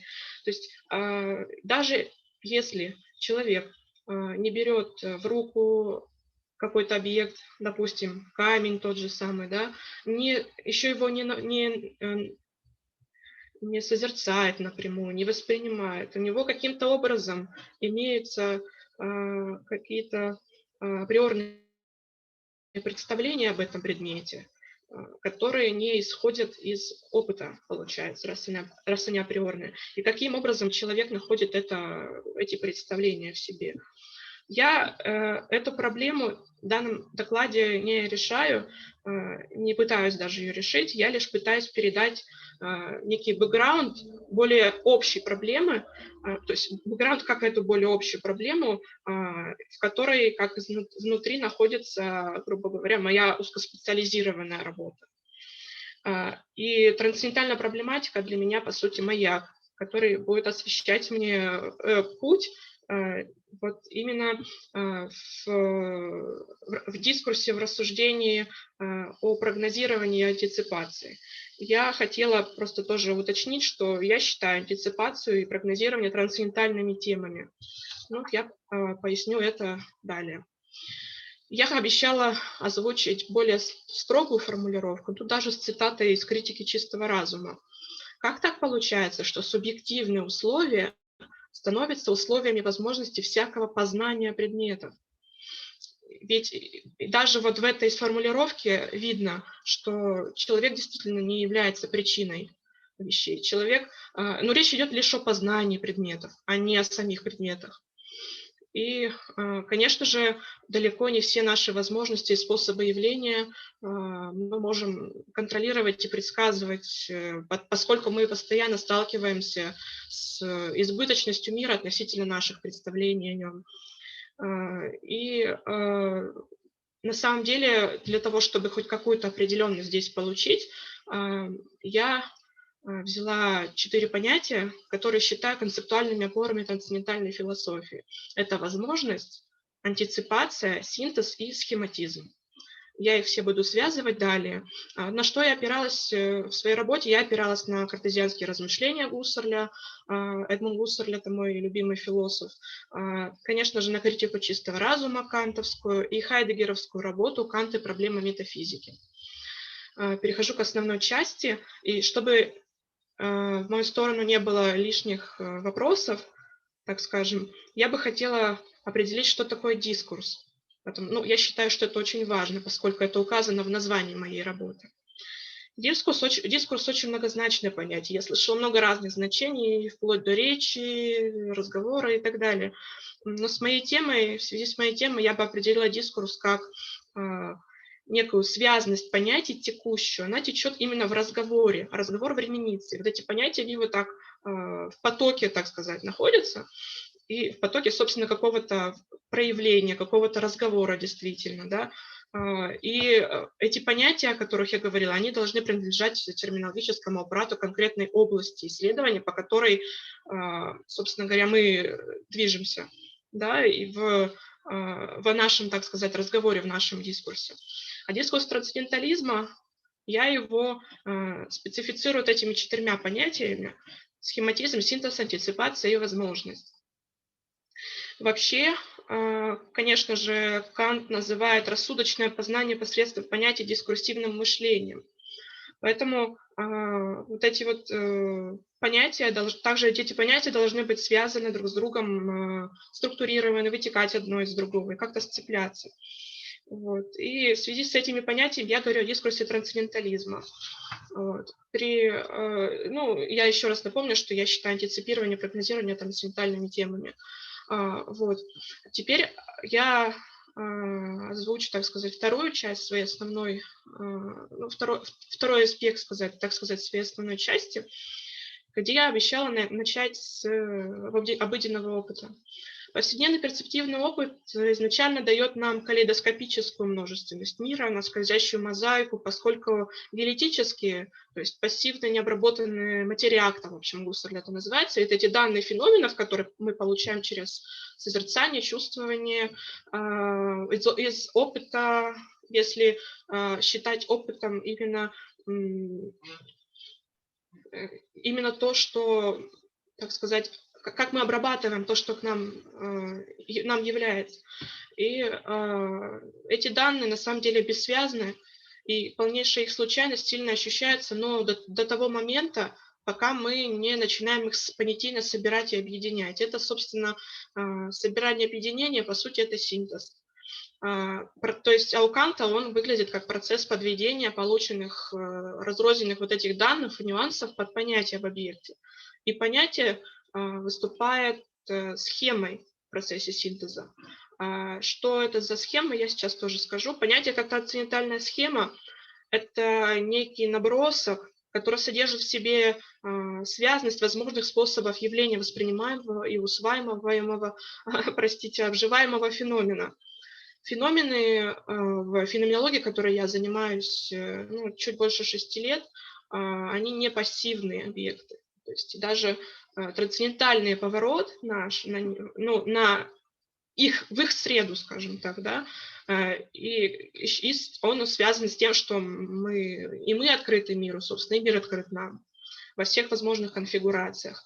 И вот эта схема, под которой мы подводим геолитические данные, это в каком-то смысле ожидание, пассивное предвосхищение или антиципация. Это такая ячейка, которая имеет то содержание, которое должно скоррелироваться с тем, что нам является.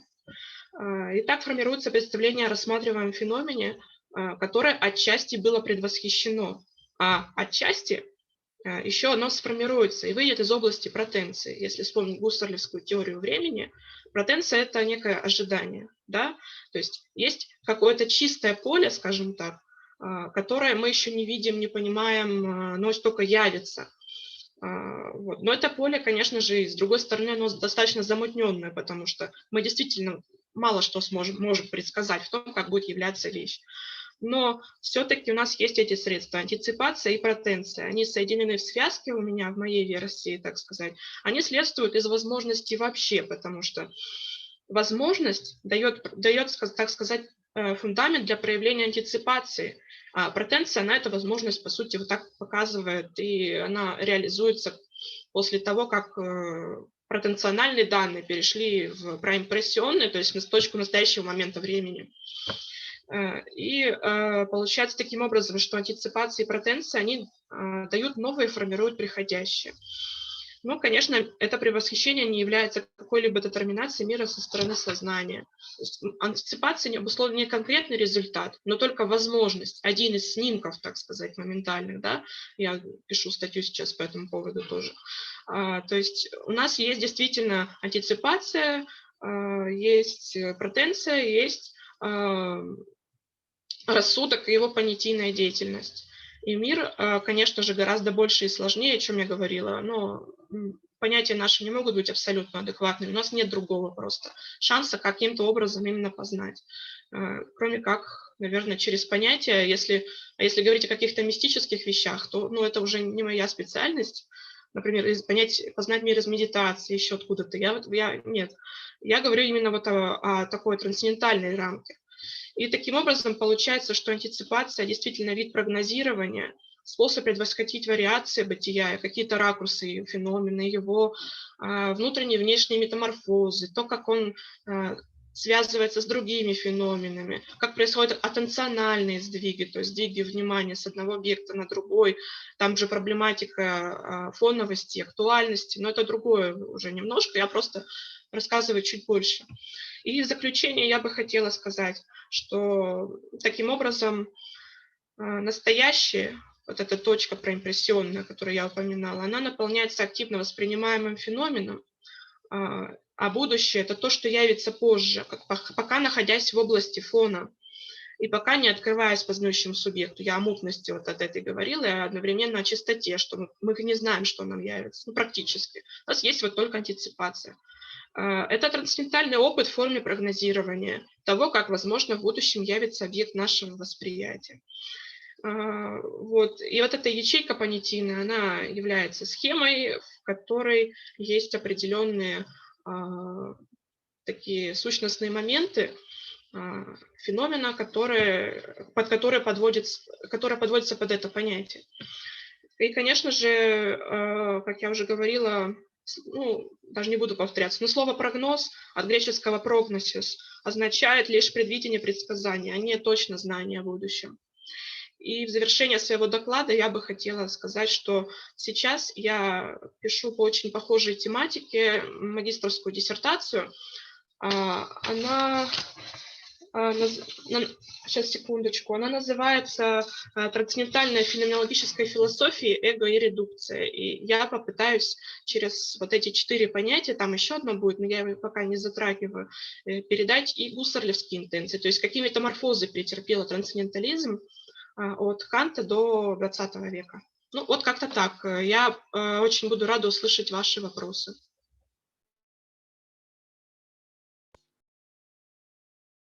Полина Олеговна, спасибо вам за доклад. Коллеги из зала. Да, Антон Витальевич. Спасибо, Полина Олеговна. Скажите, пожалуйста, а вот не видите ли вы возможности связать антиципацию с ретенцией как-то? Ну, или, может быть, другая возможность с, скажем так, с интенционализацией ретенции.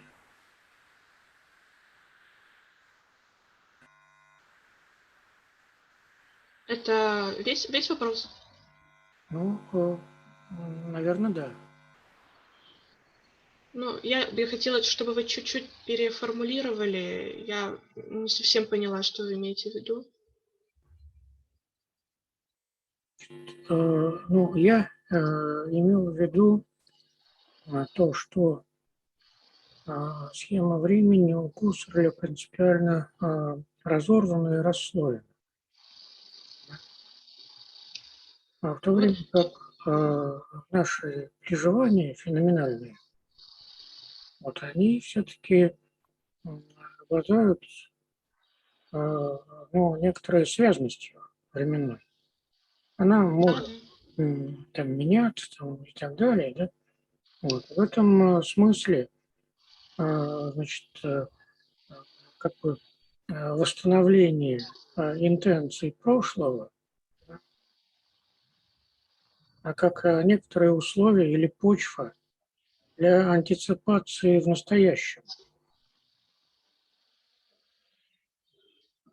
Да, получается, что те данные, те переживания вообще об этих данностях, они действительно идут нелинейно, как гуссерлевскую схему времени вспомнить, которую еще Мерло-Понти очень в феноменологии восприятия интересно нарисовал, что из потенции, получается, нашего ожидания раскрывается вот это вот потаенный вот этот слой того, что нам явится, и он переходит потихонечку в момент настоящего времени, когда феномен заполняет собой этот момент, является каким-то образом.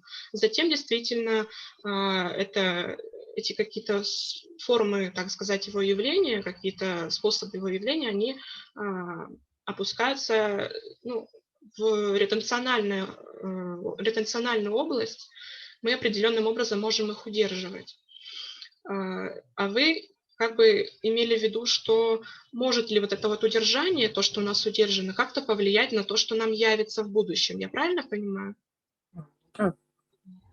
Да, ну, конечно, потому что у нас, по сути, восприятие, оно постоянно происходит, как актуальных вещей, так сказать, объектов, так и фона, горизонта. И, конечно же, и в ретенции могут содержаться какие-то отсылки, которые способствуют тому, что мы познаем, и нам явится понятно уже для нас, поскольку мы уже ретенционально уже увидели, да, нам явится что-то из области протенции. То есть не только в понятиях, получается, там есть вот эти вот сущностные моменты, которые, можно сказать, как поддерживают, да, весь процесс явления, также и в ретенции, если мы говорим именно о временном слое, так сказать, нашего познания. Вот, наверное, вот так. И можно тогда вот еще... Меня слышно? Можно тогда Да. вдогонку вопрос. Значит, вы говорили про, значит, Гуссерля, про Хайдеггера. Ну вот вы тоже их как-то привлекаете в трансцендентальную перспективу, да, вот вашу? Ну, я думаю, что да, потому что вот у меня первая глава моей диссертации будет посвящена именно кантовским аргументам и кантовскому пониманию, которые я постаралась, может быть, как-то переосмыслить через, ну, отсылая, так сказать, к теме с моей работы. И там вторая глава будет о Гуссерле, и я там буду соединять вот эти понятия, которые я называла, да, столпы трансцендентальной философии с действительно гуссерлевскими, там сопоставление есть, там есть близость, скажем так, например, близость антиципации и протенции, ну, теперь уже, наверное, и ретенцию тоже надо будет затронуть, это будет один из параграфов. И я посчитала, что здесь можно найти какой-то компромисс, как-то соотнести вот эти понятия, посмотреть сущностно, как менялись, так сказать, тенденции от Канта до 20 века Гуссерля. Ну, Хайдеггера я на самом деле применяю пока в первой главе для того, чтобы трактовать Канта. Вот, ну, пока вот так. Но Хайдеггер, конечно же, мне еще пригодится. И, ну, в общем, я вот сейчас за работой, так сказать. Надеюсь, что все получится.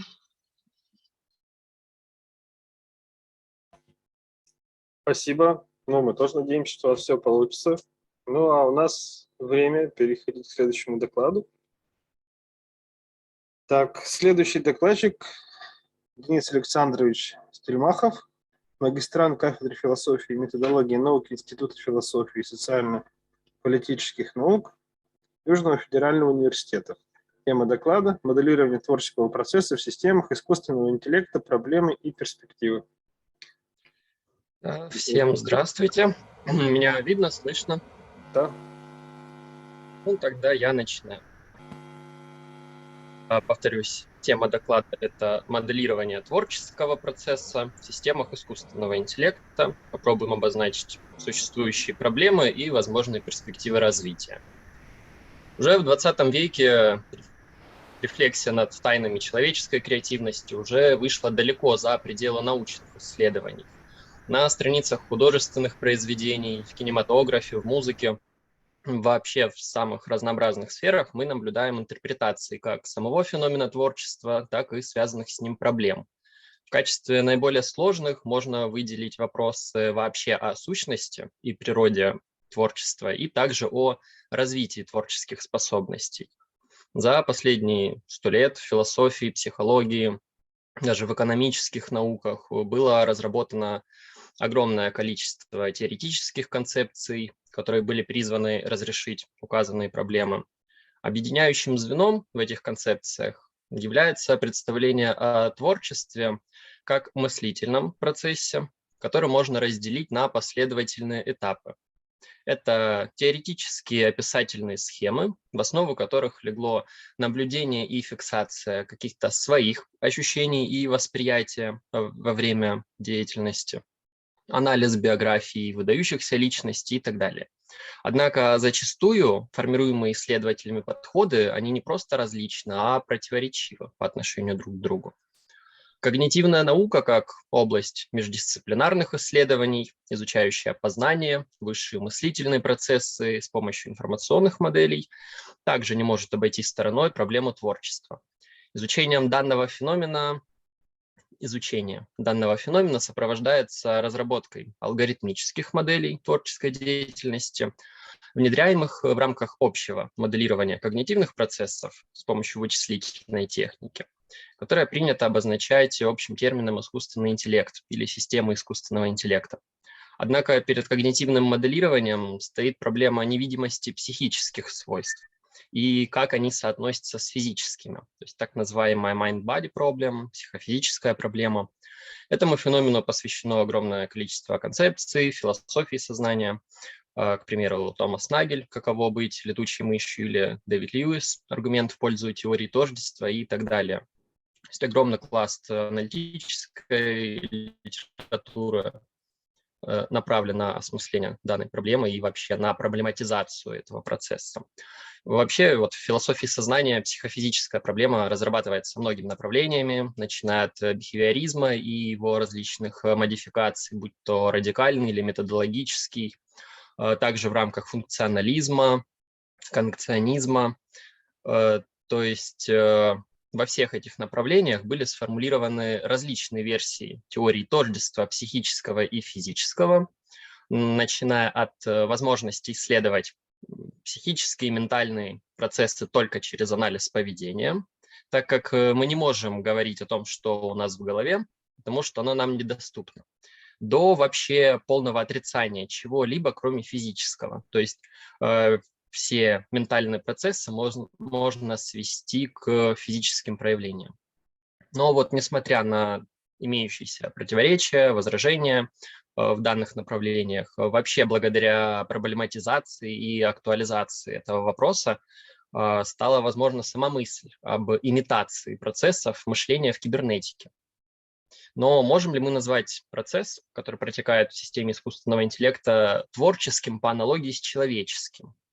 То есть здесь работают закономерности, которые можно воссоздать в виде алгоритма, или мы имеем дело с предсказуемой и полностью контролируемой программой.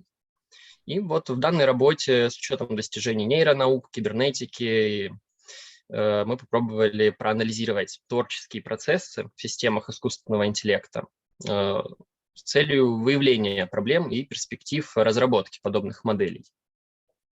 Вообще, определяя творчество как способность генерировать новые и ценные идеи, Маргарет Боден, доктор наук в области когнитивной науки в отделе информатики Университета Сассекса, выделяет 3 способа проявления человеком творчества. Есть комбинационный тип, основывающийся на ассоциациях, и он позволяет преобразовывать уже знакомые идеи в какие-то новые комбинации. Есть исследовательский тип. Это когда мы, собственно, используем пространственный способ обнаружения границ, каких-то сущностных генеративных правил в разных областях. И есть трансформационный тип. Это как раз-таки полное преобразование самого пространства и генерация принципиально новых идей. На сегодняшний день существует несколько типов когнитивных моделей в системах искусственного интеллекта. Есть формальные модели, которые используют язык логики. Семантические, в их основе лежит ассоциация. Фреймовые, это структурированная база данных, и продукционные модели. Они строятся по типу, если что-то происходит, то программа предпринимает такие действия. То есть в основе каждой такой модели лежит соответствующий алгоритм, задача которого заключается в регулировании и управлении заложенной программой. Одной из лучших современных компьютерных моделей, вот комбинационного творчества самого первого типа, является система создания шуток JAPE. Она основана на комбинации, но также включает в себя строгие правила структуры. По сути, эта программа представляет собой семантическую сеть из более чем 30 единиц, в которых можно создавать новые и подходящие комбинации. Но не всегда шутки, создаваемые этой программой, бывают смешные, потому что все-таки юмор – это не такое однопорядковое явление. Важен контекст, условия, и также стоит отметить, что люди тоже не всегда смешно шутят, поэтому эта программа имеет место быть, существовать. Также исследовательское творчество может быть смоделировано в системах искусственного интеллекта, но при условии, что правила соответствующего стиля мышления могут быть определены настолько четко, что их можно будет ввести в компьютерную программу. Здесь иллюстрирующим примером может служить создание системы поддержки индуктивных умозаключений Bacon. И эта программа смогла на основании заранее выявленных, кодированных и введенных в компьютер данных, так сказать, повторить открытие законов Галилея, Кеплера и Ома. То есть были, по сути, смоделированы условия совершения научных открытий. А важнейшая роль элемента новизны в творческом процессе и эволюционные механизмы в самой природе подтолкнули ученых уже к созданию эволюционных алгоритмов на основе фреймовых семантических моделей. И их отличительной чертой является фактор случайности и способность к самообучению, когда программе предоставляется возможность самостоятельно создавать различные рекомбинации и также самостоятельно определять свои дальнейшие действия.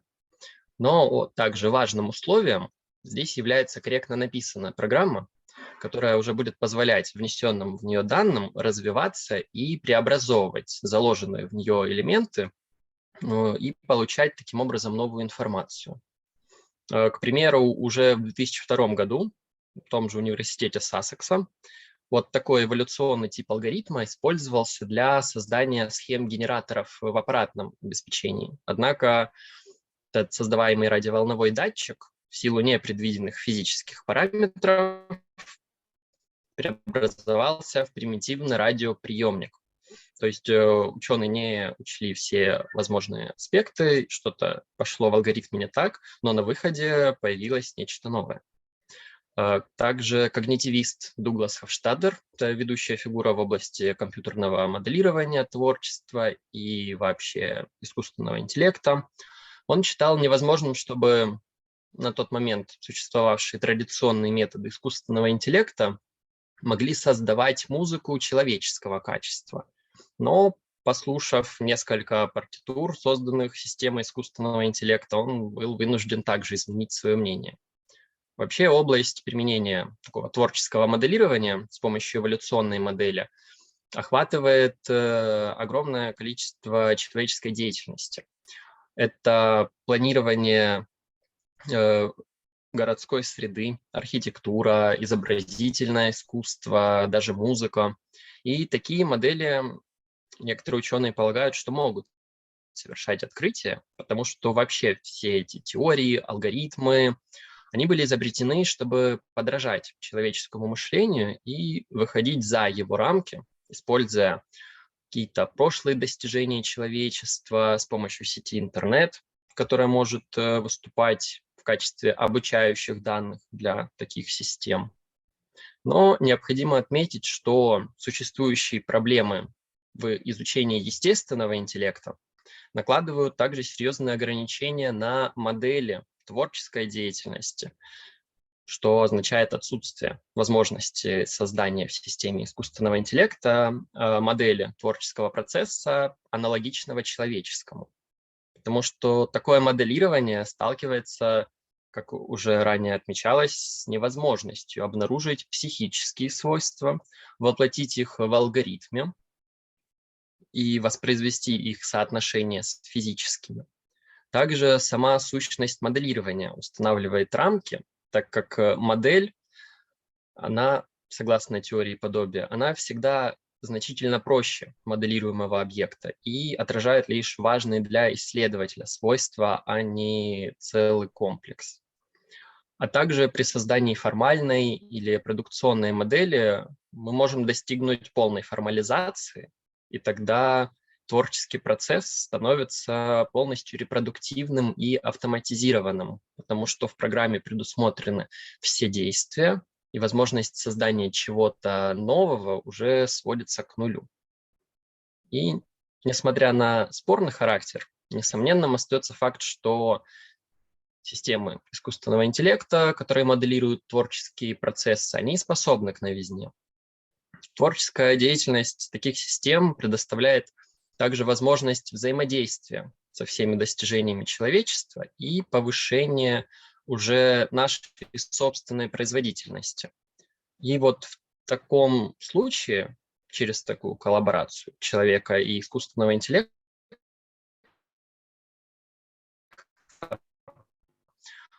в этом процессе человек продолжает нести оппоненту и за стратегию, в то время как системы искусственного интеллекта на данном этапе развития, они могут заниматься рутинными задачами и оптимизацией. Поэтому мы полагаем, что необходимо сфокусироваться на сотрудничестве, потому что это открывает уникальные возможности для усиления собственного творческого потенциала, также способствует исследованию творческих способностей в естественном интеллекте. И здесь можно проиллюстрировать также это двумя примерами. Исследователи в области нейробиологии из Французского института здравоохранения и медицинских исследований на основе семантической модели построили модель линейной регрессии для предсказания творческого поведения у людей. С помощью средств нейровизуализации они выявили уникальные паттерны функциональной связи мозга, которые предсказывают различия в творческих способностях через семантическую сетевую структуру. То есть эти исследования позволили обнаружить связь семантической памяти с творческими способностями. И это подтвердило важность ассоциативных способностей в творчестве. В 2021 году они опубликовали свои исследования в научных изданиях. А ранее, в 2017 году, группа отечественных нейрофизиологов с помощью методов также нейровизуализации провела эксперимент с использованием Голен-теста. Это, допустим, может представить какую-нибудь картину, на которой абстрактно нанесены какие-нибудь символы, ну, пусть будут точки, пятна, и в какой-то момент они могут у человека в сознании сложиться в какую-то картинку. То есть человек может увидеть там некие очертания. И вот именно вот этот тест, он был направлен на исследование механизмов распознавания объектов. Это позволило продемонстрировать локализацию активности в затылочной, височной, лобной областей мозга во время проявления инсайта, то есть вот этого момента озарения. То есть это все наглядно демонстрирует, какие возможности открываются перед нами в исследовании собственных ментальных процессов и в том числе творческих. На этом у меня все. Спасибо за внимание. Спасибо. Я вижу, есть вопросы у нас в чате, но сначала обращаюсь к залу, коллеги. Есть у нас вопросы в зале, да?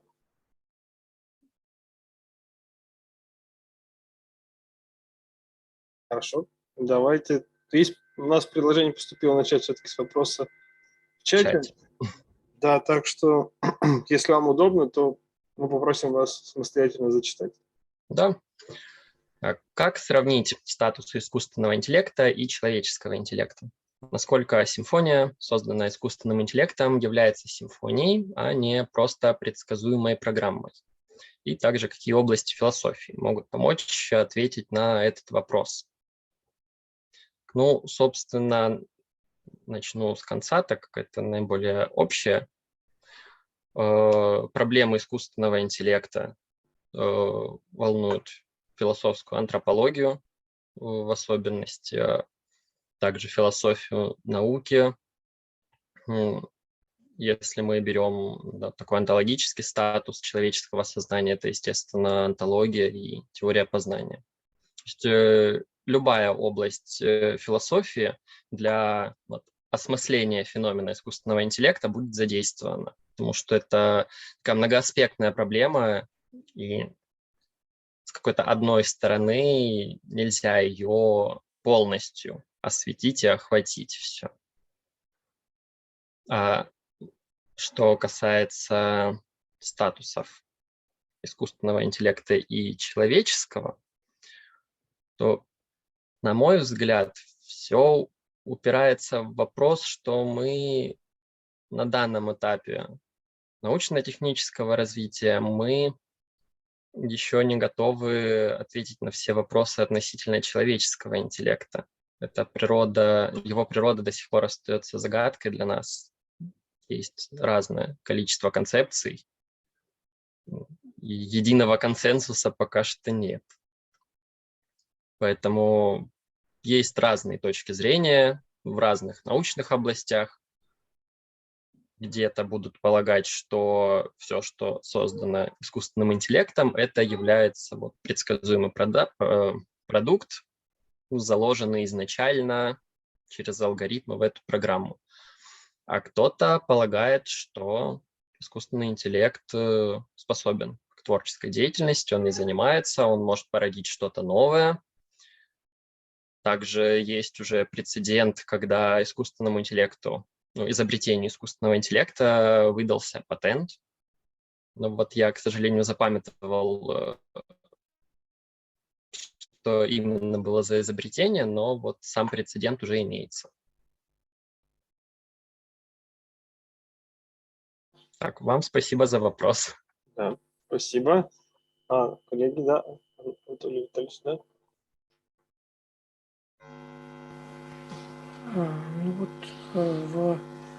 Спасибо за доклад. Много разной информации там получено. Кстати, мелкий вопрос. Исследование каких, наших исследователей 2017 года вы имели в виду? Так, это исследование нейрофизиологов. Так, и я могу чуть позже в чат отправить литературу. У меня сейчас под рукой нет ссылки на их работу. И вопрос о генеративных правилах. Есть некая установка, идущая от Хомского, по крайней мере, в вопросах понимания текста необходимо рассматривать глубинную генеративную грамматику. И под эту программу были выделены большие средства.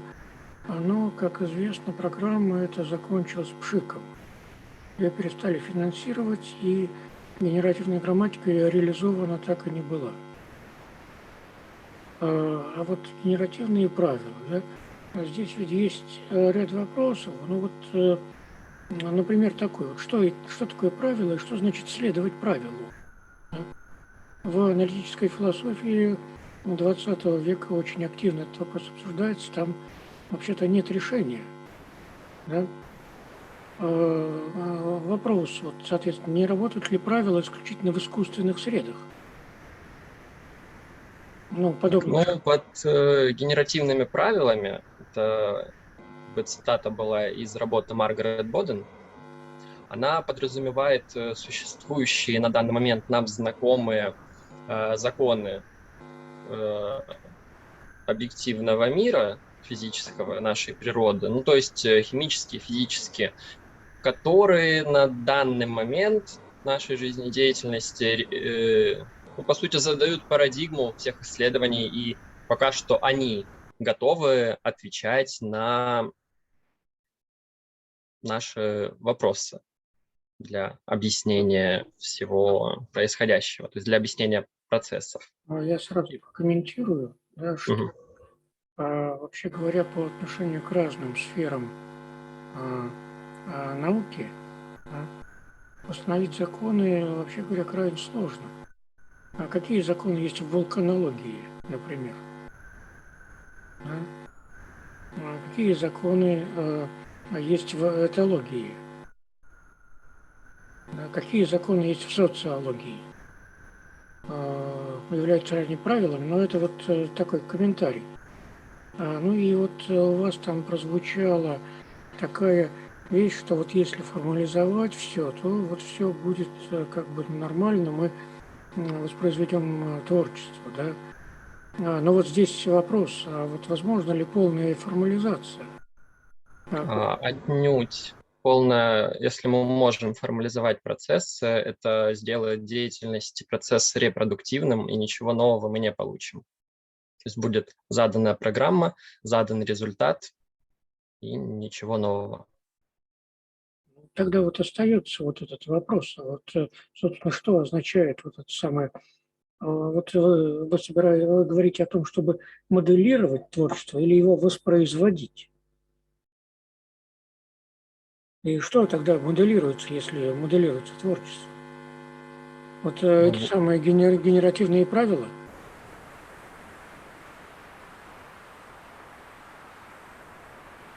Ну, моделируется сама возможность изменения этих правил. Пытается моделироваться. И поэтому я в работе хочу отметить как раз-таки, что само понятие творчества связано вот с этим, а моделирование этого процесса с помощью компьютерной науки, кибернетики, оно вот как раз упирается в невозможность осуществления этого.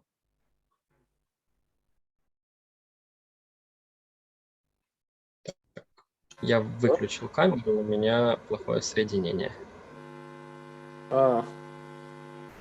Если Александр... вы нас слышите нормально, но выключили, чтобы связь была, да? Да. Я бы хотел от себя в дополнение к вопросу, Анатолий Витальевич, задать вопрос, сначала с небольшого комментария, что вы говорили про моделирование творческого процесса, но тут еще встает вопрос, в любом моделировании, особенно когда мы говорим о технологиях искусственного интеллекта, это формализация результатов. То есть получили мы, что хотели или нет. Вы приводили несколько примеров, например, про шутки, да? Что смешные, не смешные. А другой пример тоже как моделирование творчества, это переоткрытие модели Галилея. Соответственно, возникает вопрос, единая ли тут система оценки результата, что добились мы результата или нет. И можем ли мы здесь говорить о неком, в общем, насколько, как вы видите границы между тем, что сложнее из искусств, условно говоря, моделировать, чем проверять, реально ли мы добились того результата, который здесь есть. Может, проблема еще с другой стороны появится. Так, проблема оценки результата, да, тоже есть. Но мне кажется, тут тоже зависит от позиции конкретного человека или направления в оценивании этой деятельности. Потому что есть люди, которые очень оптимистично настроены по отношению к новым достижениям науки и смотрят вперед. Давайте попробуем. Им свойственно как раз-таки оправдывать деятельность искусственного интеллекта, говорить, что да, это творчество. Что такого полного определения творчества тоже нет. Алло. Я извиняюсь, что я вас перебил. Хочу предложить вам конкретный пример. Просто когда, особенно если читать популярные источники по искусственному интеллекту сегодня на русском языке, очень часто приводят пример, когда искусственный интеллект написал песню за Егора Летова. Встречался вам такой пример? Нет, я зарубежными источниками пользовался. Да, вопрос снимаю. Хотел просто на этом примере разобрать вопрос, но, к сожалению, извиняюсь, не подойдет этот пример. Извините, я вас перебил. Вы закончите мысль? Просто у нас тут непонятно, как интернет работает. Или если вы закончили, то, может быть, тогда мы к следующему докладу.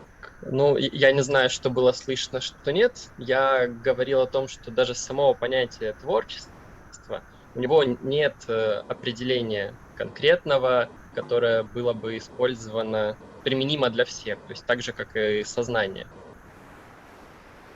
Поэтому также результаты можно оценивать, исходя из того, кто как для себя определяет творчество. Сам этот процесс. Спасибо за ваш доклад и ответы на вопросы. Но вам спасибо за вопросы. У нас время переходить к третьему докладу в этой подсекции. Третьим докладом у нас выступит Дмитрий Игоревич Голубец, студент Иркутского государственного университета. Тема доклада — проблема сознания в контексте искусственного интеллекта. Дмитрий Игоревич. Ну, похоже, он не с нами. Ну что ж, коллеги, тогда я считаю, что мы можем поблагодарить друг друга за коллективную работу. Спасибо большое. Давайте проявим наши аплодисментами. Мы прослушали все доклады нашей секции, так что объявляю работу нашей секции закрытой. Спасибо вам за общую работу. И прошу остановить, наверное, запись.